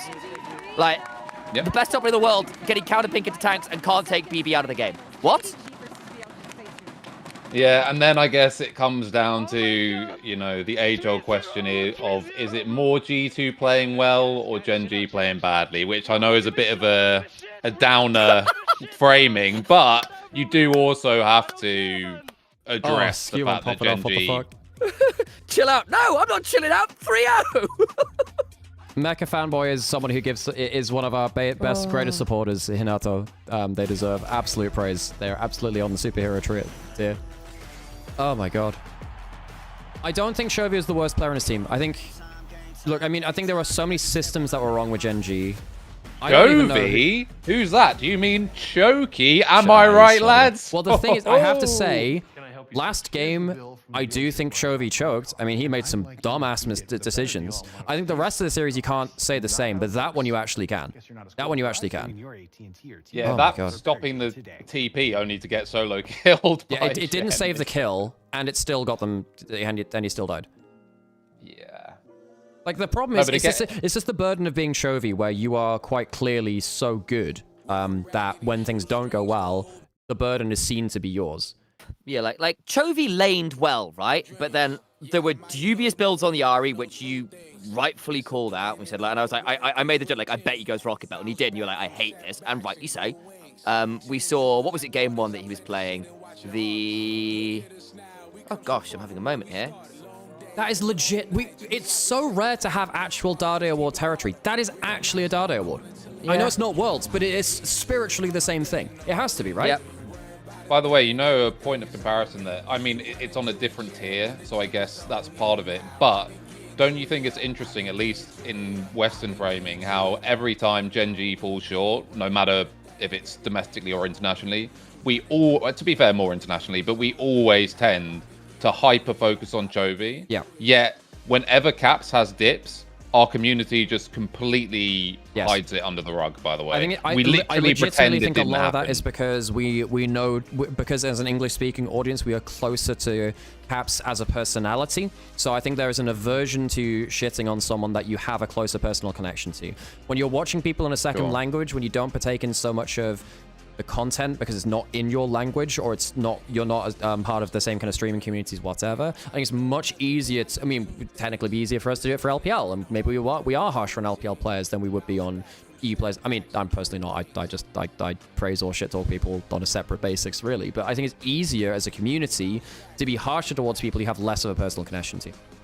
But what is mental is that Chovy, arguably Chovy's single greatest attribute, unironically, over the course of his career, is his consistency. Yeah. And we absolutely rail him whenever he's not playing at his like 9 out of 10 or better level. Whereas again, not to make this like an anti-Caps thing or something, Caps has been wildly inconsistent for probably 3-4 years now. Yes. Had high highs, obviously, but also low lows. Doesn't ever really get talked about at all. And when it does, it's like in a very fleeting moment, and the millisecond he has a game that's good, we're like, oh, well, Craps is gone, Caps is back, and it's like, really, guys? Like, the double standards on those two players, I think, is mental. Again, I think you've explained why, partially at least, that is the case, but it's kind of funny how much of a leash that we give them. Yeah, that's actually a fair point. But no, it is crazy. Like, you know what's also funny is this is a point that obviously you guys always bring up on EuroLeague. Yeah. Of when can all of G2's players play well at the same time? Yes. And you just saw it. You just saw it. Yeah, I actually think, this is Caps' best series at the event. I think the bot lane, oh my god, the bot lane were good. But realistically, like, oh my god. Yeah, you're right. Everyone's actually playing well at the same time. BB was better than Keen. Bot lane was better than theirs. Because BB drafted tanks to support the rest of the team and didn't in. Like you cannot ask more of him. And G2 out-team fought GENG, having gotten an early lead. GENG never had an angle back into the game. Never. They got one good fight in game 2 when they were down 11,000 gold. That was it. I actually cannot believe what I'm still reeling from that. That's fucking ridiculous. It's actually so good because that feeds a region for a long time, by the way, in terms of like bragging rights / feeling good about your own region. That is so huge. Like, I'm not saying this is something that we should be like, and therefore we don't need to do anything for a year. But the reality is, if we did nothing for a year, we still could look back and be like, why doesn't EU do well at internationals? Because within the last year, we'd have fucking stomped Korean teams back-to-back 3-0. Okay, Shaka, I'll replace the name of the player with the team because I think it's harsh for one individual player. I went to pick up my this is from Shakaras. I went to pick up my DHL package the other day and was shocked to see GENG dropping it off. I asked what he was doing here, and he said that GENG gave him a job where he could finally deliver internationally. He then dropped my package, broke it, and said that he didn't get the package he wanted. Oh my god. But I feel like both the solo lanes for BLG have been in such a flow state during this tournament. All I want to know is why these guys have 2 seeds and we have 1. Broken Blade 11 minutes ago. Holy crap! Okay, into draft. So now we have LPL finals. I'm not gonna lie, I really hope that JDG were hyper prepping for BLG instead of Lion, and that's why they look bad versus Lion, because otherwise this isn't gonna be pretty. I think Xiaoxi's playing really well, but Bin is probably best top laner in the world right now. And that is a problem. He just kind of mashes you in lane and things go very nastily. He looked like he was going to be leaving the team, then he came back. Ever since he returned to the team. So JDG, I mean, I hope they've started to change the way that they're drafting. They didn't look good versus Lion at all. BLG looks like they're punished. They actually play a style which JDG really feared against GENG in terms of GENG playing a lot of globals and really just destroying him. Of this guy up in the top lane, and we'll see if they're going to be able to do that here today. All right, well, starting off here, Seeing as it's in the spirit of, I suppose, a quasi-opposite day, I'm going for Vampire as my series MVP. Thought? Yeah. Well, thanks. Vampire had a really poor, despite beating Lion yesterday, Vampire had a very poor showing.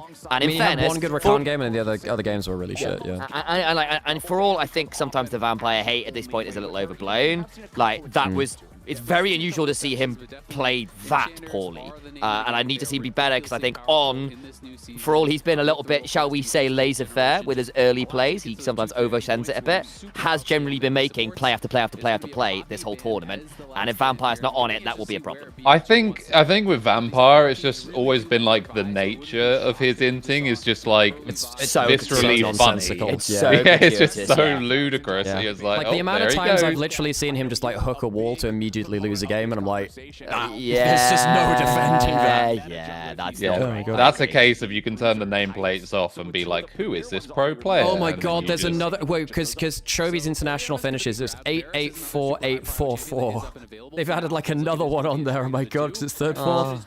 Holy crap. So they give Orianna over. You can't give that to Hongq, really.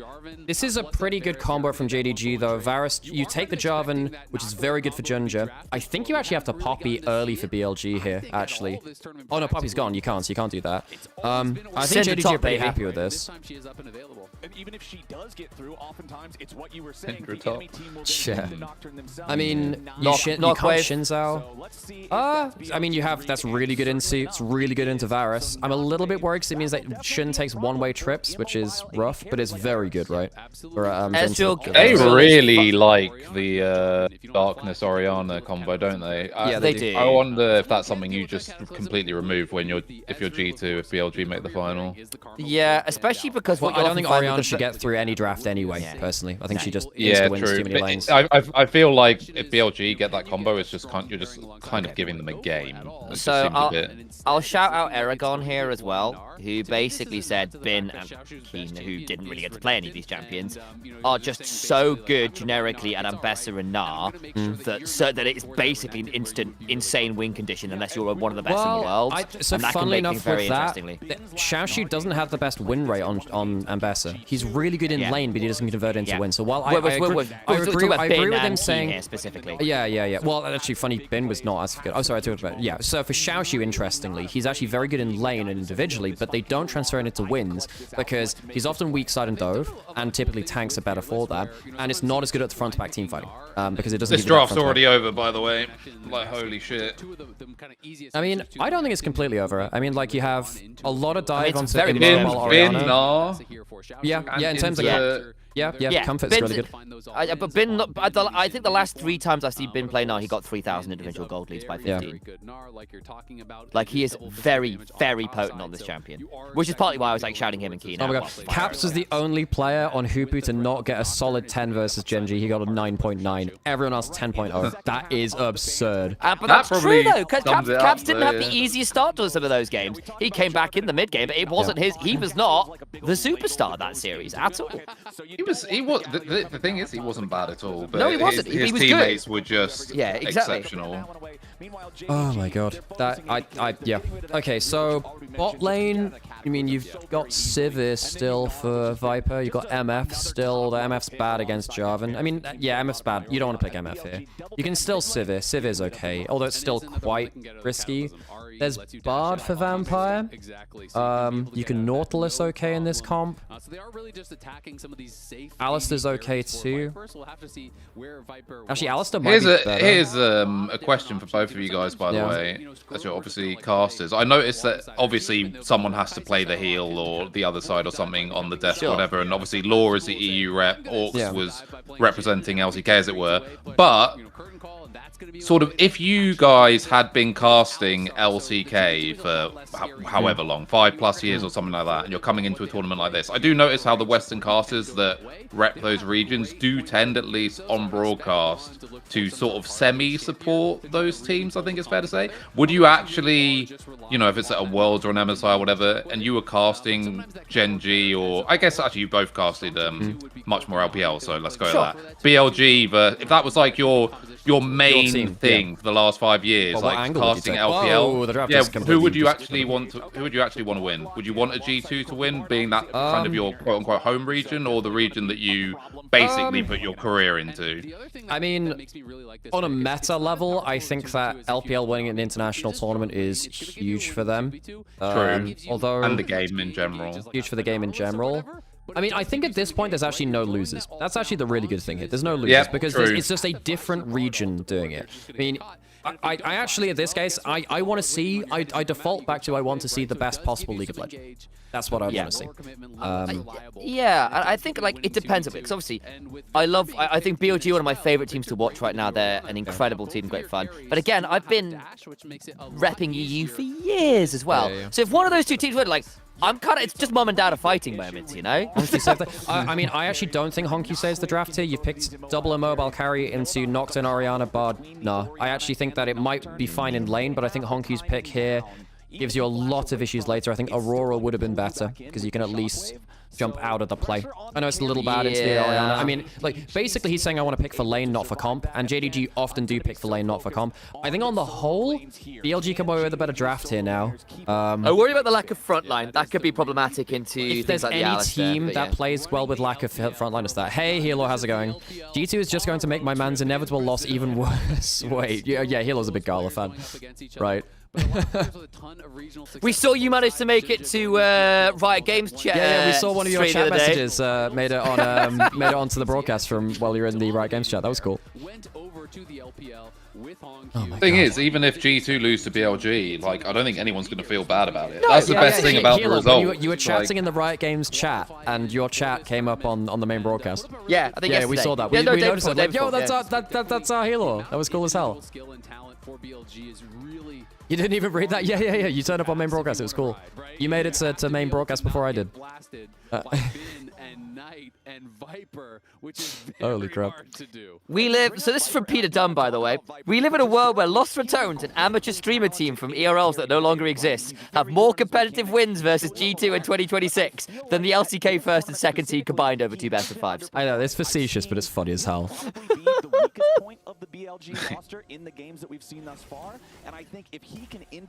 That's going to be a meme forever, though. Guys, Lost Retones beat this team. Lost Retones beat that team. Holy crap, man. Okay, so BLG's individual laning was really, really good last time out, and actually JDG didn't look fantastic.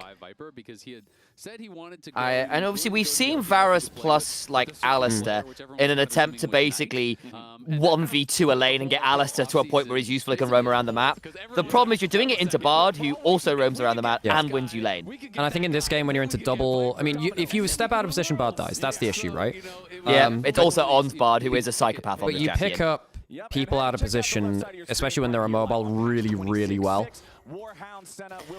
If you guys haven't seen On's last Bard game it was it first JDG even? Where he basically was he went 0-4, and then basically in the blue side jungle got 4 kills by himself, blast coding all over the place. It's one of those obscene Bard sequences I've seen in my life. It was ridiculous. Yeah. So Shun invading. So he went Raptors bot side, and he's contesting bot side because he has bot lane push. Well, obviously Junja really important to JDG. I think he waits for the cooldowns to be used onto red buff. Flags down. Flags down. Oh, he just uses Q as well. He can't escape. Yeah. He'll have to flash, I guess. Maybe he just takes a hard trade. Victor's pushing up, so... Okay. On's there as well. On might go behind mid John lane has now. to go to be red. Yeah, now what does Shun do? Does he stay on red side? I mean, Honku can't do that much here. I think On just follows Junger and says, you don't get to take the red buff. I'm gonna... This is really bad for Shash, you know? Yeah. Yeah, he actually has to flash. Vince just dumpstering on V1. I'm slightly surprised On just stayed mid. I think there's a real world where he could have just gone and messed with Junger in the enemy jungle. Yeah, I think Honku was actually baiting at the Q flash there. I mean, I don't think there's that... all you're doing here is you're isolating bot lane matchup, right? Yeah, you are. And often, this is where Shun would lose games, where he'd kind of invade, judge it wrong versus Tarzan Kanavi, and then they would kind of get him behind, and then BLG's early game plan would kind of go a bit messy after that point.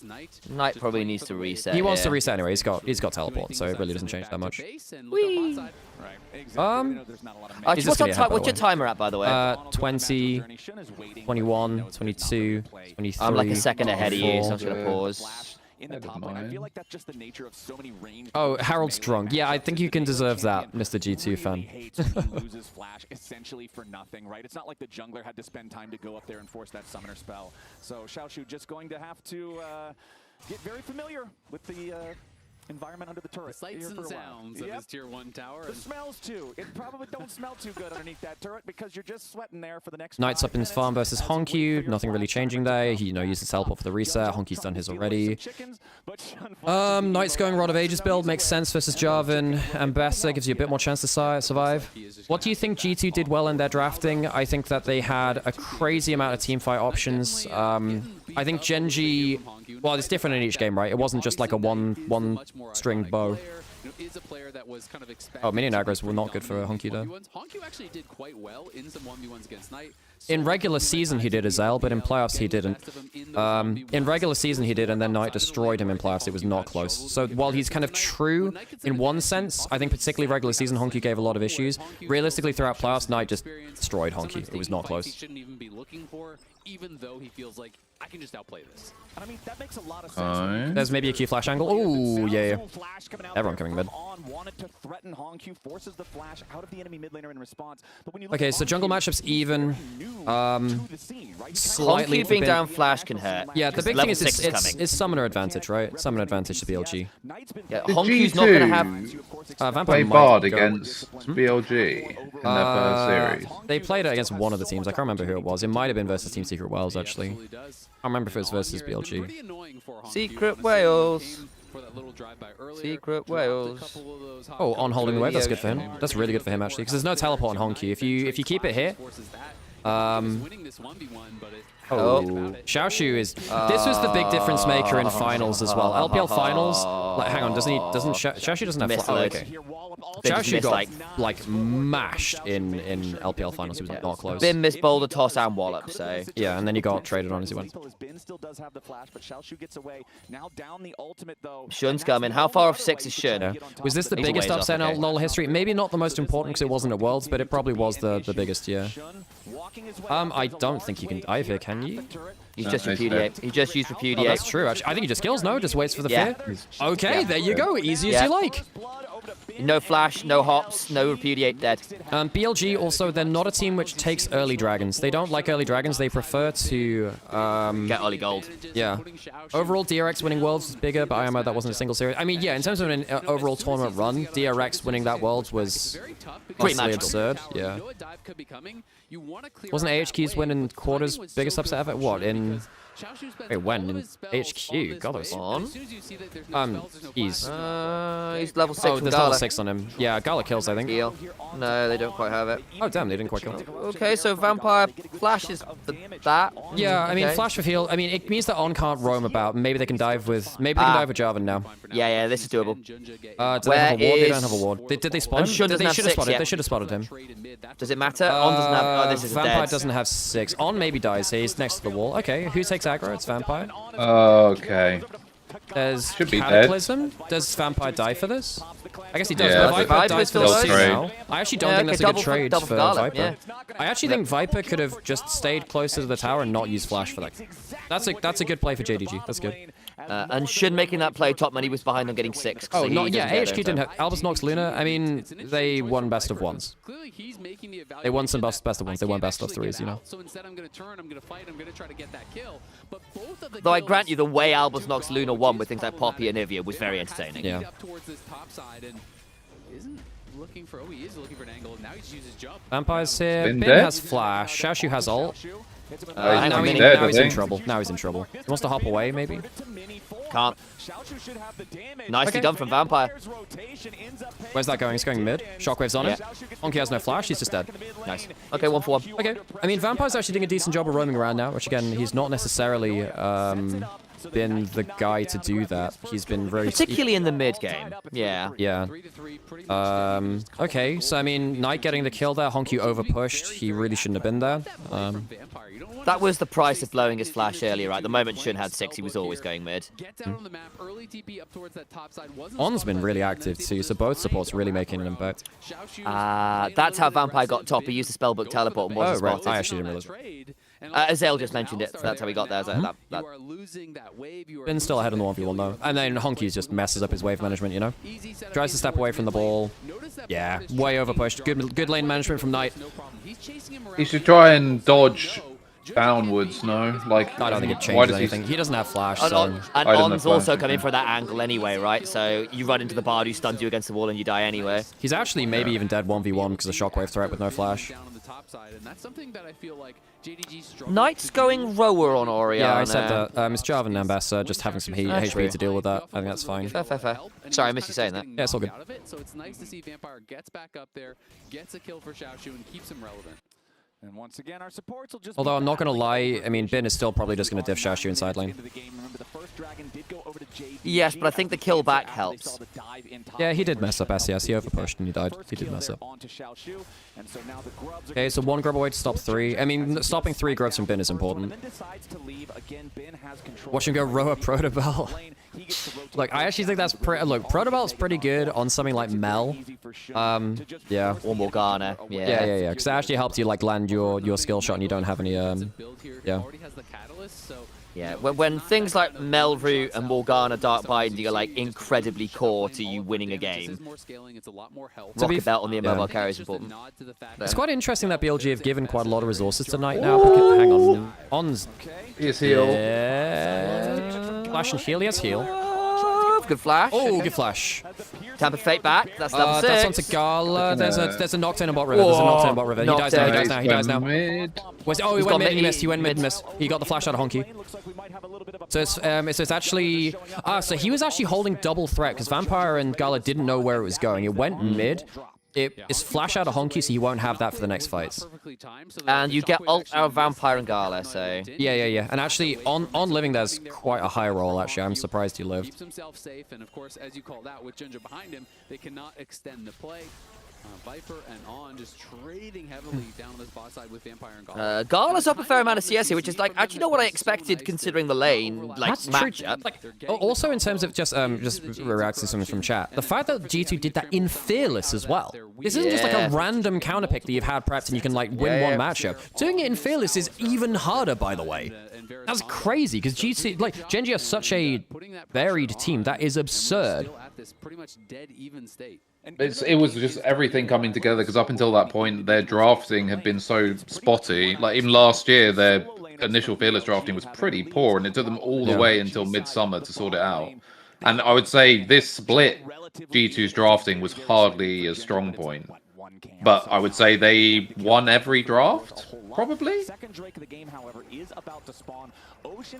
They definitely didn't lose any drafts. I think at worst, maybe a skill matchup in game 1. Yeah. Game 2.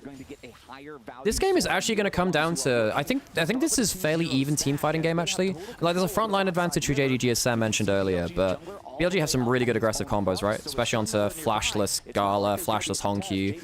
One of the problems with lethality Varus is that you don't get to... your spell shield from Edge of Night doesn't protect you from the Shockwave. Because well, it doesn't protect you from anything really, because the Nocturne ult turns off your spell shield. 30 CS lead. I feel like this game just comes down to mid impact. Like, assuming Bin doesn't get like a fucking 5-man Gnar ult and Nash or something, I think it's just whether Victor or Ori can have more of an impact mid fight. Yep. There is a world where Bin just ends up becoming this side laning demon with Triforce Black Cleaver.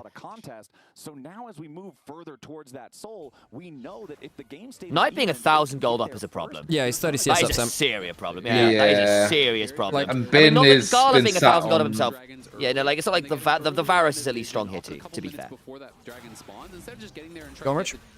Yeah, true. No, I was gonna say like the Bin's just sat there with a fat lead, and I mean, Ambessa just got hers back, but been sat on teleport forever as well. Like the amount of like invisible pressure or whatever you want to call it, like fake pressure that he's able to put out is crazy. Yeah, like he's just been walking back to lane up until now. I do think JDG has a real shot. Honky doesn't have flash. It's a good angle from Jin. Like, On has been really active. Junja's not really fair, actually. They're both yeah, no, but it's more like Junja's not really managed to make an impact so far. Yeah, that's true. And the problem is, like, BLG's lanes are just ahead. This isn't kill angle. He's got enough healing. He's level up now. You're gonna see the first proper fight at this next Drake, I think. Yeah. JDG have 2 Drakes. Everyone's going to have full summoners up for this fight. I think this is... If it's Herald, then Honky won't have flash, which is pretty big. I actually think JDG aren't in an awful spot. They're normally further behind against BLG against this kind of point. Like, this is a good early game for JDG versus BLG. Yeah. I don't think JDG will necessarily... Oh, okay. BLG would have to team fight at some point this game, guys. That's pretty good. Very good bottle. Very good bottle. Oh, boy. Knight's out. Doesn't shockwave. Xiaoshu has flash. Flashes. Had to. Vampire uses ult early. Bin's okay, no? Isn't he okay? Okay. That was a very good bottle. Jarvan's caught. No flash. Okay. Force flash. Yep, that's a good fight from BLG. Yeah, I don't like this from GENG at all. I think, yep. I was about to, from JDG, I think that they should be thinking about Drake. Like I was about to say, they don't even need to contest Herald when it comes up, necessarily. Like, you're on 2 Drakes, you're at an even gold state with teams that I would say scale relatively similarly.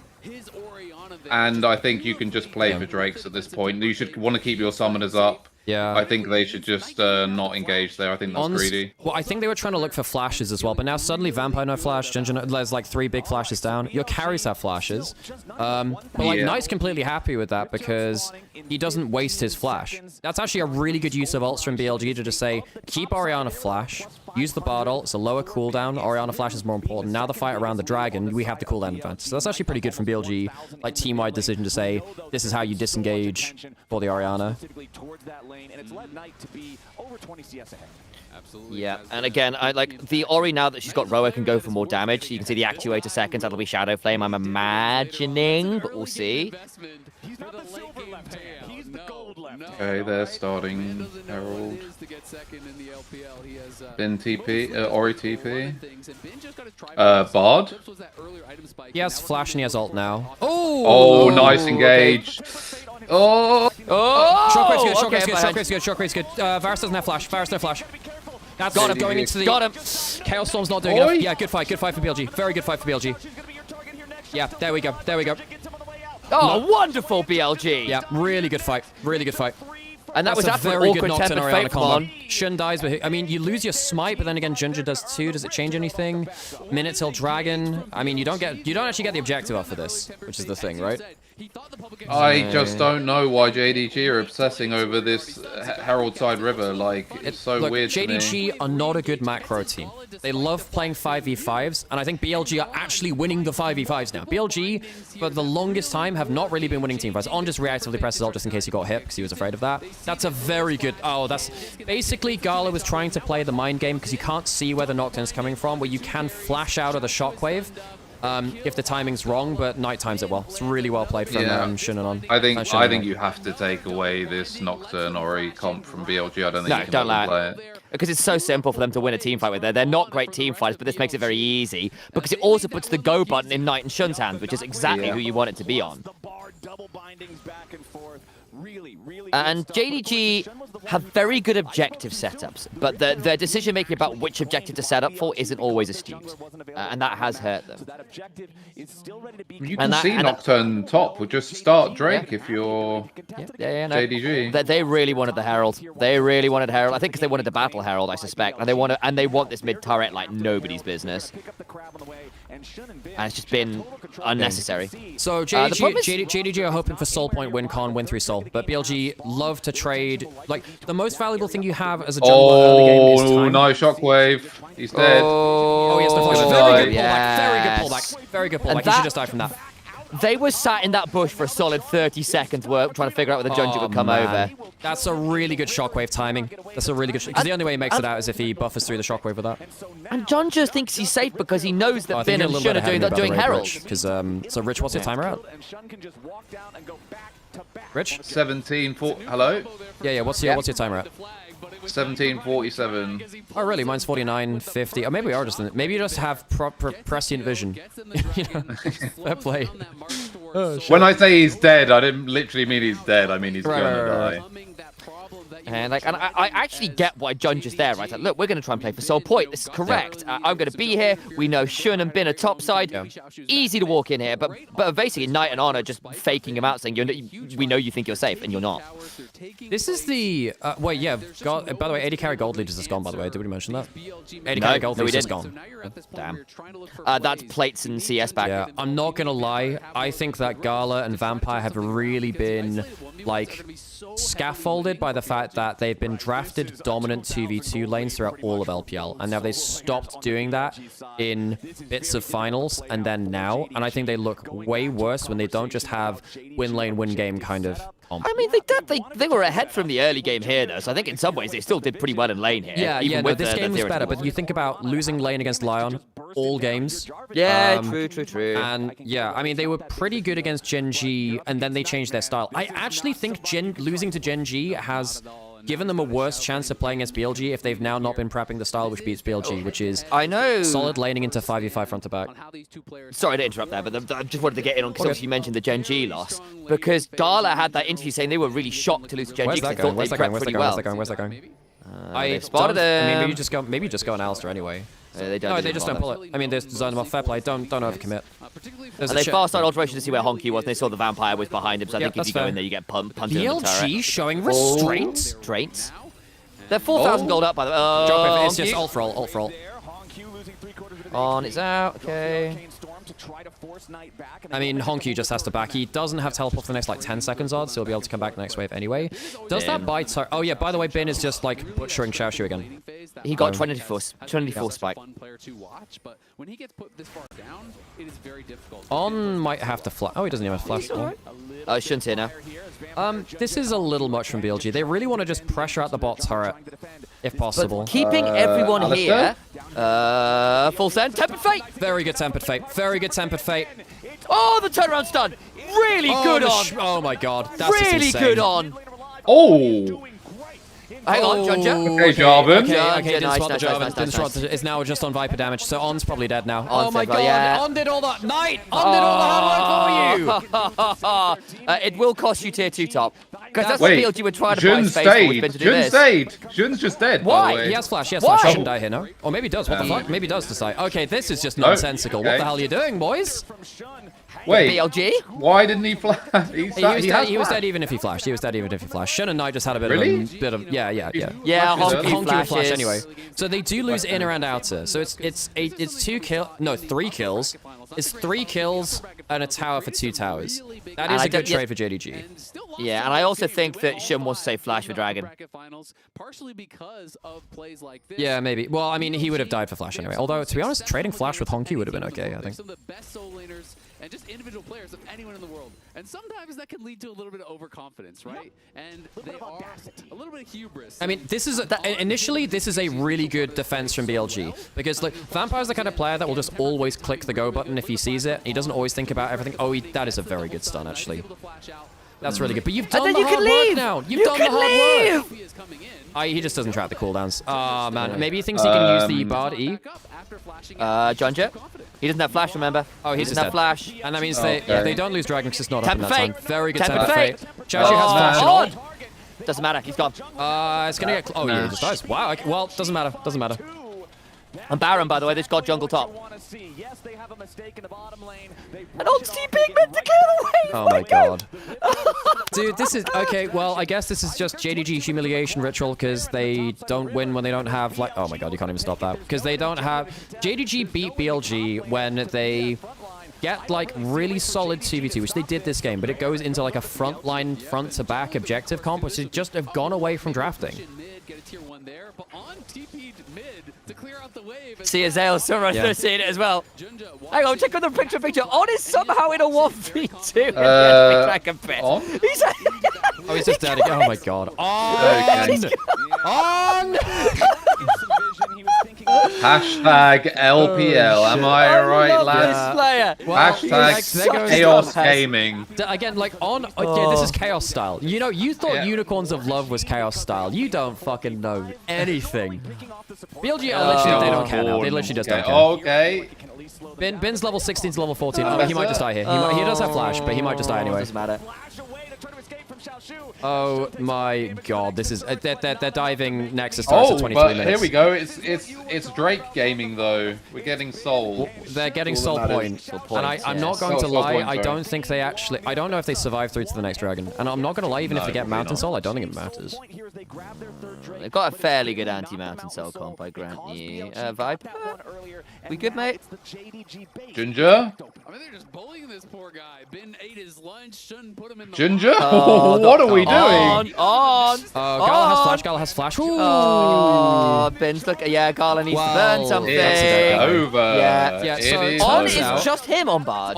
You know what? Look, you don't deserve On at his, like, crazy engage if you don't love him at his what the fuck are you doing here moments, you know? On is, like, again, if BLG are going to win anything, you have to look at... I think that On is not necessarily their best player, again, much like JDG for Ginger. Not that On isn't close to it, he's very good, but he is their most important player, because his low moments are the worst of anyone on BLG, but his high moments are so crazy, I genuinely think On is, like, the only support in LPL that can, like, be potentially best in the world. I don't think there's another LPL support that can be that. Dude, On is fantastic. I love this guy. As Knight continues making sure that there's more than one thing JDG has to worry about, and BLG claims the last remaining tier 2. Azale, this is a 9,000 gold lead. Yeah, but it's tough. I mean, you're on Soul Point. That's maybe the hope and the prayer, but at this point, doesn't matter if your objective setups are good because you're not getting near that thing. And we saw Gala getting caught out. Junja is kind of trying to create some space for Gala, knowing that Gala is going to be in a lot of trouble there, but he dies in a hurry. They just pile in an easy double for Viper, who hasn't really been a part of too much this game, but is quietly over 2,000 gold ahead at this point. It's really been about The Chinese Mickey X. Yep, the Chinese Hillisang. Chinese Hillisang. It's about BLG winning out. There has to be, like, I do feel like the spirit of Hillisang did pass on from, like, it was like Hillisang and Barrel passed it on to the likes of On. There must always be just a psychotic support somewhere. There must always be at least one psychotic support. Ben's now got Sterex and Wit's End. He has so much tenacity. I mean, you know, BLG did stand for bad late game at some point, but I am more confident in it now. They have thrown from this lead against JDG within the last month, Alex. That is true. That is true. Remember, at the start of this tournament, I did say this is not the biggest throw I've seen BLG have this month. Yeah, this is within throw range for BLG. I think to be a good support, you have to be a bit psychotic. Yep, Carrier follows that as well. I mean, I feel like Vampire has also channeled late era Hillisang, if we're being honest. Yes, does that too. He's only died one time this game. Vampire's had a solid game. He's actually had a good game. Like, I think, who's actually to blame here for JDG? One, I don't think this is the comp which JDG beats BLG. Ginger's been poor, I think. Ginger's had a has been and shit. And JDG does stand for Junja Dice Gaming. Like, if Junja has a shit game, the team looks really, really bad. Yeah, because look, I know that there's some debate around actually how important is Junja to the early game. It's not necessarily that Junja being ahead in the early game is a requirement for them. It's like their win condition. If he falls behind, but if he falls behind, he is absolutely a lost condition. You know, like Junja and Vampire then fight for the first person to be into the 7th circle of hell. You know. Wait, which one's the 7th circle again, Sam? I can't even. I think you're thinking 9th circle is what. That's traitors. Okay. 7? Exactly. Well, Junja's done that occasionally. I think is it betrayal of self, or it might be oaths. Xiaoshu is playing bad. Are we rotten pockets for guys? I actually don't think Xiaoshu is playing that. Okay, put it this way. I don't think Xiaoshu is playing particularly poorly. I think Bin just does this to other top laners. I think this is a Bin thing. He did this in LPL playoffs as well. Like, Xiaoshu just can't get it done versus Bin. Like, in an individual level. Put it this way. Bin or Nar with a decent matchup is relentless. He will always split push for everything you're worth. And unless you send everyone to try and stop him, this is what happens. It's also why BLG full send to the other side of the map like they did when Knight overstepped and died to Junja. The reason they do that is because it gives Bin more time alone to be an absolute This is actually going to be a Mountain Soul fight. We will actually get a fight over Mountain Soul. Other things as well. Kyrie brought up a really good point. Oh, Hylissang's gonna die. He has... Can he ult himself? He could ult himself. He just doesn't want to ult himself. Okay, alright. Well, that's a death 30 seconds before Dragon, by the way. Bin has flash. He should be safe here. Bin? He did not flash that. Okay, well, Ambassador ult's down now. This is now winnable for JDG. I swear to God, if it's bad late game again, I swear to God. It is! He's still got his Zonyas. Oh. Zonyas. Hang on, Viper. Oh, Bin kills him, Bin kills everyone, man. It doesn't matter. For once, the gold diff was too much. Oh, Viper just murdered more. For once, the gold diff was too much. Oh, that's not bad from Xiaoshu, actually. That's actually not bad. Oh, go on, Viper! Oh, okay. Well, this was a lead that even BLG couldn't throw. Very good disengage by Viper. That was actually a very good disengage by Knight. I really liked how he kind of... He's got the Magi's, of course he does. I really liked how he kind of like flashed down during the Nocturne ult, so they didn't... It's like, if you watch when he flashed... I mean, again, it's Hylissang. Yeah. We'll work on it. But if you look at how Knight flashes after this play, it's during the Nocturne ult, so they don't have full information of where he's flashing. He doesn't flash the obvious direction. So he's trying to reset, protect the recall from this. Watch this, right? Nocturne ult's there. Oh, he actually does go the opposite. Okay, no, he goes the obvious direction, actually. Good zonies, though, onto Jarvan. Like, I genuinely think on Bard is pure lol id. Like, the combination of genius and int in one harmonious package of lol entertainment. This kind of gameplay is why I banned Bard for years. Legitimately, this is why Bard was like one of my most hated champions for a very long time. It's like, it is raw id. There is no higher processes going on here. Yeah, I loved how Shun and Viper played that. Shun diving in on top of the enemy AD carry, and Viper's positioning was just perfect for that whole engage, right? Because he had the trees to make it so the enemy... There is no one who gets a gold league like BLG, but my God, are they so, like, entirely careless with it.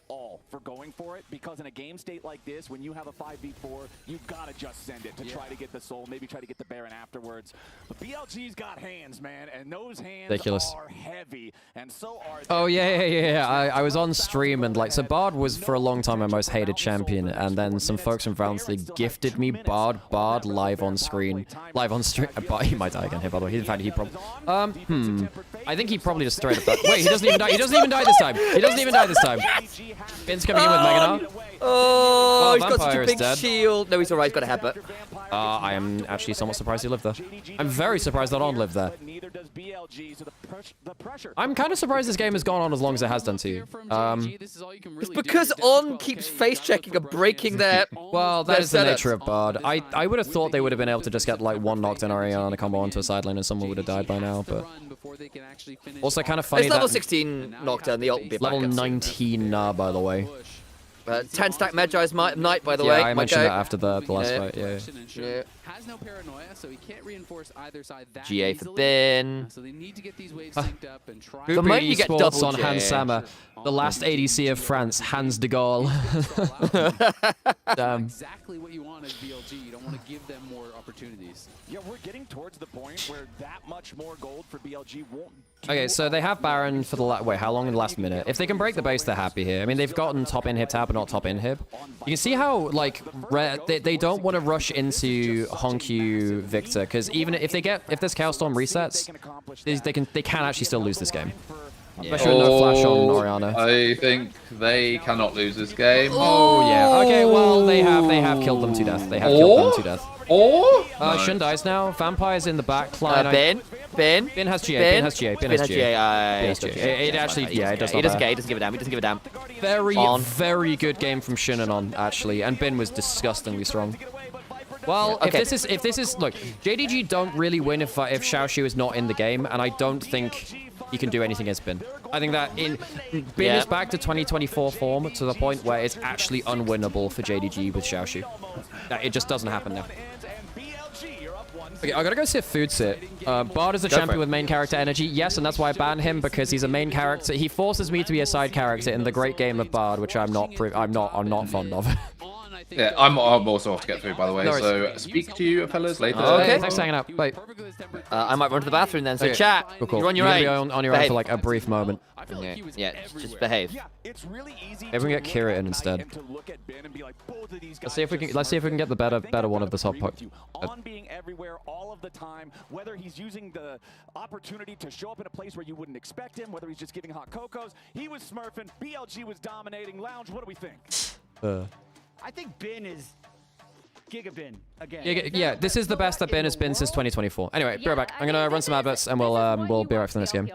Honestly, just like BLG are this team where you have to get past how good their solo laners are, and teams have had trouble with it even when they've been less coordinated than what they are right now. But right now they're looking very well coordinated with each other. Yeah. I also think there's like a line between running it down and Genius, and On was just treading that line beautifully in that game. He was. I mean, we can see it when they broke the game open. It looked a little weird if you weren't paying close attention. Now he kind of just ulted himself before a big team fight, but then he does this. But that's if the Ambessa ult landed, he would have been able to buffer it. But watch On throughout the rest of this fight, what he can do with his Qs. Yeah, Fights in double stun. He lands so many clutch bindings on this. I love the one that's going to be coming up in that narrow choke point right there. That one was insane. He helped out so much in these fights. And then this was the 4v5, Ox. Yeah, this one he's not even alive. But the focus from JG comes on a Knight who has Flash, has Zhonya's, buys a lot of time. And Viper is just constantly off to the side, putting damage in. You see his Bin starts to move in to try and defend his jungler, who still goes down, but Viper was just picking off targets. You don't expect to see an AD carry playing that flank role, but Viper just knew how he could play. He had a cleanse available, he had the Valkyrie to be safe, and then eventually they just jump in and take down Honkyu to finish off the fight. Just insane trust in their own mechanics. Because it was 4v5, they lose that fight, they lose the soul, and maybe it becomes a more interesting game. There's also a sequence earlier on in the game where Nocturne did a pre-6 gank on Bin to give him 1 kill, and ended up costing their bottom lane a lot. Gala ended up getting 2 kills because of the loss of tempo and the pressure they were able to apply bot side. But I'd say it paid off in the end. Bin grew that 400 gold lead to 5,000. It could have been a little dicey. That's why that fight right around Rift Herald was so important, right? Because you're going in, you have an item spike from, I believe, did Bin had Triforce at that point, right? Yeah, I think so, yeah. Yeah, at the very least, I know Corki did too. And so because of On right there, they were able to take over that part. Player of the game. No surprise. It was between On and Bin. We were actually gonna all vote for On, and then Bin just kept bidding throughout the rest of this game. 5-1 and 11, 739 DPM. I'm curious to see what the fans thought, only because I think, a lot of the time, it was really close between Bin and On. A lot of the time when the casters start hyping one person up, the fans will just follow. So I'm trying to track that. Blaming the casters now. Yeah, well, how much you can influence people's perspective based on like what you're watching in game, right? There's so much stuff that just happens in game. Yeah, we were influencing everyone to say Gen G is really good. It turns out we should have been G2's been really good this whole time. I think that's the learning from today, right, Ox? Yeah. Here's the AWS post-game breakdown. Bin, not the most damage on the team, but completely taking Xiaoshu out of it. 12,000 damage on the Ambessa, not what you want when you lock in that pick. Not to mention Varus and Gala being kept to 14,000 damage this game is insane. Yeah, especially after they did get into a really good position with that double kill and that collapse on bot side. So yeah, it was really good of BLG to be able to target them in team fights afterwards. But we didn't get a chance to do this before the series because we were caught up in the G2 hysteria. These two teams have a big history already from the LPL playoffs as well as all-time Emily. Yeah, so basically these two teams already met each other, these two exact teams met each other twice in the LPL bracket to qualify. I talk about how spiritually the grand finals was kind of like a 3-0. Even with the game that JDG did take, it was through kind of invading, protecting their bot side, a lot of what we've seen at this tournament, actually. But that upper bracket one was super, super close. That game 5, I'd recommend anyone want to watch if you want to see a Kalista Anivia bot lane. Fun time. You see some fun drafts. Maybe if it goes to 5, we'll see some more fun drafts from these two teams. But they also just know each other really well overall, historically. Yeah, they're all-time head-to-head, which started a little bit more JDG favorite. That was when JDG had the Giga roster in 2023. But more recently, it has been in the favor of BLG. So big history of this year as well as international history, Emily.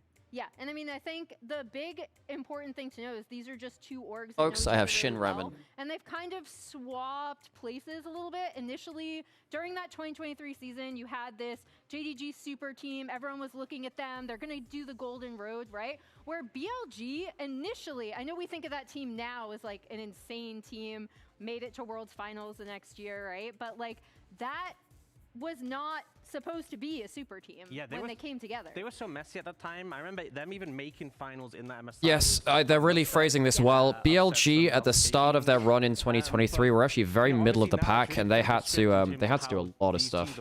In the LPL. I will say, first best of 5 this year, 3-2. Second best of 5, 3-1. We have seen a lot of sweeps, Emily. Is we it have seen a lot of sweeps. What do you guys think? But yes, I have Shin Ramen.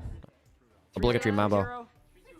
Okay, 3-2. I like the 3-2. I actually just don't think that JDG can beat BLG with the top lane matchup the way that it is.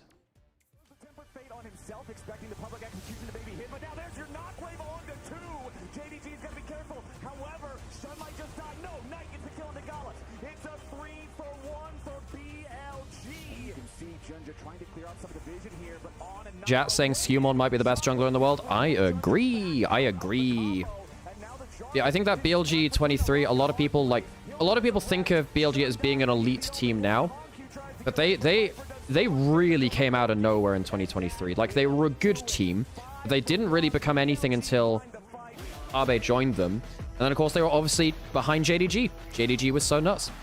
So powerful, right? Yeah, I think looking back at that draft for JDG, drafting 2 immobile carries into Bard and Nocturne, very, very bad. That Hongyu picked too much for lane. He picked too much for lane. He should have gone for something which could actually survive the combo later. Like laning phase dopamine for him early on didn't matter at all. And then he messed up his lane match, his wave, because you can never let the wave go outside of like safety of your tower, especially when you don't have flash. Then he messed up his wave state and he just died on repeat. I think Vampire tried to bring JDG back into the mix. Yes, but then the problem is he was going on people who could get Bard ulted. So you can't really make plays while Bard's on the same side of the map. On's defensive Bard ults were really, really good. Really, really good.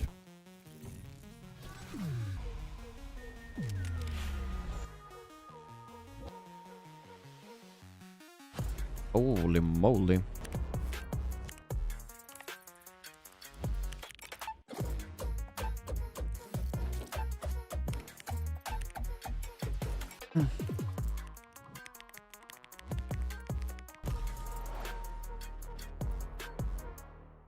Wait, after losing the series against G2, Keen has lost to all 4 major regions at international events in best of 5s. 1-3 versus JDG as KT Rolster. Lost on a Freak of Freaks to Cloud9. That would have been 2018. Lost to G2 0-3, and of course D1. He's lost to it in so he's lost to all major regions. Damn, that sucks, man.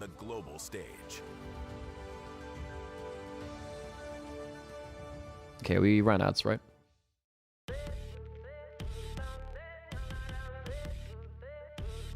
If I spill this ramen over a white hoodie, it's not coming out.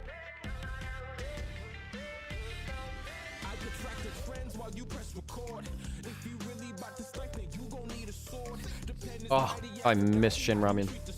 Great drink. Dude. Ian was the only one on Genji that was looking good. He did not look good. I don't think he looked good at all.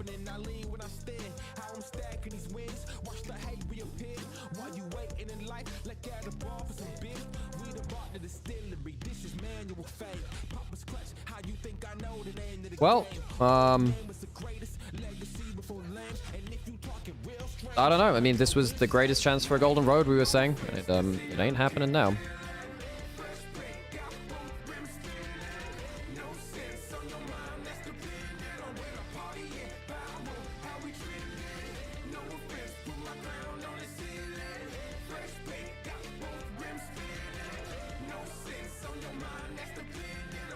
When was the year when Bin was just dumpstering Dawn? Was that 24?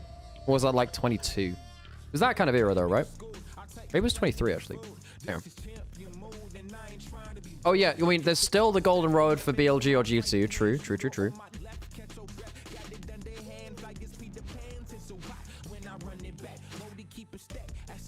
What an insane day of... Keen couldn't survive a day in the asylum we were raised in. Mad Lions, fair play. But dude, like, Genji, surely this roster just explodes at some point. They just can't keep their mantle together internationally.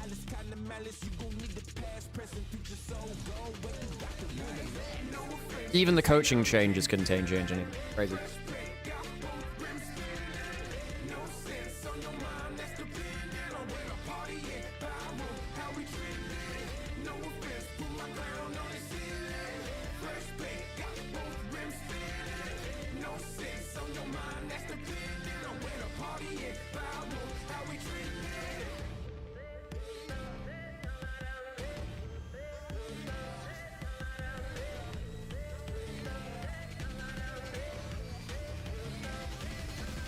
They honestly lack their own Goomer. Well, I think it's more of a collective thing for T1, right? But yeah, they lack that someone who like rises up to the occasion better than anyone else. Goomer is one of the greatest like big game players of all time. That I think that is very hard to take away from him. Biggest game players of all time. Ladies and gentlemen, welcome back to First Stand. It would be really funny if BLG won an international event after not winning a best of 5, like not facing anyone's legend or not facing Genji, you know, or T1. Like, there will be question marks. So they didn't face T1, they didn't face anyone's legend, they didn't face Genji. BLG solo laners pulling ahead as expected, but BLG did what BLG does, and they took. Well, I mean, I'm not gonna lie, League of Its Own. I do think that like the drafts were way worse for Genji last year. Been working so well together to put Xiaoshu into an untenable spot. Like nothing he could really do when you get that far down. And despite the fact that I mean, well, that's Ambessa out from Xiaoshu's pool as well, which is one of his more comfort champions. I mean, I think Xiaoshu should be just on like Cassante, Scion duty. I think it's a big mistake for him to be going on to. Very impressive. Despite some good plays from JDG, it always felt like BLG was just getting that much more. Yeah, BLG definitely the one. Crazy. Was Rio an established coach before? Yeah, he was. He coached for a year or two before that. Yeah, I can't remember which teams he was on. That I think that Viper hasn't had the greatest performance. Ryu, what did you do? And if he could step up, he was on FearX last year and then Sandbox the year before that. So he's been on Sandbox since 22, moved to FearX for 24, and then well, like midway through 24, and then he was there up until end of last year. He was there for like, hey Sam, how's it going? We're just talking about Ryu's coaching history. So he was on Sandbox for about a year and a half. He was on FearX for about a year and a half, and now he's in Genji. Yeah, it was definitely solid. I mean, that's why he killed hundreds of minions to get to Only Duro tried. I mean, Duro definitely didn't play well, but I don't think Keen played well. I don't think Canyon played well. I don't think Ruler played very well. I mean, on the whole, I think it was just like a strategic thing. It's more than... I think that their drafts are poor, and I think their decision-making was awful. I mean, Kobe didn't play fantastically well either. Yeah, I mean, how do I put this? Genji lost every early game to a significant level. They were down 3-0 3,000 gold from early games. Unlike in other series we've seen this year, when that has happened, GENG were not given the opportunity or managed to find any windows to come back at all. Those initial objective fights we got so used to seeing never really happened, and G2 were very, very snappy on their picks. Skumond and Labrov were on a real tear, particularly around that kind of mid and bot lane, because Chovy didn't really get to leave lane at all, did he? And Canyon was left with no winning lanes, and bot lane kind of just lost the 2v2 in isolation once Skumond got, well, okay, so Junja's got comfort. Yeah, but Xin Zhao for Xin is really, really good. The Xin Zhao, or potential Ashe. Wait, I mean the Seraphine's gone. So. They might pick it up anyway. There's still, well, Rumble's gone. Yeah, Rumble's banned. You don't need to lock Xin Zhao now if you do want to. Yunara. Okay. Armor's down. There's still Corki Nami, right? Yeah, and you don't there's actually no have Corki. No, there's no Corki Nami. At that point, there is Nami for Yunara, I suppose, because Seraphine Lulu Nico's are out. Oh, Nico's fine. And then you lock Xin Zhao on 3. You lock Xin Zhao on 3 that way. On is a fantastic Nico, but much like the Bard, my god does he full send on it. Last year that was a problem because you'd see BLG get to massive leads, and then On would do like these absolutely ridiculous mechanical flash plays and have no one else on the screen and die for it. Like, on repeat. Loving this in the bottom lane for BLG, but JDG, I want to see more dive with it. This is what Xiaoshu's Renekton is up there as the best in the world, possibly, so that's not bad. And I feel like, especially when you're playing especially when you're playing this champion. Strong pairing for JDG. In fairness, the mid jungle is very strong. The top it's side a very strong top side, and Xiaoshu is a very good Renekton player. I don't really want to see Bin on. I would prefer him to on Cassante actually. I think Sion has not been Bin's. It's not been his best pick. But yeah, but if it's serviceable and they get us something else elsewhere, that's fine. Shinzao's good though, yeah. Shinzao's good. Although it's a little risky into Renekton Vi. Like Renekton Vi can kind of burst you out from. And they see really that giving too, I over. think. Okay. I mean, you can still something like Maokai or Wukong. Either of them are fine. You might ban both actually as JDG. Yeah. Has an incredibly impressive laning phase. I mean, the shit. Then you just go Shinzao and feel okay about it. But realistically, BLG are saying we're playing around bot mid here and leaving Bin to try and survive against the Renekton. They might still gank him anyway, Sam, because it is Jin Bin. They really yeah, like to get. Not well. I mean, it's probably an Aurora. Well, JDG might ban Aurora instead, actually. I think that Knight's really happy to go Aurora here if JDG don't ban it. But then you're likely getting Wukong Maokai through. And Hongq has to fight past the Sion. Ahri cannot really win fights going frontline, similar to Vi, right? So it's all about can they execute on the dive. I actually think Azel's maybe a bit wrong there. You can win frontline fights if you go for like frontline damage builds, but no one's doing that in pro. No one builds that, yeah. So it's like in practice, like in example, yes, but in theory, not actually as true. Do we just want to target another AD jungler and put that even more down? Because we know So exactly how JDG are going to comp out. Wukong or Maokai or Aurora, all three of them are quite valuable. I guess the Aurora because Knight has... The other thing is actually, this is not because you don't have any tanks topside, there's actually an okay LeBlanc angle for Knight to just dumpster lane. There's no Victor, no Orianna. I mean, well, in another world it'd be a Desir angle, but not for BLG. Kalista just in case. Yeah, that would have been one of your potential lane dominant options remaining. They would have BLG are the allowed ones for a I mean, Renata. the thing is, JDG will have an easier time for Xiaoshu this game, which is really important. I mean, I'm a little bit annoyed that BLG haven't picked something where Bin can just kind of trash Xiaoshu more. I feel like you could possibly have Felios Thresh here, but... For who? For JDG, rather. For JDG. Yeah, but you lose lane against Yunara. But you're losing lane anyway, aren't you? I think Knight goes Aurora here, no? Yeah, exactly. You kind of have to have yeah. an eco specialist in mid lane to really like. You could also, I suppose, go. Yeah, I think you can. You can also Silas actually. Wait, no, Silas is actually okay here. Thinking about it. LeBlanc or Syndra probably. I think you save last pick for Knight and you see the full draft. I think Shin goes something like Wukong or Maokai, and then you last pick mid because I think there's more options to change the game from mid. Yeah, Maokai's really no one here really wants to tank it. Although Shun's Poppy is really good. Poppy's also really fucking good. I forgot about that. Poppy's really good here. The Shoppy. And then last pick for Knight can be Silas. It can be it can be LeBlanc. It can be Aurora. Caitlyn. Caitlyn Lux. Caitlyn Lux. Caitlyn Wow. Lux. Vampire's never played a game of Lux before, by the way. Mel is not awful here. I mean, it's pretty bad into reflect Vi. some brilliant, but it's really annoying It's for the really Lux. good into Lux. It's good into Vi. It's good into Ari. It's not good into Renekton. It's not good into Vi. But it's not bad into the rest of the team. Yeah, okay, folks, I'm going to put an ad break on. If you don't want ads, please subscribe and support us and our channel and our co-streaming ways. See you in just a minute and a half. Hey. Indeed. And what I will also say about the Vi and the Renekton, for all you can't reflect their stuff, you can absolutely punish them for all-inning, right? Like, if Mel isn't the target, we saw it the other day, right? Where Mel, if someone comes into her active range and she just gets to EQ you, if she gets to the point where that's a threatening one-shot, that's scary. And Renekton is very vulnerable to that. Vi is very vulnerable to that. I think the difficulty here for me with the JDG comp, like, it is pretty cohesive. And JDG are going back to playing like hyper-dominant 2v2 lane, which is better for them. I think this is a better draft for JDG, because at least Xiaoxu doesn't get blown out 1v1, and bot lane has a better matchup. That's better for them. I'm a little... Well, yeah, I think they can snowball early with this one. But if they fall behind early, this comp is absolute toast. Because they can't hold their position at all. I know Caitlyn Lux normally can, but you can't do that versus a Mel, I don't think. No. There's also a world in which Mel steps onto a trap and then just reflects the headshot back at Caitlyn. Yeah. Mel is going to be completely happy just to deal with that 1v1 herself. I don't love Bin on silent. Yep, completely agree. Completely agree. I don't think Bin can, like, abuse the matchup enough.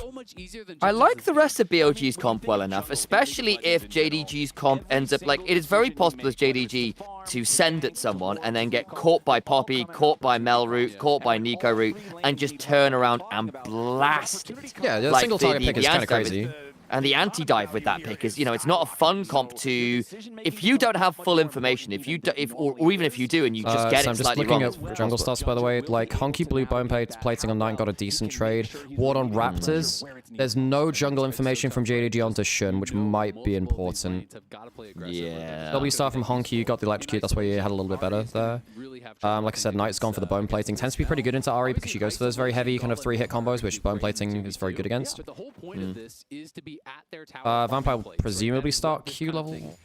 Have to, but... Is it E often? Yeah. It depends on the matchup. You can definitely go for the Q to get the guaranteed Caitlyn Q. Why aren't we seeing a lot of Caitlyn? And often the response I hear is that Caitlyn is the most OP champion in the game until you make one mistake. And then Yes, Azale's completely right there. The first time you die in lane, it weighs like triple on a Caitlyn. If Caitlyn dies early, this champion is just not useful.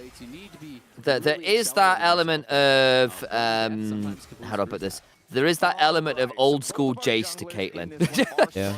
Like, you have to get super far ahead. Yep. And that's why Caitlyn fell out of meta for a very long time, is because you just teleport bot lane and you could never actually get your laning phase. Yeah. And she was just so vulnerable to having... If you... The moment you blow summoners because of a gank, life feels awful. Yeah. So you want to be there in case he shows up. Exactly. So it's a lot of going to be tracking here as well. So early lanes from JDG are actually pretty good here. Good backstep on the Nightmare's cannon. He does get a really good trade on Honky there, though, instead. He can actually reflect back onto him, too. Even reflects like a frickin' like auto back at him rather than a skill. This is one of the longest cooldown basic abilities in League of Legends. 30-odd seconds, yeah. But the big thing here is actually that like Junja's not doing anything crazy, so Shun actually has a chance to make a game-changing play himself. The timing of this ability is so huge, right? Because it is not just a shield, it is not just... Honky can actually kill on the crash if he's good enough, but doesn't want to go for it, wants to go for the reset. It's a clean reset timing anyway.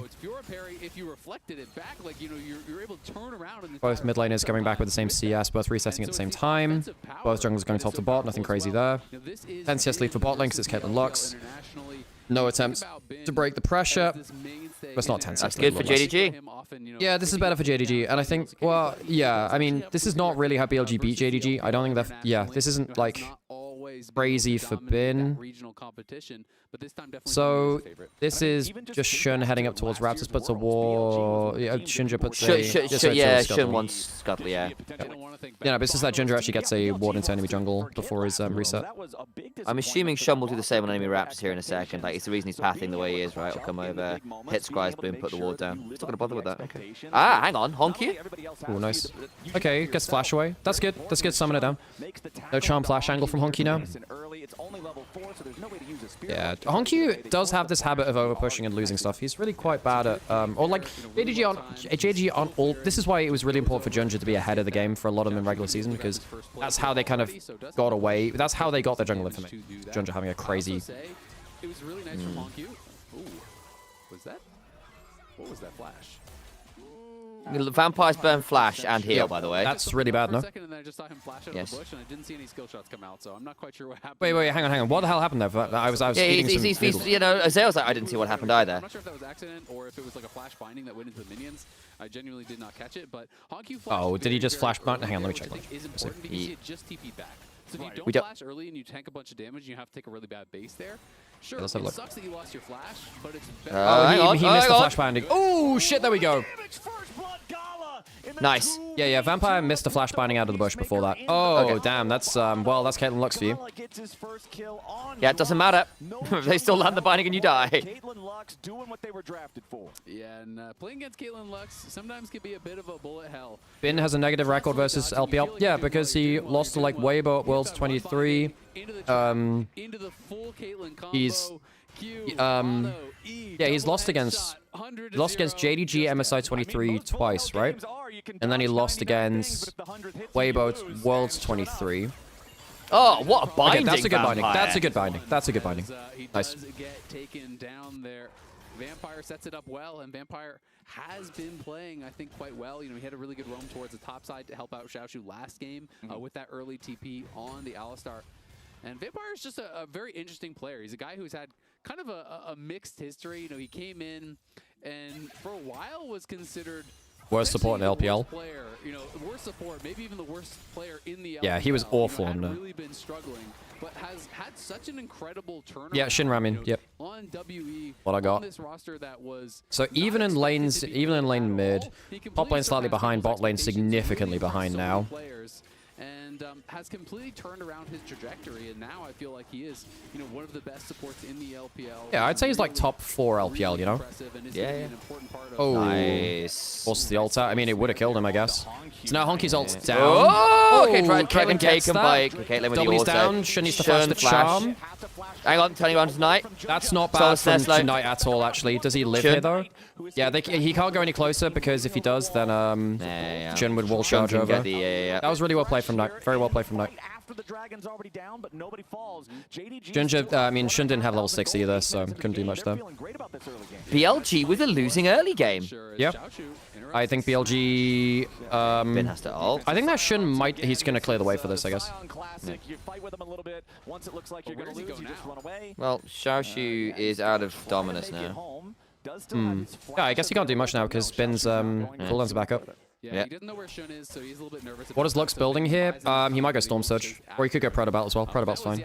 Yeah, both fine. Junja actually smote the dragon down to about 20. It's Lichbane Lux, guys. Gala that did end up claiming it, so Gala secured that. Yeah, this is the first... JDG's early game has been much better against BLG than it has been in the past. And I have to say, like, now Bin is... I'm really surprised that they gave Bin such, like, a nothing burger matchup here in top lane. Because he just... I don't really want to see him on teamfight tanks. I want to see him on lane, like, lane pressure, you know? And we criticized JDG for trying this in their first couple games in finals, where they went early pressure against BLG and didn't make it work. Well, this is BLG's decision this time, not JDG's. Yeah, I know, but they got Kate Lux down. And that was a late Kate Lux, right? That was their last 2 picks that came out of nowhere. They've actually managed to pick that very aggressive early combo and done very well with it. Yep. But I think that Bin picking like a nothing burger matchup top lane, I think it's not knowing thyself. This is what it's got to be for, but like you mentioned earlier, yeah, I guess I'm more interested in the fact the bot lane's gone so well for JDG in this particular instance. Well, that was what was happening before finals for BLG. Yeah. For JDG. No, that one we have more information about, because Viper On's 2v2 hasn't even been that good this event, Sam. No, I know. But I'm saying it's good to see JDG. On's died in almost every 2v2 lane, thinking about it. Almost all of them, in fact. He died on the Camille. He's definitely died early doing a lot on things, yeah. Yeah, but it's just in straight 2v2. He's just died with a lot of that. Yes.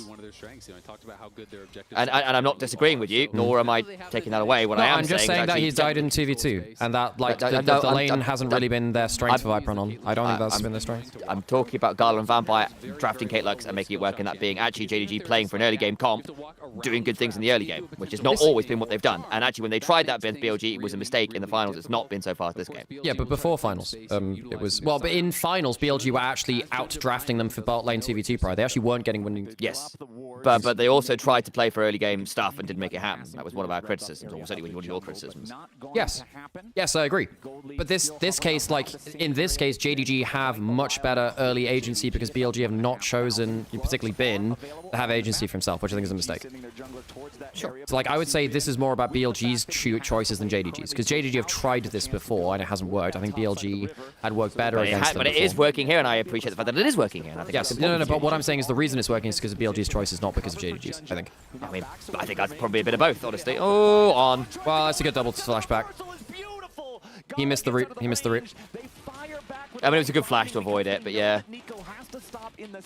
Yeah, I don't think Sam really understood what I was saying is the thing, Sacrifax.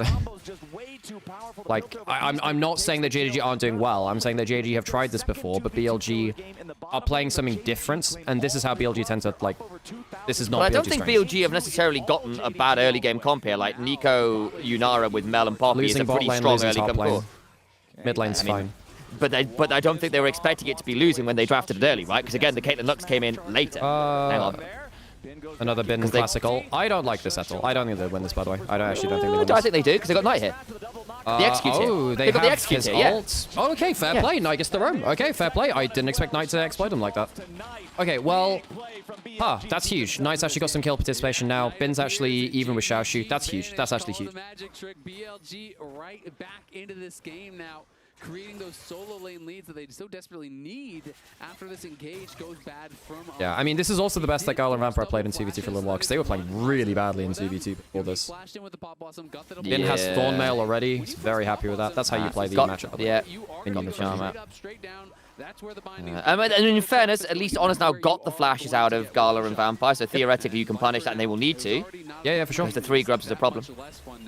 Oh. Yeah, you can't really play against this one ahead. I'm a little worried that BLG have just let 2v2 just kind of exist like this. Yes, agreed. This is just going to be like solo I expected with the Poppy that there would be some attempts to... Yeah, I thought so too. I thought so too. And that's partly why I'm quite happy to see that. Oh, it's Shirelius for Vampire, not the Prada belt, by the way. Or... Oh, yeah, nice. Actually, you know what? That's it's fine. Probably quite wise into the Poppy and the Poppy, Nico, Sion, even. Yep. All 3 of those are good to have that space. It's a good item. BLG thinking about contesting it, has been up here in the top side, does have... Now JDG don't have top side advantage, and this is meant to be a very early game top lane too. This is like early game everywhere from JDG. Like eventually this team really struggles to deal with... That's not a cult, but Exodus 4 wave flurry. Eventually this team really struggles unless they get control of places first. And with Sion and Mel actually being able to bully out JDG pretty effectively... Here we go. This is a really important moment for JDG. If they get this in Dragon 2, they're really happy. Reminder no flashes on Gala and Vampire, so they need to be a bit wary stepping into the river, actually. They think they have to give this up, aren't they? Yeah, Sion was roaming down because he cleared both sides of cleared waves. BLG getting Dragon is really nice then. It allows them a little bit of extra scaling time. On interrupts Vampire's back. Is this going to be Q Smite still? Oh, okay. Nice punch me. Well, hang on, reset. Oh, it doesn't matter. It does matter, I think. I think it does matter, no? Oh, it doesn't. Okay. They go for the play. Shouldn't has flash. Yeah, I don't like this from Junja at all. What is he doing? I don't like that at all. Flash in the end. On doesn't die, just about. Close though, yeah. I'm somewhat surprised Junja didn't die though. But he demands a flash in response from Junja. Yep, gonna be able to trade that out. And that I thought they would have been able to like chain CC him. I guess if you do that, there's a chance that actually Vampire kills your Overwaller. Like, early Lux damage is kind of nasty. Once again, Viper is just not the focus of BLG. He's going to be 2k behind. This Yunara is not in the game. No. That being said, like, it's a good comp for Yunara. Like, as long as the Vi doesn't ult you and insta-kill you, you're pretty happy, but... You just need to be in the game, right? And I'm not sure that's the case right now. It's been denied a lot of farm. Then gets run down, but who cares? Slow. Oh, he has no flash. Yeah. Yeah. Okay, well, Xiaoshu's just kind of running it. Xiaoshu's just running it. What the fuck is he doing there, man? He's running it. He's running it. He's running it. He's not expected the amount of attention that BLG have sent top side. Honestly, I wasn't expecting BLG BLG to always do constantly this, send. I have to say. I know. Yeah. I know, Like, but it's just because I saw the comments. Like, yeah, surely you're Sam, sending towards the you know what, Nymaera Sam? and You're completely right. They should not be doing this, but BLG will always do this. They always run top. I know, but it's just like, come on, surely just give the Nico and Nymaera an ability to break the ankles of the Caitlyn Lux. Like, get those flashes off them. Now he's up 600 gold. Look how much armor he has. And like they just send everything into top lane. In fairness, it is really important that the Sion's now a pain in the butt. Having said, Gala's not going Collector, so he's not going to do no damage to the Sion. Like he's Even then, I just don't like Caitlyn trying to full combo a Sion. It's just no, not. it's You have still like not your good. kit's Look, not good into Sion. It's still not good, but you do have Black Cleaver and X, and plus, you know, we'll see what the item's going to be from Gala. I'd imagine it's going to be infinite. Gala's about to cash in Cull here, by the way, as well, which Viper has not matched. Yep. Oh yeah, you can't play Lux into Mel, by the way. I played this in, I've played this matchup a couple of times. Lux cannot play this matchup. Bad for Lux. Like eventually, like that, well, your Q's low cooldown, but it can literally just lead to you being one combo killed eventually. Yeah, because you can't do the Ari trick as Lux, because your binding will go through your minion and hit you. Yes. And also, like, in the situations you're facing up against Mel, typically it's actually in River rather than... Yeah. Xiaoshu? Are they just weak siding him again? He has ults. That's a wall stun. Full dead. Ooh, hang on, Junja. Oh, he didn't take aggro. Oh, that's a lot of damage, though. Okay, well, that's 1 for 1. That's actually... Who's that better for? I think Viper just needed the It's gold, better for right? Viper, actually, because he wanted to reset there anyway, likely. So it's actually... weird. That's not a quick reset. I think you're going to be pretty happy about that. The wave was pushed in. Not the ideal play. Yeah, Yuntel Caitlyn, I think, is better than Collector. I think Collector Caitlyn is early lane dopamine, and then it falls off very hard. Yeah, and I don't think it's a Storm Razor game. You need the DPS check. Storm Razor's not bad for DPS, in fairness. What? Storm Razor's not bad for DPS. No, I know, but I think Yuntel is better, though. Especially if you need a bit more Yeah, but I don't think it's like a meaningful difference between the two of them. No, well, I think it is a meaningful difference, for sure. Yuntel is a better DPS item. It is, but I don't think it's crazy. Like, it's so different to, like, Collector. Collector is, like, actively sure, bad on I agree with that, but I was saying, against if you're going... If I was choosing a first item for Caitlyn in this game, it would not be... Collector's the bottom of the list. This is actually a really big fight now. Now we're just looking at front to back with Sion Mel. I think BLG should out-comp this, unless Sion... If Renekton gets into the back line, I think JDG... What's Shun? What's Shun? Is that Shun or Raptors. On? That's on, Sam. That's on. Oh, it's on. He's just hit as a minion. He can get a... Wait, do they spot him? I think they spot him. They spot him. They pinged him. They pinged him. Do they get Herald? Do they battle Helder me? They know he's there. They know he's there. They know he's there. Okay. On, you need to be fucking careful here, man. It's the clone he sends over. Xiaoshu's out. That's Sion ult. The Lux Q almost catches Xiaoshu. Those are the kind of moments where JDG can randomly lose the game, actually. Yeah. Like a random reflected Lux Q can get you killed. We are getting to the point where BLG are actually going to have to team fight, Al. Yeah, that's true. They did out team fight last game, to be fair. But with a significant amount of gold, Alex. Yeah, that's true. Yeah. Gala, when he hits 2 items, is going to be hit like a truck, by the way. It just might not kill the Sion is the problem. Also, it is completely the right decision to go towards... does Knight die here? I think it just dies. Yes. Oh, hang on. You have to take the charm. Does it change anything? Oh, it doesn't kill. Yeah. Well, he almost lived there, I guess. But that's good gold for JDG. So Honky gets first kill. He's going for cooldown boots. I mean, again, like, I really want to see Honky go for something like the Leandries so you can actually play... Well, do you want him to play front to back? No, he should just go burst this game. Just kill the target. What's the Fiendish Codex going into? It might be... he might go Horizon Focus. Really try to rush towards those yeah. Well, so they just use cooldowns top lane to kill Knight, which means that they don't have Prio over Dragon. They don't have Vi or Ariel for Dragons, so they give that up. They're basically taking gold for this. BLG get extra dragons. But this is what BLG would do, right? Yeah. Like they've already gotten the early dragons and the early grubs. You might as well get the turrets and snowball even further ahead, right? I think that's fine. It depends if BLG are clever enough to give up a dragon to scale at some point.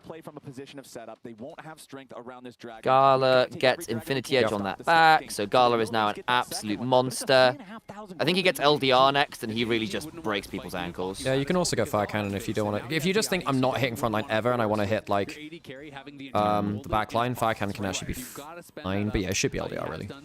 I get a little nervous with Xiaoshu being this far behind in terms of their ability to properly frontline this game, because your frontline is sort of Vi, sort of Renekton. Yeah, I agree. And you've got to get through Poppy Scion. Although it does help that Viper is not really doing damage.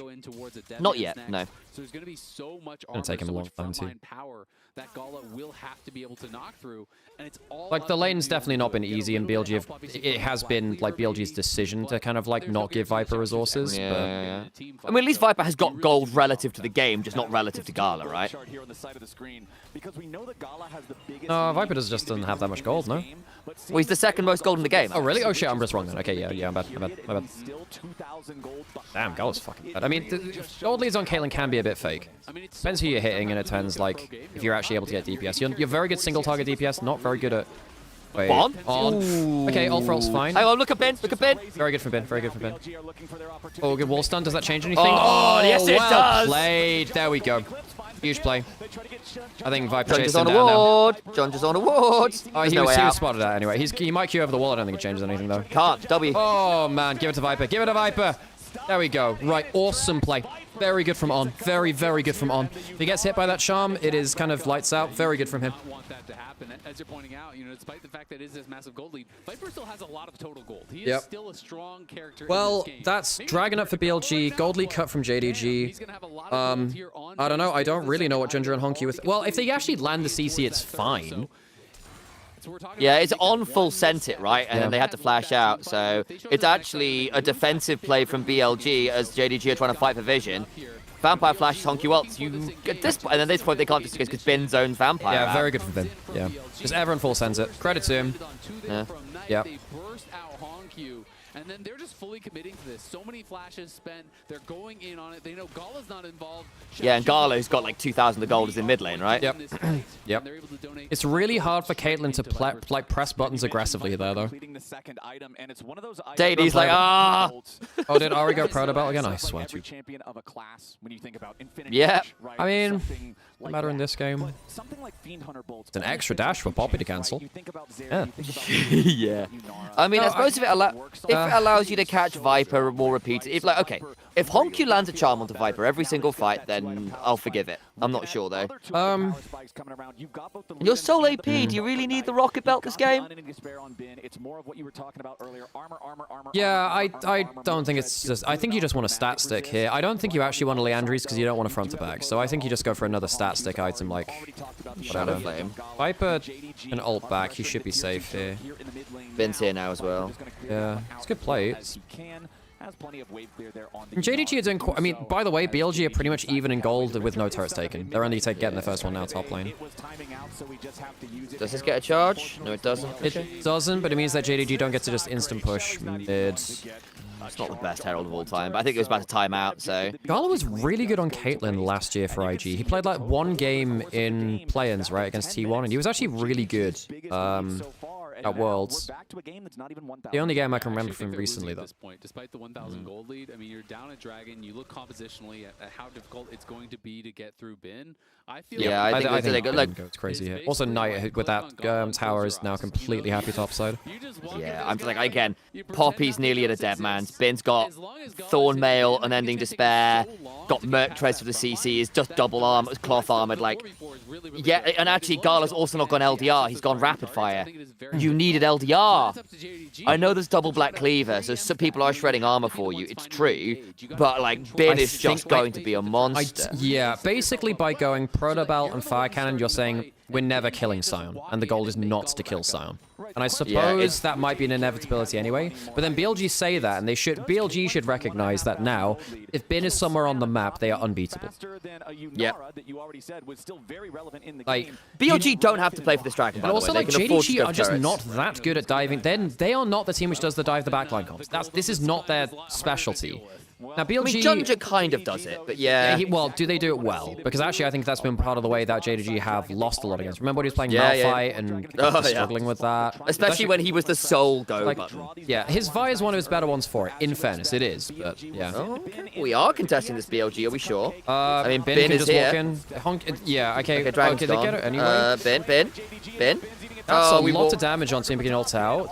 They don't kill him. Has to. Shun, W, Flash. Okay. Nico! Nico's not bad there. Oh, and everything's in the Mel. Everything's in the Mel. Everything's in the Mel. Does it matter? 1 for 1. Golden Eclipse. Golden Eclipse. Oh, it's close. Oh, it's close. The burn on them. Just keeps the burn on them. Just keeps the burn on them. So that's actually 1 for 1. 1 for 1, yeah. Shun, I think some Shun weird just stuff. dead. Okay, some weird stuff happened there where basically Shun flashed back. On actually got knocked aside, and it meant that his ult hit more people. Yeah, by the Vi displacement. Yes. Yeah. Right after, so Hongq doesn't get any value out of that one. Shun. Hang on. This could be huge. Hongq. That's huge. Oh, Mr. didn't quite get it. He's got flash, so he should be safe anyway. If he'd hit that, that would have been Baron, by the way. Yeah, it would have been. So BLG only 500 gold behind now, so basically not behind in gold. I have to say, the DPS check onto Bin was a little scary. Yeah, there's a Raptor camp there. It's a bit much for muchness. Yeah. Bin walked in, he ate so much CC, is still able to retreat back, but it He does live, but that's, I mean, Bin does die in a 1v5, we found out. Yeah. Well, the Black Cleaver stacking just removed his armor, right? So that did help there. But I will say I'm super concerned that He did make it out of that without losing flash, by the way. Azael is also calling out the fact of lack of LPL. He does have flash, Does it matter? They were looking at Junja. They chunk him down to about I'm really liking the way Shin's playing. Shin's playing really well, I think. He's a great poppy. So I'm assuming Bin just gets, he gets Black Cleavered. He gets immediately everything. He gets everything. They actually overlap the CC a little too heavy. I think they should kill him there. Yeah, it's the Vine ult knock aside. And then Knight reflects the REQ back into them, which very nearly killed both. I think you're happy trading Nico. That Hex Optics for Viper, yeah, not He's bad. really happy with that. It's very cheap. And Knight's gone Protobelt, which is actually good for him. It allows him to like Protobelt E a couple of times, which is crazy. Yep. I think Knight can choose to go Shadow Flame or Deathcap here and be happy with either. Why was BLG late to Dragon? Because they wanted to press towers. And to be fair, they have the 2 dragons. They don't need to actually win through Soul this game. I think it's actually better for them to get gold. And now they're even in gold. Yeah. I think they're actually in a better spot now. The moment Bing gets a Randuin. Lamau, that he just does no damage to Shun. Oh, it's on rather. I'm just so concerned that Gala did not buy Last Whisper. Even look at the Poppy. Like, we've been talking so much about Sion. Look at the Poppies. Wait, On can go Frozen Heart, no? Yeah, well, he'd normally do. That tends to be the Nico second item anyway. Ginger, that's really dangerous, no? Yeah, he's dead. On might die for he didn't get the everything. Nice, okay. Ginger's dead is 1 for 1, but Jungler's dead. Gala? Down. Gala? Gala! Oh, Gala. And hang on, Shun W. Very good, very good. That's game. That's game. That'll beat Baron. That's game. That's Baron into game. Dude, what is happening to JDG? That's actually not bad from Vampire, by the way. Oh, he tried to kill Viper. Shit, man. That's game. That's game. That's game. That's game. Well, JDG... Well, they got some early goal and it just didn't matter. That's going to be a 5-man Baron push. It's going to overlap with Dragon. That's game. Well, I'm not going to lie. I think JDG have played very poorly around a fed Caitlyn. Every time I look at these plays, it should be, where is Caitlyn? What is Caitlyn doing? And it is not that. It's actually, oh, Junja is pushing up and getting caught. Junja dies gaming, man. Junja dies gaming. Like, the Hongq's there with him because they think they can 2v2 people. It's not a 2v2. Yep, They don't have the information to confirm it's a 2v2. That's a very good ult from Ben. Very, very good ward. I don't know who put that ward down, but that might have just won them the game, by the way, that ward. So I think they can survive Junja dying there, but I don't think they can survive Junja and Gala. Yeah, I think Gala's had a... Yeah, and Azael is calling out as well, saying you just can't die like that. And Azael is right. You can't. You can't. Oh, Gala, man. So you lose both sides of the play there. We're going to have a BLG GT rematch in finals, man. We are. It makes the decision to go rapid fire even worse because yes, it does, because now you've lost the control of the game and you don't have the ability to kill the front line. Slowed down so much. When is his LDR going to finish? Next game? Probably, because you were right in what you said earlier, my friend. It's Randuin's Omen now on Yeah, Randuin's is in, and Frozen Heart's not miles off from on. You have 75% crit chance on Caitlyn right now, because that means you have a 75% chance to get your damage reduced by Randuin's Omen. Now BLG continuing to push forward here on the tier 2. Well, this is now pretty unplayable for JDG. They don't have a great soul condition. Baron's down. BLG have outscaled. There's a Zhonya's on Knight. I mean, I'm looking at Gala's farm, right? It's 330 farm in 27 minutes. You know, like, Viper's over 10 CS a minute, and like he's got the most farm on BLG, and yet somehow they still managed to feed it onto Gala, who still is going to be miles off an LDR. Like, I genuinely don't know what to tell you. Once this game's over, I'm gonna watch what happened in that mid lane / jungle play, which please do. Because I don't know whether someone's saying that Bin might have been spotted. I mean, that is the play which loses you the game. I think it was still playable up until that point, you know? Okay, reflect. Actually reflects the chat as well. And yeah, I mean, the Caitlyn Lux is, it had the dopamine of the early lane. What is it actually transferred into? JDG didn't. They set up around one dragon, really. And that's kind of all they got from this. Okay. Charm onto On. I mean, the thing is, you've killed On a few times, but largely On has then traded for Junge's life. And let's be real, the Nico who CC'd 4P. Or he's traded for flashes, which is actually also very valuable. I mean, the really bad pick off in the bot lane where he got caught by the Kate Lux was a bit miserable. But and obviously there was the attempted pick where they flashed out of it well to Gala and Vampire, but it's still tough. This siege is utterly ridiculous. Thing is, though, they can't even throw skill shots into the. Look at this. Sion doesn't give it to him. Yeah. Shun is also really tanky too. Like, it's not like Shun really cares either. And if it goes badly, and if you dive in, Shun just bonks away the follow-up. I mean, they're not going to kill him. Yep. Nico turnaround. They won't kill him. Nico turnaround, yeah. He still has ult, by the way. Yep. You have no damage. Not going LDR third may have actually... Yeah, this is a shot. Hang on, Viper. Doesn't care. Ben doesn't care. Ben doesn't care. Actually doesn't. Ben doesn't care. Ben does not give a damn. Been there, done that. He's still got his shield! He still had his shield! Christ. Oh my god! He still had his TP shield. That's very funny. That is very funny. Feels like draft diff. It feels like draft diff because JDG are not an early snowball team. If you flicked these compositions, I would have thought it would have been more telling. Oh, that's a really good route. I mean, does it actually change the game? No, it does just... Okay, well, he's grounded. Grounded? Shut! It literally does not matter. Yeah. It's another 6-0 day. Fucking hell, man. Yeah, it is. Oh, couldn't have GENG at least taken a game to keep it interesting, you know? Yeah, BLG, by the way, guys, stands for beautiful late game. Beautiful late game. Yep. Exactly. Glad you said that, Summers. Just about to say the same myself. Who's my player of the game? Ben or Shun?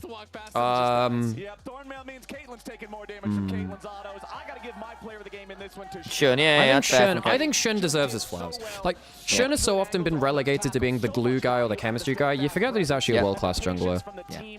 Well, he's become one, because there was a point where actually I thought he was kind of covered for by virtue of having winning lanes and just got to play in the enemy jungle, right? But that was like 2023, and I think he's grown a lot since then. A lot since then. G2 Finals rematch, actually. It didn't look that way at the start, though, with how far ahead Gala got in the bot lane. No, yeah, I thought like this 2v2 Kate Lux, it's super powerful. All right, Al, if you're gonna rewind, that's fine. I'm gonna go get a cup of tea then and let you do the rewind. Okay, let's go watch what happened in. Let's go watch what happened in the. Let's go what happened in the thingy. So we gotta go like. What this? So it was a little further on from that. Where do things go wrong? A little later. Where does Gala die? No, it's a little later than that. Where was it? Okay, so how did this go wrong? Okay, let's have a look. Okay, so this is the play here. So, Gala wants to push up and make sure that Viper can't respond. There's no mid lane turret for the wave to die to. Bin is heading up river. He's dropped off the wave. They don't spot him now. The fight's happening now. Gala is pushed up very far. When is he spotted? He's the Sion actually ults before he can spot it. Yeah, that's like a max range Sion ult. Oh wait, hang on. Could he have made it out anyway? He has flash. I mean, Bin can still flash for the slow anyway.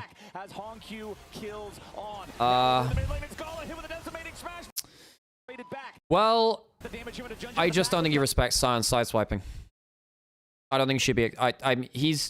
He's not moving up to the play. He's just kind of spinning his wheels in mid lane, no? Like, no. So when does he press ult? He pressed it there. You could just hear the start of that sound ping there. So they could spot him there. Can he move at this point? He might be able to move up and then flash over. They want the damage here to Junja, but the tackle doesn't hit the wall on. When do they ping him? When do they ping Bin? Blue ping onto him, so that's not him. Okay, on, going forward with the Pop Blossom. They want the damage here to Junja. No, they only ping him way later. They only know that he's dipped off of mid lane. He's also got teleport, so technically he could be coming from anywhere. I think Gala just doesn't understand he's not safe from a side swipe. Because the first 2 games haven't really gone well. Oh, they're actually doing the same. Crazy. Maybe if he moves up river. Maybe if he moves up river. It's a very, very good game from Bin, actually. Push the 1v1 advantage over Viper. You know, you build rapid fire, you're not doing much damage to tanks. You want to try and target a squishy, but Bin just found this great angle in, and so much gold is lost when that Caitlyn is dead and taken out the fight. Yeah, and I mean, then BLG are able to clean up the fight, get the Baron. That was the real backbreaker, as we can see look at behind here. Yeah. For how much gold he had, this is disgustingly low. Yeah. Also, look at okay. like, I know Sion is your front line. 18,000 damage. Deceptively doing a lot of damage. Yeah, I think maybe misusing some of the funds. G2 is the only League of Legends org to have appeared in a first stand, MSI, and Worlds final. That's actually kind of crazy. I hadn't quite realized that myself. Brick wall to cut through, and especially when you have like a Vi Ari, this combo is so momentum based. Like you get that initial kill, you can move forwards. It felt like there was just such a big stopper to that on the enemy team. The depressing thing for me, if this is going to end up being a sweep, is I thought the JDG draft was really sound. They have a way of playing through a lot of prio. They can take over the game early. They had that 4,000 gold lead. I think a large part of this game is Wait, there's people in the Discord who are just waking up and checking Discord now. That's funny as hell. Checking Reddit. Okay, I'm gonna go to the toilet real quick. Did I run adverts? I don't think I did. I'm gonna run adverts and we'll get ready for what could be the last game of the day. Holy crap. Yeah, I think the Yuntal, I feel like the theory was probably some attack speed to cut through the tanks, but the RFC just makes no sense. I will say regarding the draft though, the Poppy Mel that came in to round out the composition, you know, the Poppy into all these dashes that really shuts down the front line trying to push in, and then the Mel as well, we've seen be so good into the Ari, but also a lot of value into the Lux as well. I think just stopped a lot of the pick and engage potential that we saw from JDG. Yeah, we talked a lot about Bin, but Shun is going to be our player of the game. Really clutch with his Poppy engages, also critical in getting the gold into Bin's hands to begin with. They played around him the entire time. Deathless, 87% kill participation, just a great game all around, Emily. Yeah, really, really good. I loved, again, his focus to topside. I thought the 4-5, as you already mentioned, Ox from BLG was really good in the draft. Bin getting it. I mean, his Sion was great. Got 0? Wow. That's crazy. People really disagree with us. I did vote for Bin. Yeah, Jab voted for Bin. It's a weird appeal to authority when I'm like, the fans agree with me, but I'm down for it. Shun, any Bins over here? Any Bin believers? You can say Bin. You can disagree with us. Okay, no, apparently okay. me and the chat are the only Bin believers. Jat and the chat are Bin. Yeah, we'll see if they can end the sweep. We know they played 2 times already in LPL playoffs. First one was 3-2. Next one was 3-1. Will we see the 3-0 and a G2 BLG final tomorrow? We'll find out. Game 3 coming up after a short break.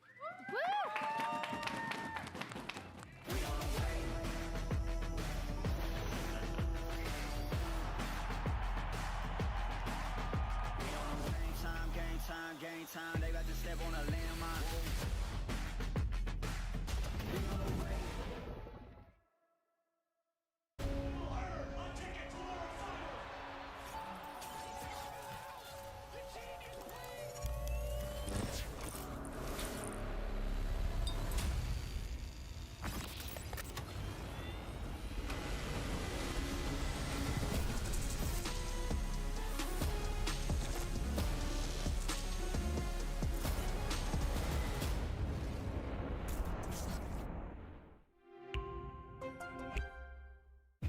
To spread my wings.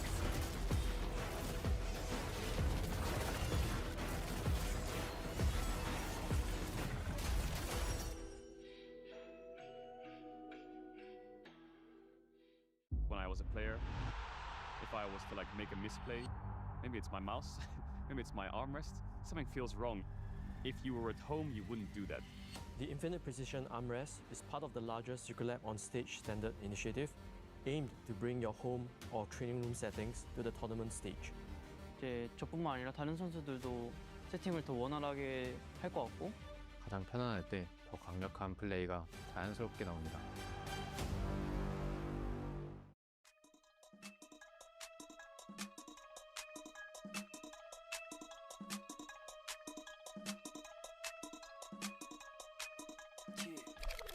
As luzes vermelhas me seguem, eu sei, elas só querem meu mal. Quer as balas que ferem, bem, poça de sangue já vira normal. Tranquilo, sigo tranquilo no caos. Digo isso é questão de sobrevivência. Vida nas ruas não existe clemência. Quem vem de onde eu venho nem pensa que é possível se sair daqui. Jurei pra mim mesmo, não vou morrer aqui. O ódio quer me possuir, vida em conflito te torna ruim. Amor e lealdade são matérias que eu não vi na escola. Lá onde o sonho de jogar bola foi ofuscado pelo brilho da 99, sufocado na sacola. Menorzinho de 19, já foi todo no corre. Eu nunca conto com a sorte, eu nunca conto com a sorte. O karma não cobra em parcela, vai pra pista e recupera. Eu nunca conto com a sorte, eu nunca conto com a sorte. Meu mano são running, sempre correndo por money. Deixa esse nego falar, se queria ataque no meu lugar. Ele tá de blá blá blá, só isso que ele pode fazer de lá. Meu mano é tipo yeah, o fim é triste, neguinho.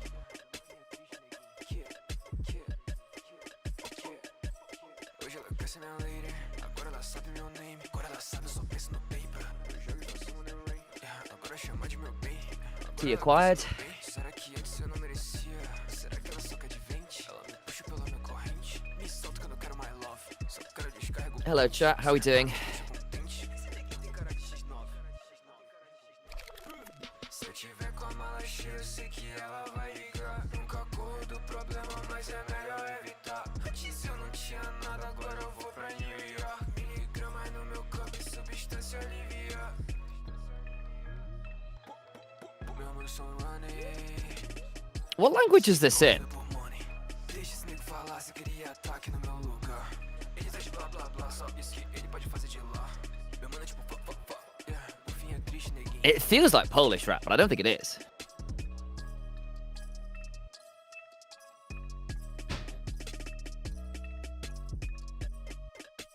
Okay, I'm back. We need to probably update fraud wallets. Yes. Hello. What happened in the replay? Did you see? Yeah, they didn't have advanced warning, but Gala should never be pushed up that far. He just didn't understand the damage of a side swipe. Like, Fine. Sion's been sideswiping things for like 10 years now, folks. You know, Sion's been a champion here. Yeah. And it's also how Bin plays a champion. Like, he doesn't really frontline on Sion. He just sort of ults backline as Sion.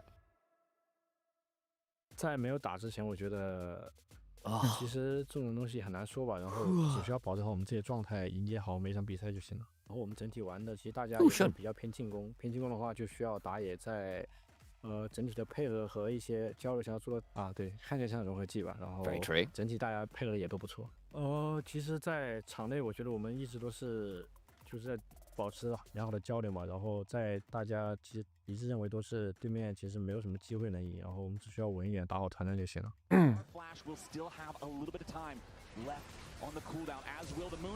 Shun has got to be one of the most misjudged / underrated players of the modern era. Like, he definitely had some moments in 23 and 24 where, like, he showed he was definitely not a Kanavi owner Tarzan. But, like, he failed in late game team fights or got killed in early engages or something like that. But this guy has been really fucking good for a while. He is the most resilient jungler in the world. I don't think there's anyone who can effectively get under his skin and keep him down. He's crazy, actually. Yeah, him or Owner. I think Owner's also very hard to keep down, theoretically. Yeah, they share that facet, yeah, where I think they just have a real belief in their team. Real belief in the way they play.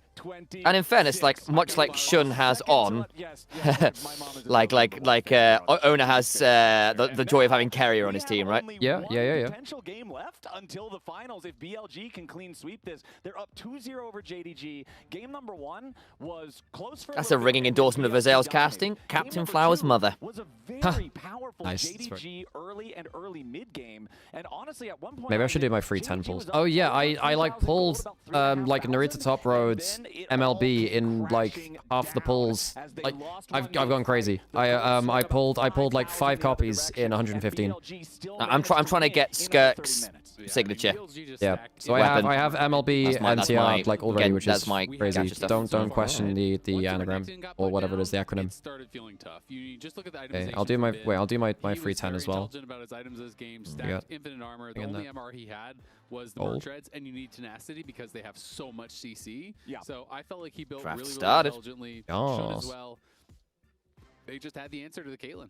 Okay, Streamlocks ran out for now, but then it worked really well before. From Shun there before we came back to us getting ready to go into game number 3. He was talking about, we just need to have I'm still in awe that GT3 at GENG. Me too. It is genuinely 3-0ing. I get that BFX are not the strong. They're one of the weakest Korean teams that they've sent internationally in a while. And that doesn't mean they didn't deserve to be there. They did, and I think they played worse at the event than they did recently. But beating both Korean seeds in 3-0s is absolutely nuts.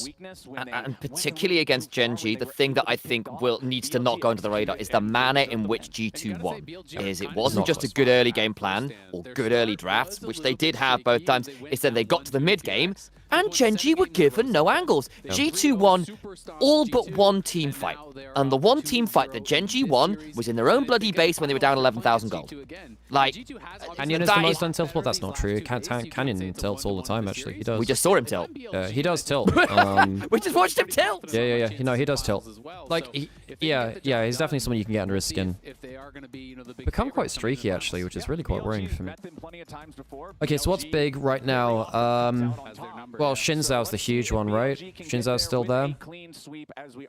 The Shinzao, there's no Corki Nami. There's Lucian lanes. There's a Phalios Thrash. There's no... Well, Lulu's banned.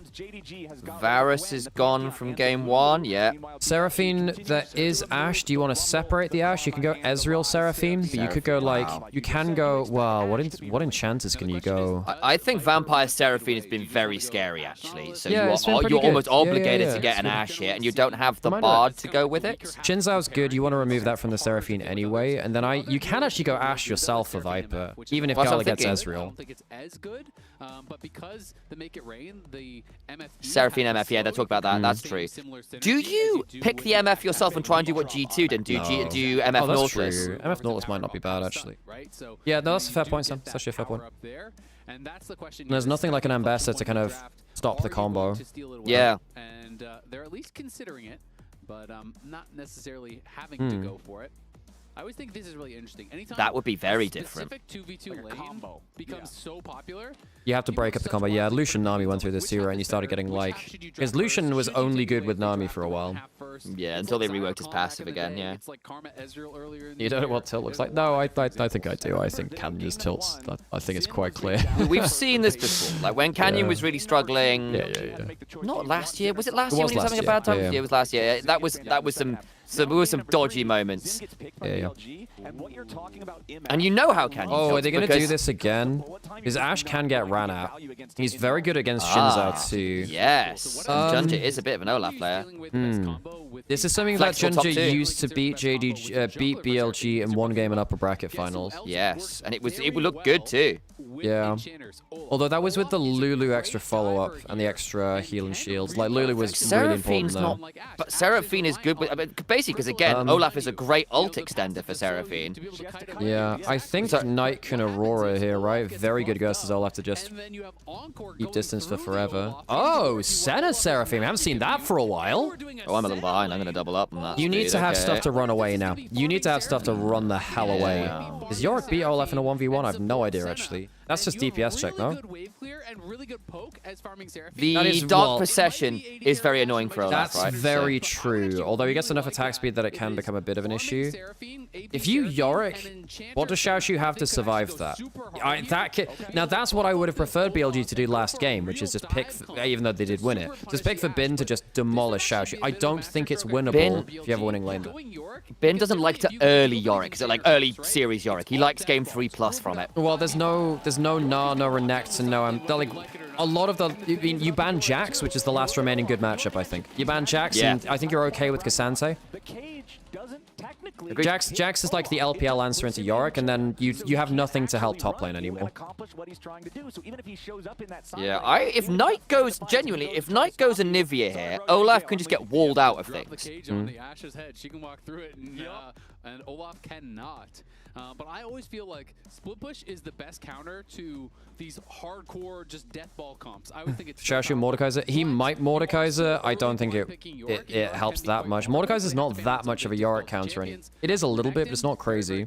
That's already gone. And Bessa, difficult. That's Yeah, that's good. That's TF a correct choice, because that would have helped. That would have broken the split push win condition BLG have got. So Olaf doesn't refresh his ult by hitting the Maiden. He only does that by hitting champion, so it doesn't work. It doesn't work to extend his ultimate duration. And it's not a great 1v1 anyway, because again, the Dark Procession was really obnoxious, if you will. I think Shashu probably is going towards a Mordekaiser. He probably will go Mordekaiser. It's pretty good versus a lot of this, actually. Yeah, that's to see.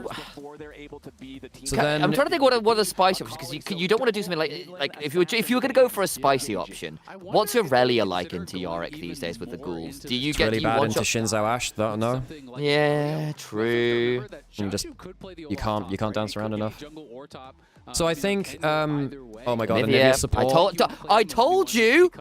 It's pretty good versus Olaf for the wall too. That's what I'm saying. You can actually flex it mid lane too. Yes! The Anivia's actually legit here. Yes! Wait, is there a Khan angle too? You could also go, oh my fucking god, you actually are.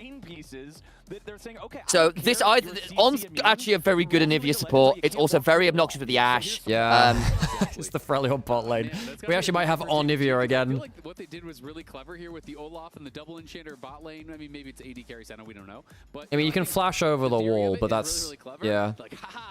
I mean, the thing is, if you flash the wall, then Anivia feels awful. Tryndamere manages Yorick really well. Tryndamere's a really good. Tryndamere's a really good matchup. It's actually a Tryndamere. What is happening? We actually get Tryndamere. Okay. Yorick hates this matchup. You spin out of the cage, you run at him, you don't DPS check him. He ults, you've got nothing to do about it against it. It's really miserable. Support, and then what the fuck does Knight do here? I mean, you don't want to take the Anivia into waste. That's gonna be bot lane. So what does Knight do? Do you just Aurora? Aurора's great here, no? This is fun. I love this. Oh my god. Dude, LPL has really started getting fearless, like funky with fearless over the last half a year. I gotta say, Tryndamere is such a good matchup in a Yorick. There we go. I think he's got to be a spicy option. Your game 3, you've got to do something here. Yeah. Although I have to say, like, again, this is not necessarily... Well, JDG have used Enchanter plus Junja going forwards pretty well in the past. Yeah, and I'm going to put this out there. You've got Olaf Tryndamere with double enchanters behind you. Like, there's Tryndamere and Olaf can Wait, they didn't call out his support Anivia. Folks, you have to research your Onivia. Of course it's the Anivia support. This is BLG, baby. Yeah. And to my recollection, they won that game. Yes, they won that game as well. It was fucking huge. All right, we're going to go into adverts. If you don't want to see adverts and you want to hear us talk about Anivia's, On's Anivia, subscribe and things like that. Yeah, it's the cheese ball, slam them into the wall that you make behind them. Exactly. And I do think Anivia support, like, it can work. I think Anivia support very much can work. At the early game, it actually outranges the center. If you get bush control and you get Q out of Fog of War, it's fantastic. You go electrocute, and you can actually out-trade very early on as well. The chase down is insane. And if Ashe ever lands an arrow with Anivia nearby, then it's just like permanent CC till death. Not very powerful at low ranks. So as support, you either have to say, all right, I'm gonna max wall, I guess? Yeah, you do. No, you do. And that's what he did in the last game, Azel. That's what he did in the last game. He maxed W second. You put like 2 points in Q, you max E, 2 points in Q, and then you max your wall second. You don't really want to max... I mean, Froggen actually didn't really put many points into Q back when he was playing it either. As far as his actual rune choices to get an extra skill point there, like, what are the actual answers going to be here? Is he still going to build a tier? You know, I think it's actually... No, it's row second. You're going up against a lane as well that has Seraphine in it, which can be totally obnoxious to deal with. So if you're 1 point Flash Frost, 1 point Frostbite, and then all points wall, your trading power is going to be useless almost, I feel like. No. They haven't researched the pick, Sam. They haven't researched the pick. I get that they're theory crafting on the fly, so I'm not going to judge too harshly, but they shall learn. We have the game. We have the game. Yeah. This is pretty powerful. It is going to be just AD Senna, and they're looking for a little wraparound here. Okay. They do find Gala and Vampire. Nice. Oh, they group at level 1. Yeah, this is classic as well. When you're going for like lane pressure, bot laney stuff, you just like send someone else bot lane. That's really good for BLG. Is the fact that the minions spawn so early, these level 1 plays, you can't just back and heal it all off. They always amount to something much greater than Good that. chunk back from Gala. See how much value they can get. Ooh, Flash Frost for the stun Heal. at at the very end. Heal now also has to be. Yeah, he builds Row for the extra HP. And also the HP technically applies to the egg as well, I'm pretty sure. So yeah, Honky it does. As a response was actually pretty clever. He pulled the wave. He stacked it and pulled the wave so that more of his melee minions would get to. I think Knight's done his job though. Like mid lane's not going to change that much. Xiaoshu, oh, so you've let him hit the wave. I mean, Tryndamere can just win the game off of just random crits level 1, so. He's got Ignite, by the way, as well. So Knight is Yeah. his lane a little bit to get down there. And Good from Honky early lane. So Knight's given up his own early lane to make sure that bot lane has a better time of things, which I think is worthwhile here. Have Senna just shooting Qs through the Seraphine towards you for the double value of the poke plus the sustain. And I do also want to mention, JDG is playing Sultan Tryndamere, and that is one of the first skins I remember hearing high-level players, like Challenger players, pros, talk about how this is a skin that actually makes the character feel better. So Viper and On get early shove. This is a Shinzao without an Enchanter. This could actually be a really bad Shinzao game, because the Tryndamere and the Olaf both give you issues. But Shinzao is a very scary thing. Let's he go gets to on. walk up, but he's gonna walk. Oh, he's using the sweeper. Just gonna. Can he? He can't do that. Hang on, wait. Oh my god, he can actually. Okay, all right. Doesn't walk up for too much. It's only level 2. What it does mean is you won't have smite for Scuttle Crab. That's true. That's true. He would have spotted the smite being used. Yes. That's a good point. Isn't Ghost better than Ignite? Into Yorick, you really want the anti-heal and the extra. I mean, oh, he's actually in trouble here. He can walk up the river. He's in trouble. Little bit of spice to your own life. Tell them all Esports sent you, so they'll give us more. He might have to heal. Maybe have to. He's dead or flashing. Oh, good Q. Wait, what the hell? He just uses the heal and gets out. That means he buys like a ton of time here now too. Yeah. Does that buy Scuttle? Yeah, it buys Scuttle because they all walk up river. It's topside Scuttle. Yeah. No, bot side Scuttle it gets. No, because you got taken. Yes, it buys JDG bot side Scuttle. Oh, sorry. Sorry. So it's not double Scuttle, even though Ginger didn't have smite for it. Yep, sorry. I thought you were talking about Shun. By the way, this is going to be like a lot of XP and gold lost by Gala and Vampire because they went extended out lane and the way's been frozen. The upper bracket, though, finals was closer, was 3-2, and now we are set up for a potential 3-0, so it could be that kind of continuation of improvement. Yes, On actually went for tier. Getting more and more dominant. I think he did that last time as well. He might have gone tier into row. He might have actually just gone for the standard build. All right, I'm so interested in this top lane because of this is good. Good. Wait, he spots the ward being cancelled though. Split push, but also feel like they can contribute to a team fight. You know, like Jax immediately comes to mind as a popular meta champion. But Yorick and Tryndamere are both like, I don't want to be in a 5v5. They know what they are. At all. They're 100% confident in their own. Yeah, Tryndamere. The only time actually can kill here. This is really scary. If he gets enough crits, he can kill. Yeah. As he flashes over the cage. Night. Oh, okay, that's okay for Bin. The wave's in an okay spot. He can recall and teleport back by the time. Might even be able to just stay on the turret, actually. It earns Xiaoshu a reset, which otherwise he wouldn't have gotten. The commitment of the Ignite means he does have to base. You do always have to be careful in these matches. Shun's here. He is now trying to get this. He wants to get the plate. Does he die for that? He might die for that. Yeah, he doesn't get the plate either. Dark Procession. Where's the mana? Ooh. Nice. Ooh, hang on. He's still dead. Yeah. Jin's holding his E. Nice. So now he doesn't get the reset. He stayed. What is Xiaoshu doing, man? And then he's going to lose a whole wave. He doesn't get to teleport there. Bin actually does get to hold his teleport. Jin's really happy. Ginger does get 2 camps off of this. But the kill in top lane I think is more important. Yeah, no, it's very worth it for I mean, don't be wrong. If there is a win, there is an Olaf win condition. Bit Knight missed Q though. You can actually chase down with passive though, no? Oh, I guess Olaf can be in there. If he hits Q, I think he kills. You need to be careful there, no? Jumped between worlds there, so you're not going to really threaten lethal onto Hongq. Neither flash spent by the mid laners. But a 1-0 game for my Brits, I have a friend driving to visit me in the Netherlands and finished a £130 shop to be delivered to his. Aww. Wait. You're getting British stuff delivered to him so he can drive it to you. That's kind of funny. One thing I will say for Xiaoshu is this is pretty dicey. Oh, yeah, that Q would have killed. Nice from Knight. Nice from Knight. He did get a good matchup into him. Like, the wave really struggles to Aurora. potentially. That might be egg down. Egg. As On and Viper continuing to just get abused down here in the bottom lane. Yeah, I mean, I mean, yes, but I mean, actually no, it hasn't really been. Oh, It's not going to be too fun, but Viper is doing a good job farming.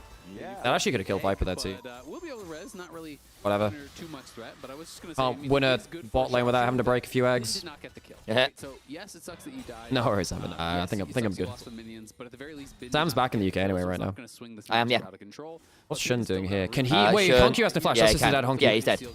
Nice. Oh, Knight gets it too. That's really important. It's double flash, but Honky dying there is... Oh, wait, can they just push in the next wave? Honky doesn't have teleport. If they push in the next wave, he's losing so much from the snow. I'd say like a 200 gold swing minimum. The XP is big too.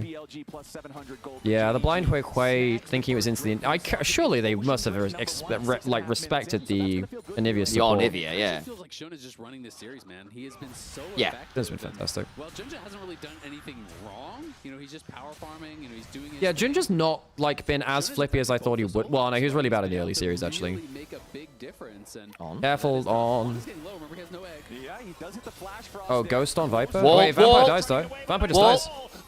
Yeah, Vampire just dies. Nice. Vampire just dies. Yep.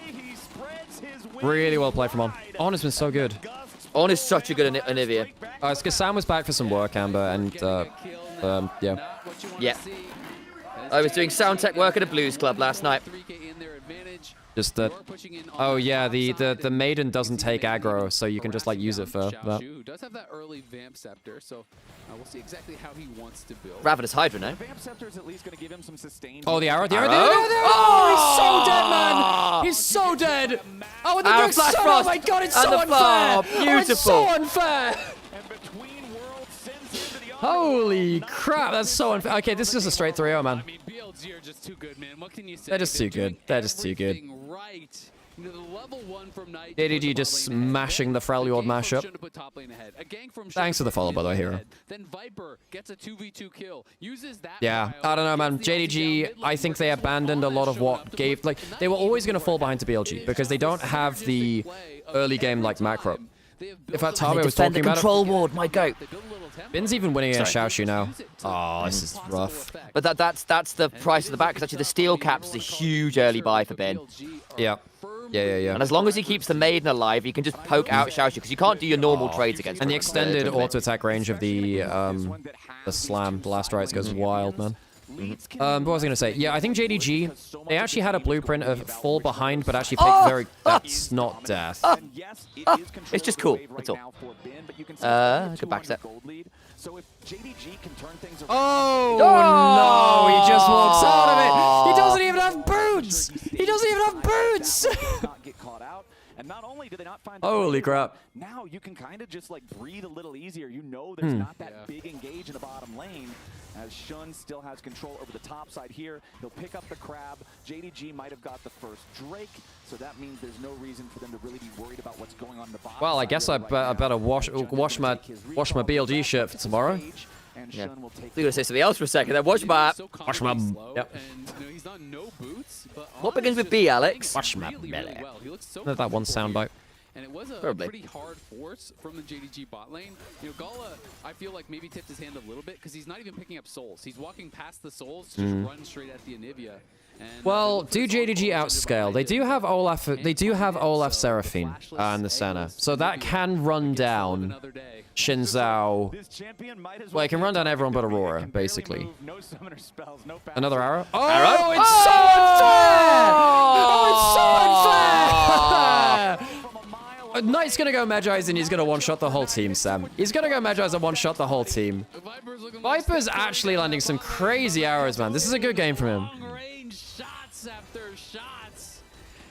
And like, don't get me wrong, Viper's down a bit of CS after that roam mid, after the early denied reset. I don't think you care. Now 3 early kills on the Aurora, and this is not just any Aurora, this is Knight's Aurora. That is Yeah, Knight's Aurora is kind of instant win. He is very, very, very strong in that champion, and this is the kind of game where you can just one-shot with it. Yeah. Like, you have so many ways to outplay the Olaf by going to He's double on using your vision! ult. They just watched him walk over They there. didn't spot the arrow. They didn't spot the arrow. Yeah. They only spotted there, and he doesn't have flash. As soon as that, if it comes from that angle and is anywhere remotely on target, it's so fast that you can't step out of it at that point, especially before you get tier 2 beats. Yep. He's loving these arrows. Probably almost as much as Time to Night Magi. Yes, Night Magi should be like, you know, first item pretty much. Ow. Yeah, he'll go like Proto Belt and then Rocket Belt Magi's. Well, Rocket Belt Magi's, I think. There's a world where it's Shadow Flame Why is first. On there? On? He just He's wants to stop interrupting recall. backs. He just wants to. Yeah. Like, in what world should an Olivia be cancelling recalls under tier 2 turret in 11 minutes? He's level 6! It's as dragon spawning as well, so Judge is just not around. Oh, that's funny. Oh, boy. Vampire loses flash for free. I mean, Shen loses like half HP, but he doesn't care. Dude, BLG are just better. He's got Oblivion Orb first as well, by the way. Yeah. Oh, he has done that. Yeah, true. Works well into, well, the whole team, actually. Yeah, it's fair play. I love On. He is the kind of degenerate he almost player kills that it. He just actually makes you kills go, with a flashy, maybe. oh, does he want to do it? No. I think this world you get feared here. Yeah. If Wall just stops Olaf. If you flash into, if you flash, he flashes to the side and then ults you, you die. So. Yeah. The majority of the lead so far in this game is Knight and I just got 3 points E, by the way, his Yes, On. that's what I was saying. He maxes E second, W second. Gotcha. And that's exactly what I said. He maxes E and then he W second. You know how many points, put points into your queue. Look at the gold grind here, Coinbase gold grind. Do you not question the... I didn't question the Onivia. I didn't. I said it was great. The only thing which can happen, which is a problem, is Junja flashes and ults through your wall. They don't spot... Oh, Honkyu has been spotted there. There's an arrow. There's an arrow. Junja is actually in a strong spot here, though. They can group up if they can death ball. This will remind... Yeah. Where's the Viper arrow going? Where's the Viper arrow? Where's it going? It misses. Okay. No, I don't wide. think Okay. Smite fight. Take it. Oh, Knight gets Aurora. it! Oh my god, hang on. Shen's gonna die. Yeah. Does Knight kill anyone else, though? Honkyu's trapped. Has to flash, and they get Knight another one gets his back. W reset. Does he kill with the Q? Yeah. Yes, he probably doesn't does kill. close. No, he Not doesn't quite. kill. Okay, so it's 1 for 1. It's 1 for 1, but Dragon to JDG. No, BLG got it. Knight stole it. Oh shit, sorry, you're right. Yeah, I got completely wrong. So that's completely winning for BLG, and Knight's gonna get a Magi's after this fight back now, probably. Yeah. And now they're not even forced to come to these objectives anymore, right? And I heard you question in between towers. No, that was like in disbelief. Far be it from me to question the wisdom of our Lord On. Yeah, well, exactly. Like I was awe-shocked. Yeah. Cornering them from multiple sides. They're waiting for Knight. Knight did not have the between. I mean, this is with a missed Ash ult too. If that hits, then this is completely doomed, no? The Ash arrow missed, and you're thinking, all right, maybe they can make it happen, but Knight. Flash Frost of into course. wall. How do we question Bounty Logic Gaming? Honkyu's like gets stuck on the wrong side of the crystallize. Able to pick up a kills, push him back, and Knight back to live, pushing Honkyu. Well, I need to go find that picture of Bird Lamau Gaming. Honkyu has to play so afraid now because the wall from On forced his flash in the last fight, or he would have certainly died. Again, oh man. no! Again. This is the most obnoxious Anivia. This is so funny. This is just so funny. And seeing the skill order, thank you so much, observers, for this, because it does kind of show what I was expecting, which is... Yes, we saw this last time, Flowers. We saw this last time. ...power for the trading capability, and now he's putting points into the wall because he knows, okay... Yes, he did this the last time. Yeah. In fact, the first time he put 2 points in Q for slightly extended damage on that, but... I mean, you're going Solstice Slay, you're getting an early Oblivion Orb, you're not doing... Yeah, the Solstice Slayer is so obnoxious. Well, the thing is that, again, like, he's saying that he doesn't do damage. He is going to go Rod of Ages, so he will actually do some damage. And Xiaoshu does have... It'll be a late rower, though. Yeah, it will be. But it's just really good base stats, and it means that you are quite hard to remove unexpectedly. Yeah, especially with your passive still up, right? Like, your time to kill on the Anivia is just very high. They don't have to interact with you. You know, if I'm Ben, I'm saying, no, I'm never going to trade with you. I'm just going to hit the wave. Like, I'm not going to give you a chance to get a solo kill, because those are the only real ways that I think JDG get back in time. They're ulting for this. Might have a pick onto the bird, though, the punish. Yeah. Oh, so On's going to go into... Oh, he doesn't even go to Egg. Whoa! Like 15 HP! He's sitting here for the bloody ward. Leave On! 30 HP, the Anivia annoyance comes on back. This is the most hair-pulling... This is just On in a nutshell. Oh, I love this player. But he is genuinely unhinged. I'll take my support sunny side up. Yeah. And he just flaps away. Yeah, you'll remember the day you almost killed On, but for him, it was just another Saturday. Just another day on the Rift. Junja showing up. Viper, are you dead, mate? He has flash. He shouldn't. Arrow. Oh, gets Gala. And he then can flash out of this, no? He doesn't need it. He doesn't even need to flash. Okay, that's some balls, actually. Damn, crazy. And you get the cleanse off Gala for that as well. That's Actually, wild. if Viper goes Ghost, if he goes Ghost, Phantom, he's gonna go for the double move speed item. So he's gonna get like permanent 20% move speed when he pops Ghost. He can actually maybe outrun Junja, as long as he doesn't get hit by Xiaoshu taunt the slow. Yeah, like, and he also just got to be a little bit aware of like undertow slow. Like, as long as he doesn't get tagged by the axe, I think he's fine. Yeah. Shun's ahead of Junja too. Even though Junja will have the Seraphine, it's not gonna be like. This is so funny. This is so funny.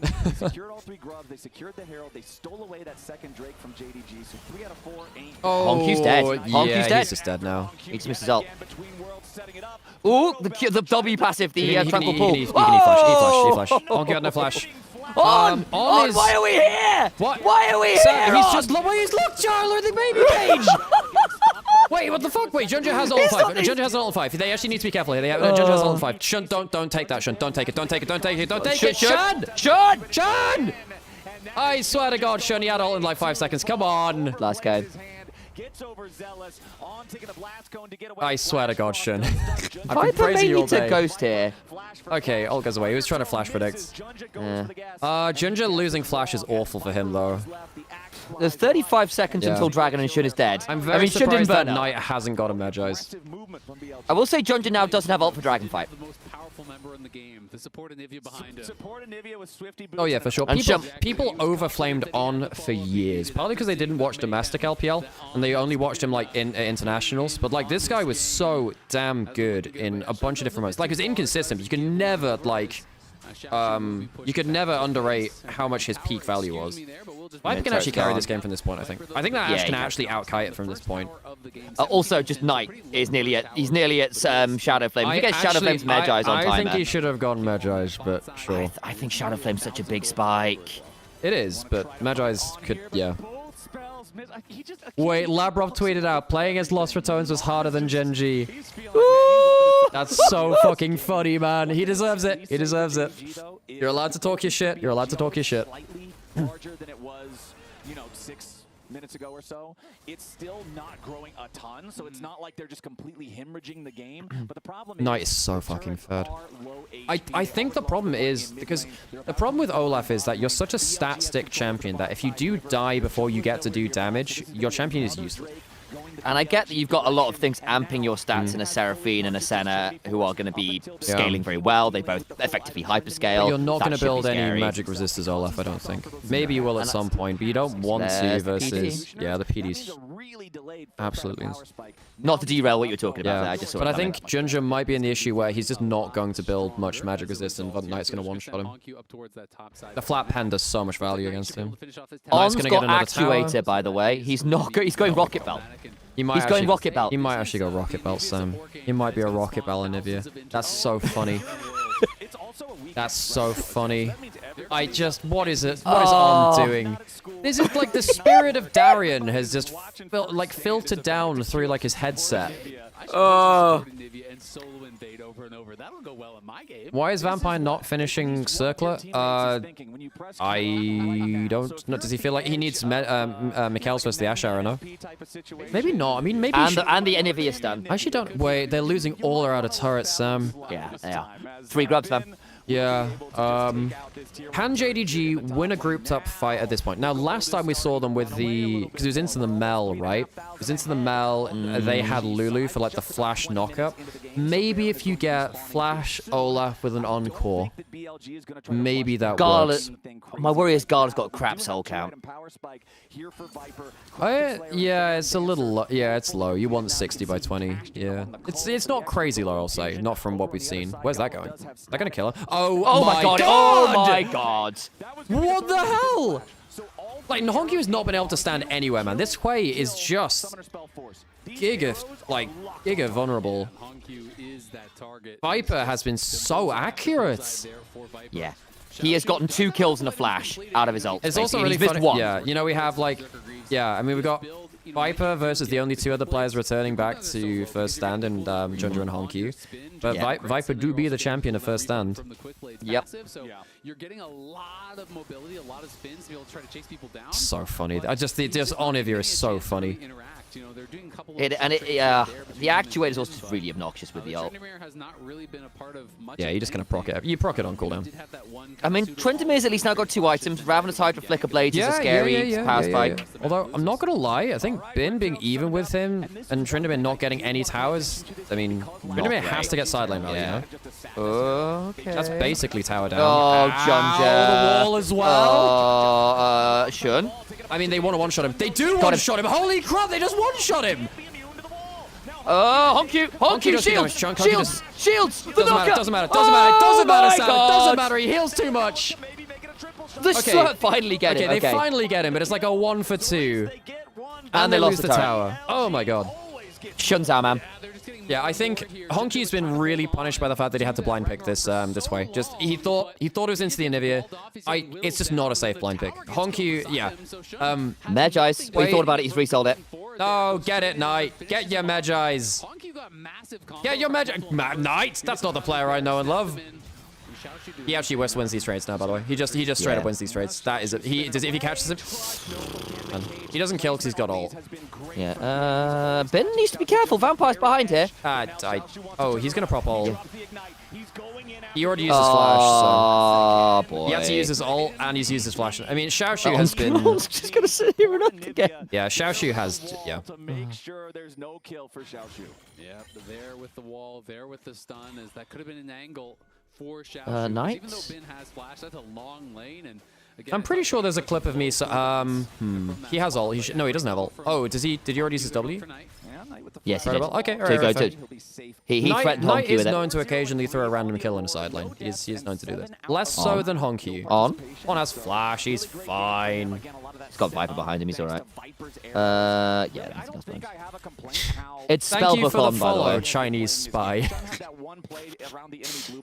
What? TP behind. Xiaoshu's not got ult again. He has no ult, no flash. He's dead. He's just dead. He doesn't get to do shit here. He's so They're dead, gonna try and man. donate to Bin if they can.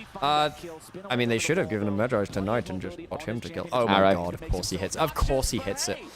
From your wife with love, Tryndamere. From your wife with love. Gala. Oh my god, that was close. Heels popped. Dude, Gala is just kind of forever condemned to never reach beyond the first round of playoffs again. Viper has no flash. Yeah, she dies here. He dies. Yeah, the wall wasn't quite right. Yeah, the nice. wall didn't. I don't know the wall, but does it? Hang on, doesn't Knight just kill them both? Yeah. Okay, it's a good pickup. The wall almost saved him. There is a flash from Ginger. He can't kill on though. Game's dead. Game's gone. Game's gone. Yeah, what happened to the game I love? Anivia supports. What is this horror show? You've just lost. You got 3 members down. 3 members down. There's a Baron. There's a Dragon. They can do whatever they want. It's over, man. I mean, basically this game fell apart through. I mean, the Anivia support. The Anivia deflects the support. JDG should have seen this coming. They should have seen this coming. They've literally had this done to them before. So they ended up getting themselves. They ended up blind picking a shit champion in mid lane. Huawei just cannot be blind picked. No. And then they ended up not winning bot lane either. And then just honestly, just send shifters to the next international event. I don't think these Korean boys can handle the physicality of our rough and tumble EU lads. Rich, you savant. This Olaf from him. Knight gets into the back line though, pushes back the Vampire does not have lucidity. I have to say, look, Vampire's not the problem in this game. The draft was the problem. Did Vampire play particularly well? No, but it's not like he's played particularly badly. He's had some good moments either. too, yeah. Like there was again, we saw. He did miss the ult in bot lane, and there was a couple of that was I don't think he's done badly. I just think that he's playing against BLG, who are on very, very good form. This is what I wanted to see from BLG when I saw this roster come together, you know? Just massive mechanical prowess. Like, so much flexibility from all the members. Chemistry back with Shun being there. Being able to unlock any player on the map, on any possession of the map. And I think BLG are the only team in the world right now that I think actively uses the fearless weirdness well. Because they have someone like On who does such... Oh, the arrow, oh, it's on Honky again! Honky, no! Hang on. Check out Chun. He's about to go. It's on tonight. Junja? I mean, Junja dies here now, though. Yes. Nice. So that's a lot of CC. Honky has the a flash. frickin' Anivia walls, man. Oh, turret shots. Another double stun. Oh my god, on. Well, turns out the turnaround CC is kind of crazy. They just don't have any damage behind it now. Yeah. Xiaoxi's going to run at them. On does have flash. Viper doesn't have summoners. I don't think they can do anything here, no? I think the walls are too crazy. And all that was happening, Viper. Yeah, and Bin's gone Frozen Heart second to, like, delay Xiaoxi's kind of damage against him, and he's also killed a inner turret, and he's taking jungle camps. That's funny as heck. Didn't they get the inner turret from the last play mid? Oh, sorry, yeah, they did. But he was pushing into it. Protobelt and Nivea doing work. Yes. The Protobelt, we love it. We can see this fight one more time. Honku gets caught by the arrow. They do have a nice CC chain. The Knight gets caught midi. Nice. Yeah. Yeah, it's good. It's good. Yeah, fair play. It's really good. It's pretty... Wait. Hang on a second. My feed just refreshed. 1 sec. 1 second. I'm gonna, like, put it up to... Okay. 2 times. Oh, 4 times. Oh. Okay, so we're gonna have to resync up in time. So 31, 32. I'm on exactly the same as you. Perfect. Sounds great. Cool. Like, I'm not gonna lie, folks. Tabe has a pretty bad track record now of like taking his new team versus like the dominant LPL team and like not being able to figure out that top matchup. He's really good at getting teams together in the first place, but you think about him on BLG, could never be JDG. I like this. I don't hate this JDG draft though. I think on paper it's a cool draft. I think no. Double enchanted with the Olaf Tryndamere. Like the Aurora into the Hui is just unplayable. Yeah, but I think the Tryndamere into the Yorick should have been unplayable for Yorick. It's a miserable matchup theoretically. Oh, you got the Seventh thing already. Yeah, and then double enchanters behind. I like that's actually really nasty. I agree the Hui's not great, but the rest of the draft is solid. And if you have to blind pick, what else does Honku have at this point? For BLG as a team, still no deaths for either Bin on the Yorick or On's powerful Anivia. And the thing is, it could have been Anivia mid. So actually, in some ways, you still have to play something that can play into Anivia or whatever else might be. So what do you have at that point? So I'm not sure there's that many good options there. Like if you had Ahri up still, you could Ahri and just deal with being a bit sad. But that's fearless, right? You have to react to what you don't have. Yeah, exactly. So I actually think the draft on the whole is pretty good from JDG. But I just think BLG, with what they managed to put together and the fact that Bin has not been messed up by the Tryndamere and On has been such a menace on this Anivia support. It's very good because then On's always got these champions. The Elise, the Camille, the Nivea, that is just so obnoxious. What do you do about them? You've got to deal with the fact that On pulls them out. On is the closest player to carrier that we have, you know, especially from the LPL. He's the closest player to him. Oh, there's the Infinity Edge. Yeah, the fact that he's managed to stop off for a cheap Serpent's Fang as well is just crazy. Yeah. As long as he has a summoner, he probably outplays Ginger. Probably. Yeah. Is Viper the best Ashe in the world? Yes. Yes. Him or Ruler are the two people I would have said, but I think Ruler's Ashe earlier wasn't that exciting. Say. It's probably game. On switching summoners, back to Flash. On just going to cycle through that barrier because his Flash is back up with Spellbook. Okay, so we've got... Wait, JDG got the call from LPL to let BLG win? I mean, have they been doing that the whole year or what? Of the BLG squad. And you can see in the inventory of Bin here. Regular season ain't shit, folks, just saying. So he is getting close to having his third fully completed item. As Xiaoshu just continues. But like, I really think people need to be revising On, just because like he's had a couple of really bad internationals. Don't get me wrong, but On at peak and Shun at peak, a lot of these players, like particularly On and Shun, because I think those are the two which back in 23, 22, whatever. Hang on a second. Nice. Oh my lord! Arrow. Gala's dead. Gala. Oh no, Gala flashes. But then Ginger's alone. He gets DPS. Oh, Shun's gone too far. Shun's gone too far. The Aurora Gala goes crazy. Again, but Gala survives again. Viper needs to be careful here. It's a lot. Hang on, he's got a second cube. Very good wall this time. There we go. Much better wall this time. Nice. Ah! Okay, guys. Much better wall this time. Sure. The flash stun. Okay, so Shun went too far again that time. It's that 1 for 1. Yeah, but you don't have a smite. Good wall. Combo misses. This is for Dragon. This would have been for Soul, by the way, folks. JDG poked the razor. Ben needs to recall and teleport back. He might try and push out bot lane. He can heal a little bit with Qs, right? Ginger doesn't have ults. Very good walls. Yeah, you're missing a lot of summoners here from JDG. Ben's actually just going to push bot lane. Honky has ult in 10, so he actually has good damage again. Bin's healing off a bot wave. Wait, Bin, they actually, BLG aren't actually doing anything. Wait a second. Oh my god, again! Again! No way! Oh, Honky survives. Knight He was onto a ward, he was onto a fucking ward. Bin is taking bot in hit, by the way. So Viper gets him, but like Knight teleports onto a ward, so he gets killed by the CC. Okay, so Bin gets the mid bot in hit. Do they go Baron? They should probably just Baron off this. Knight just died again. I think that Knight should never teleport there. Especially when... I guess he did have his ult, but... Yeah. Wait, he's got blasted. They can I know that, again. I know, but like, the question was, should he have teleported in the first place? Yeah. Well, okay, Shun's back. Junja has ult. There's no Quail. They are in the... I don't know. Oh, the Protobelts! Holy shit, the Protobelt! They're trapped in here. Oh my God's god, they're in the pit. They're just trapped in the flash. pit. They're trapped. The encore's fine, but it doesn't matter. Oh, that's not good bad, action, Junja. Not bad, Junja. No, they can't get through. They can't get through. They kill the Ashe, Viper. the Vampire's just dead in the pit. Yeah. Shao Shu, does he have ult? Yeah, he does, but I don't think it matters, no. Oh, the Baron CC! If you can kill Shun, it's fine. If you can kill Shun, it's fine. He can't. He doesn't. He literally got knocked up for a second and a half. Well, BLG got lazy, and they gave JDG like a brief window in, and it just doesn't fucking matter. It just doesn't fucking matter, man. On is such a you are now On's pet. You are now stuck in the. You are stuck in the. Oh wait, what's his next wall cooldown? 4 seconds. Doesn't really matter. Yeah, not gonna be able to get him. JDG. What a fun team. What a wonderful team. JDG almost had a moment there. To try to make something happen, but it took so long for Xiaoshu to get there, and Gala without summoners could not stay alive for long enough for that Tryndamere to arrive, for that Tryndamere to really make a difference. And by the time he finally got there, he just gets CC'd, he gets knocked down, and now JDG back against the wall here. Down 8k, they did stop the soul, but they gave over the Baron. We can watch it one more time. Honky's forced to flash. At this point, you're now 3v4 in the pit. Who do you even pick as player of the series? I actually think Shun's player of the series. Well, this game was less good. Maybe it probably still is Shun, I think. Maybe Bin, actually.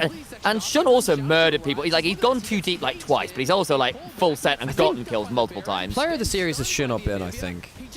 Probably. Knight's also been solid. I mean, everyone's been solid. Like, everyone's been solid.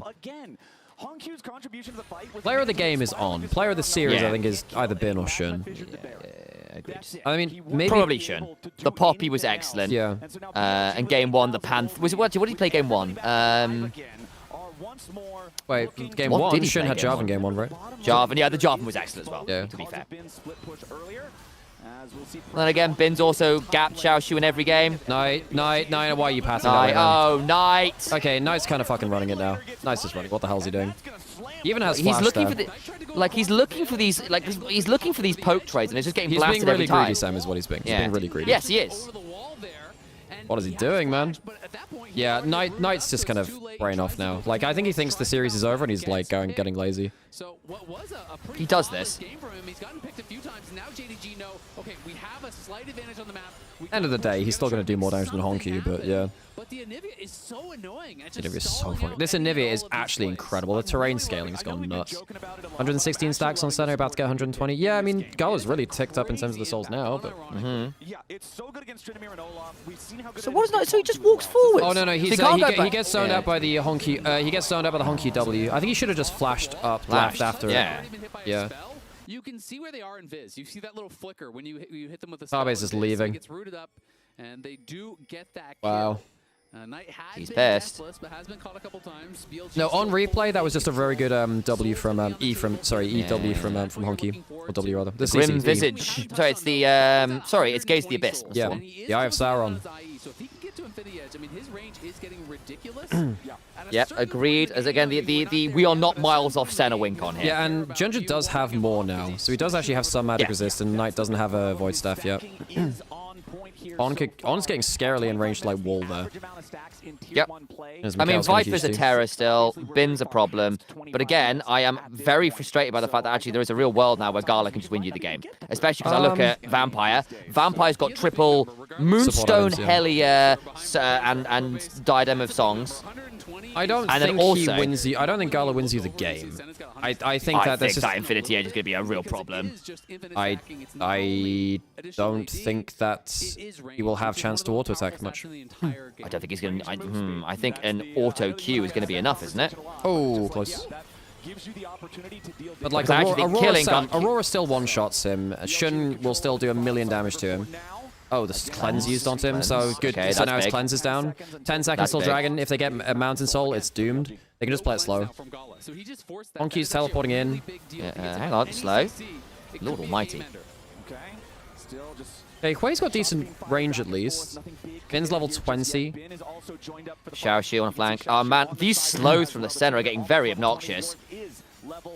Starting Dragon. Junja. Great terrain. That was the Yorick and Ivia. Yeah. Xiaoxu's over the wall. Hang on, Xiaoxu. Yeah, but they got Mountain Soul. Yeah. Xiaoxu. Viper has Ghost running. There's the egg. Aurora gets an ult to everyone. Yeah. Hang on, Viper. Junja's dead. Yep, dead. There you go. Shun gets a good ult. Stat stick. Nice. Mountain Soul stat Gala. stick. Okay, yeah, can't do anything. Knight can teleport back in. He's teleporting mid. Arrow. Oh, and it hits him. Oh, goodbye, Viper. Goodbye. Vampire. Oh, no! Blast code! Blast code! No! Oh, goodbye, Vampire. Goodbye. Oh.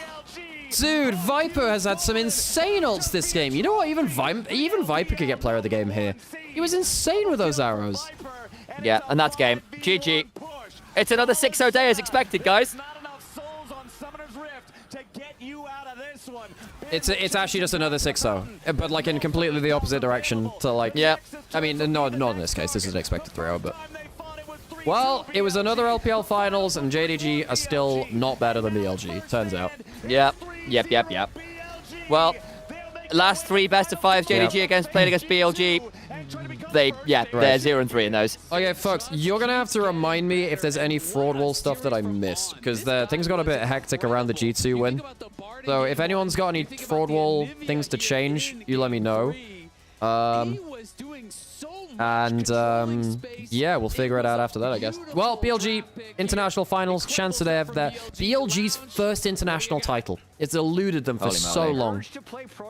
Right, Al, I'm going to get out of here, I think. No worries. Thanks for joining me, Sam. Pleasure, guys. See you guys around. I'll drop my camera out and say goodbye. Thank you again, guys. I'll see you all tomorrow for the finals. Yeah. Oh my god. See you there. Yeah, see you in a bit, Sam. Thanks for joining me. Bye. This time he was just controlling the game completely. Okay. Right. What did I? G2 beat Gen G. Yes. G2 3-0'd Gen G. G2 3-0 Gen G. It was absolutely insane. It's one of the biggest upsets we have ever seen in League of Legends. Based on expectations. Okay. Played the most cracked Anivia support game I've ever seen. I haven't seen many Anivia support I actually think that the first Anivia support game was better. On, who is this player who, in his career, has sometimes been. I mean, he was playing this game so aggressively. You don't play Anivia support without being willing to run it down sometimes. I'm just saying. But like Wait, why, Zara? He was on the thin line. He was so aggressive, but never went down once. So I mean, that was a really good game from BLG. JDG is clearly not better than BLG. Sad for them. I mean, I'm just glad I prefaced this with like, hey, he did play this in the upper bracket. He is willing to lock in things like this and test them out. They'll waltz to another international finals. They've clearly been better than every team they've faced, Seraph. Wow, 97. Wow. Okay. I'm surprised Knight didn't get any votes though. Knight ran it down a little bit. I think it should be like Bin or I mean, I think that Viper went crazy this game, no? Frustrating because if he gets in there, that fight probably looks completely different. I mean, it's like the wall and then the glacial storm also the slow, and then they also had the ghoulie wall from the Yorick. There was that one fight dragon. Yeah, the terrain is crazy. They also did. Wait, did they do Yorick and Nivea the last time too? Yeah, this game also, as we're going to set up the interview, Viper landed a ton of arrows, right? They had the gold. Yeah, well, did they have the Yorick the first time too for the double terrain scaling? I think they did actually. The overall impact on the map. That what were we calling the bot lane, the Ashe Anivia bottom lane? What was this? There was Sisters, yeah. I mean, where was the Anivia support? Yeah, they had the Yorick Anivia the first time too. I actually do think G2 has a good chance of winning tomorrow. I can't believe I'm saying that. Yeah, because Skewmond is really, really good. Follow up as well, but just really finding these angles consistently, and for Honkyu, it must be so frustrating. You're focused on your 1v1 in lane, arrow flies in, oh, I'm dead again. Yeah, and I mean, Viper was so on point with those. Getting Knight ahead was actually super important for BLG as well, to kind of stave off, because there were times where it looked like, okay, you know, this Seraphine combo with Tryndamere, with the Olaf, still can be really, really terrifying. Okay, folks, I guess I'm going to leave it there, because I don't think we have any updates to the fraud wall. If you're on YouTube, the show will end here. Thank you so much for watching again, and tune in for the finals tomorrow. G2 BLG again. Fucking crazy. Didn't expect that one. I'll not allow Shun standard. Well, yeah, Skewmond is fantastic. Shun is very good too. He's a world-class player. It should be a world-class jungle matchup. If you're on YouTube, the show will end here. If you're on Twitch, we'll find someone to raid you over to. Thank you so much for watching me, and we will see you tomorrow. Bye-bye. When does the second series start? Great question. Nice. Great question. All right.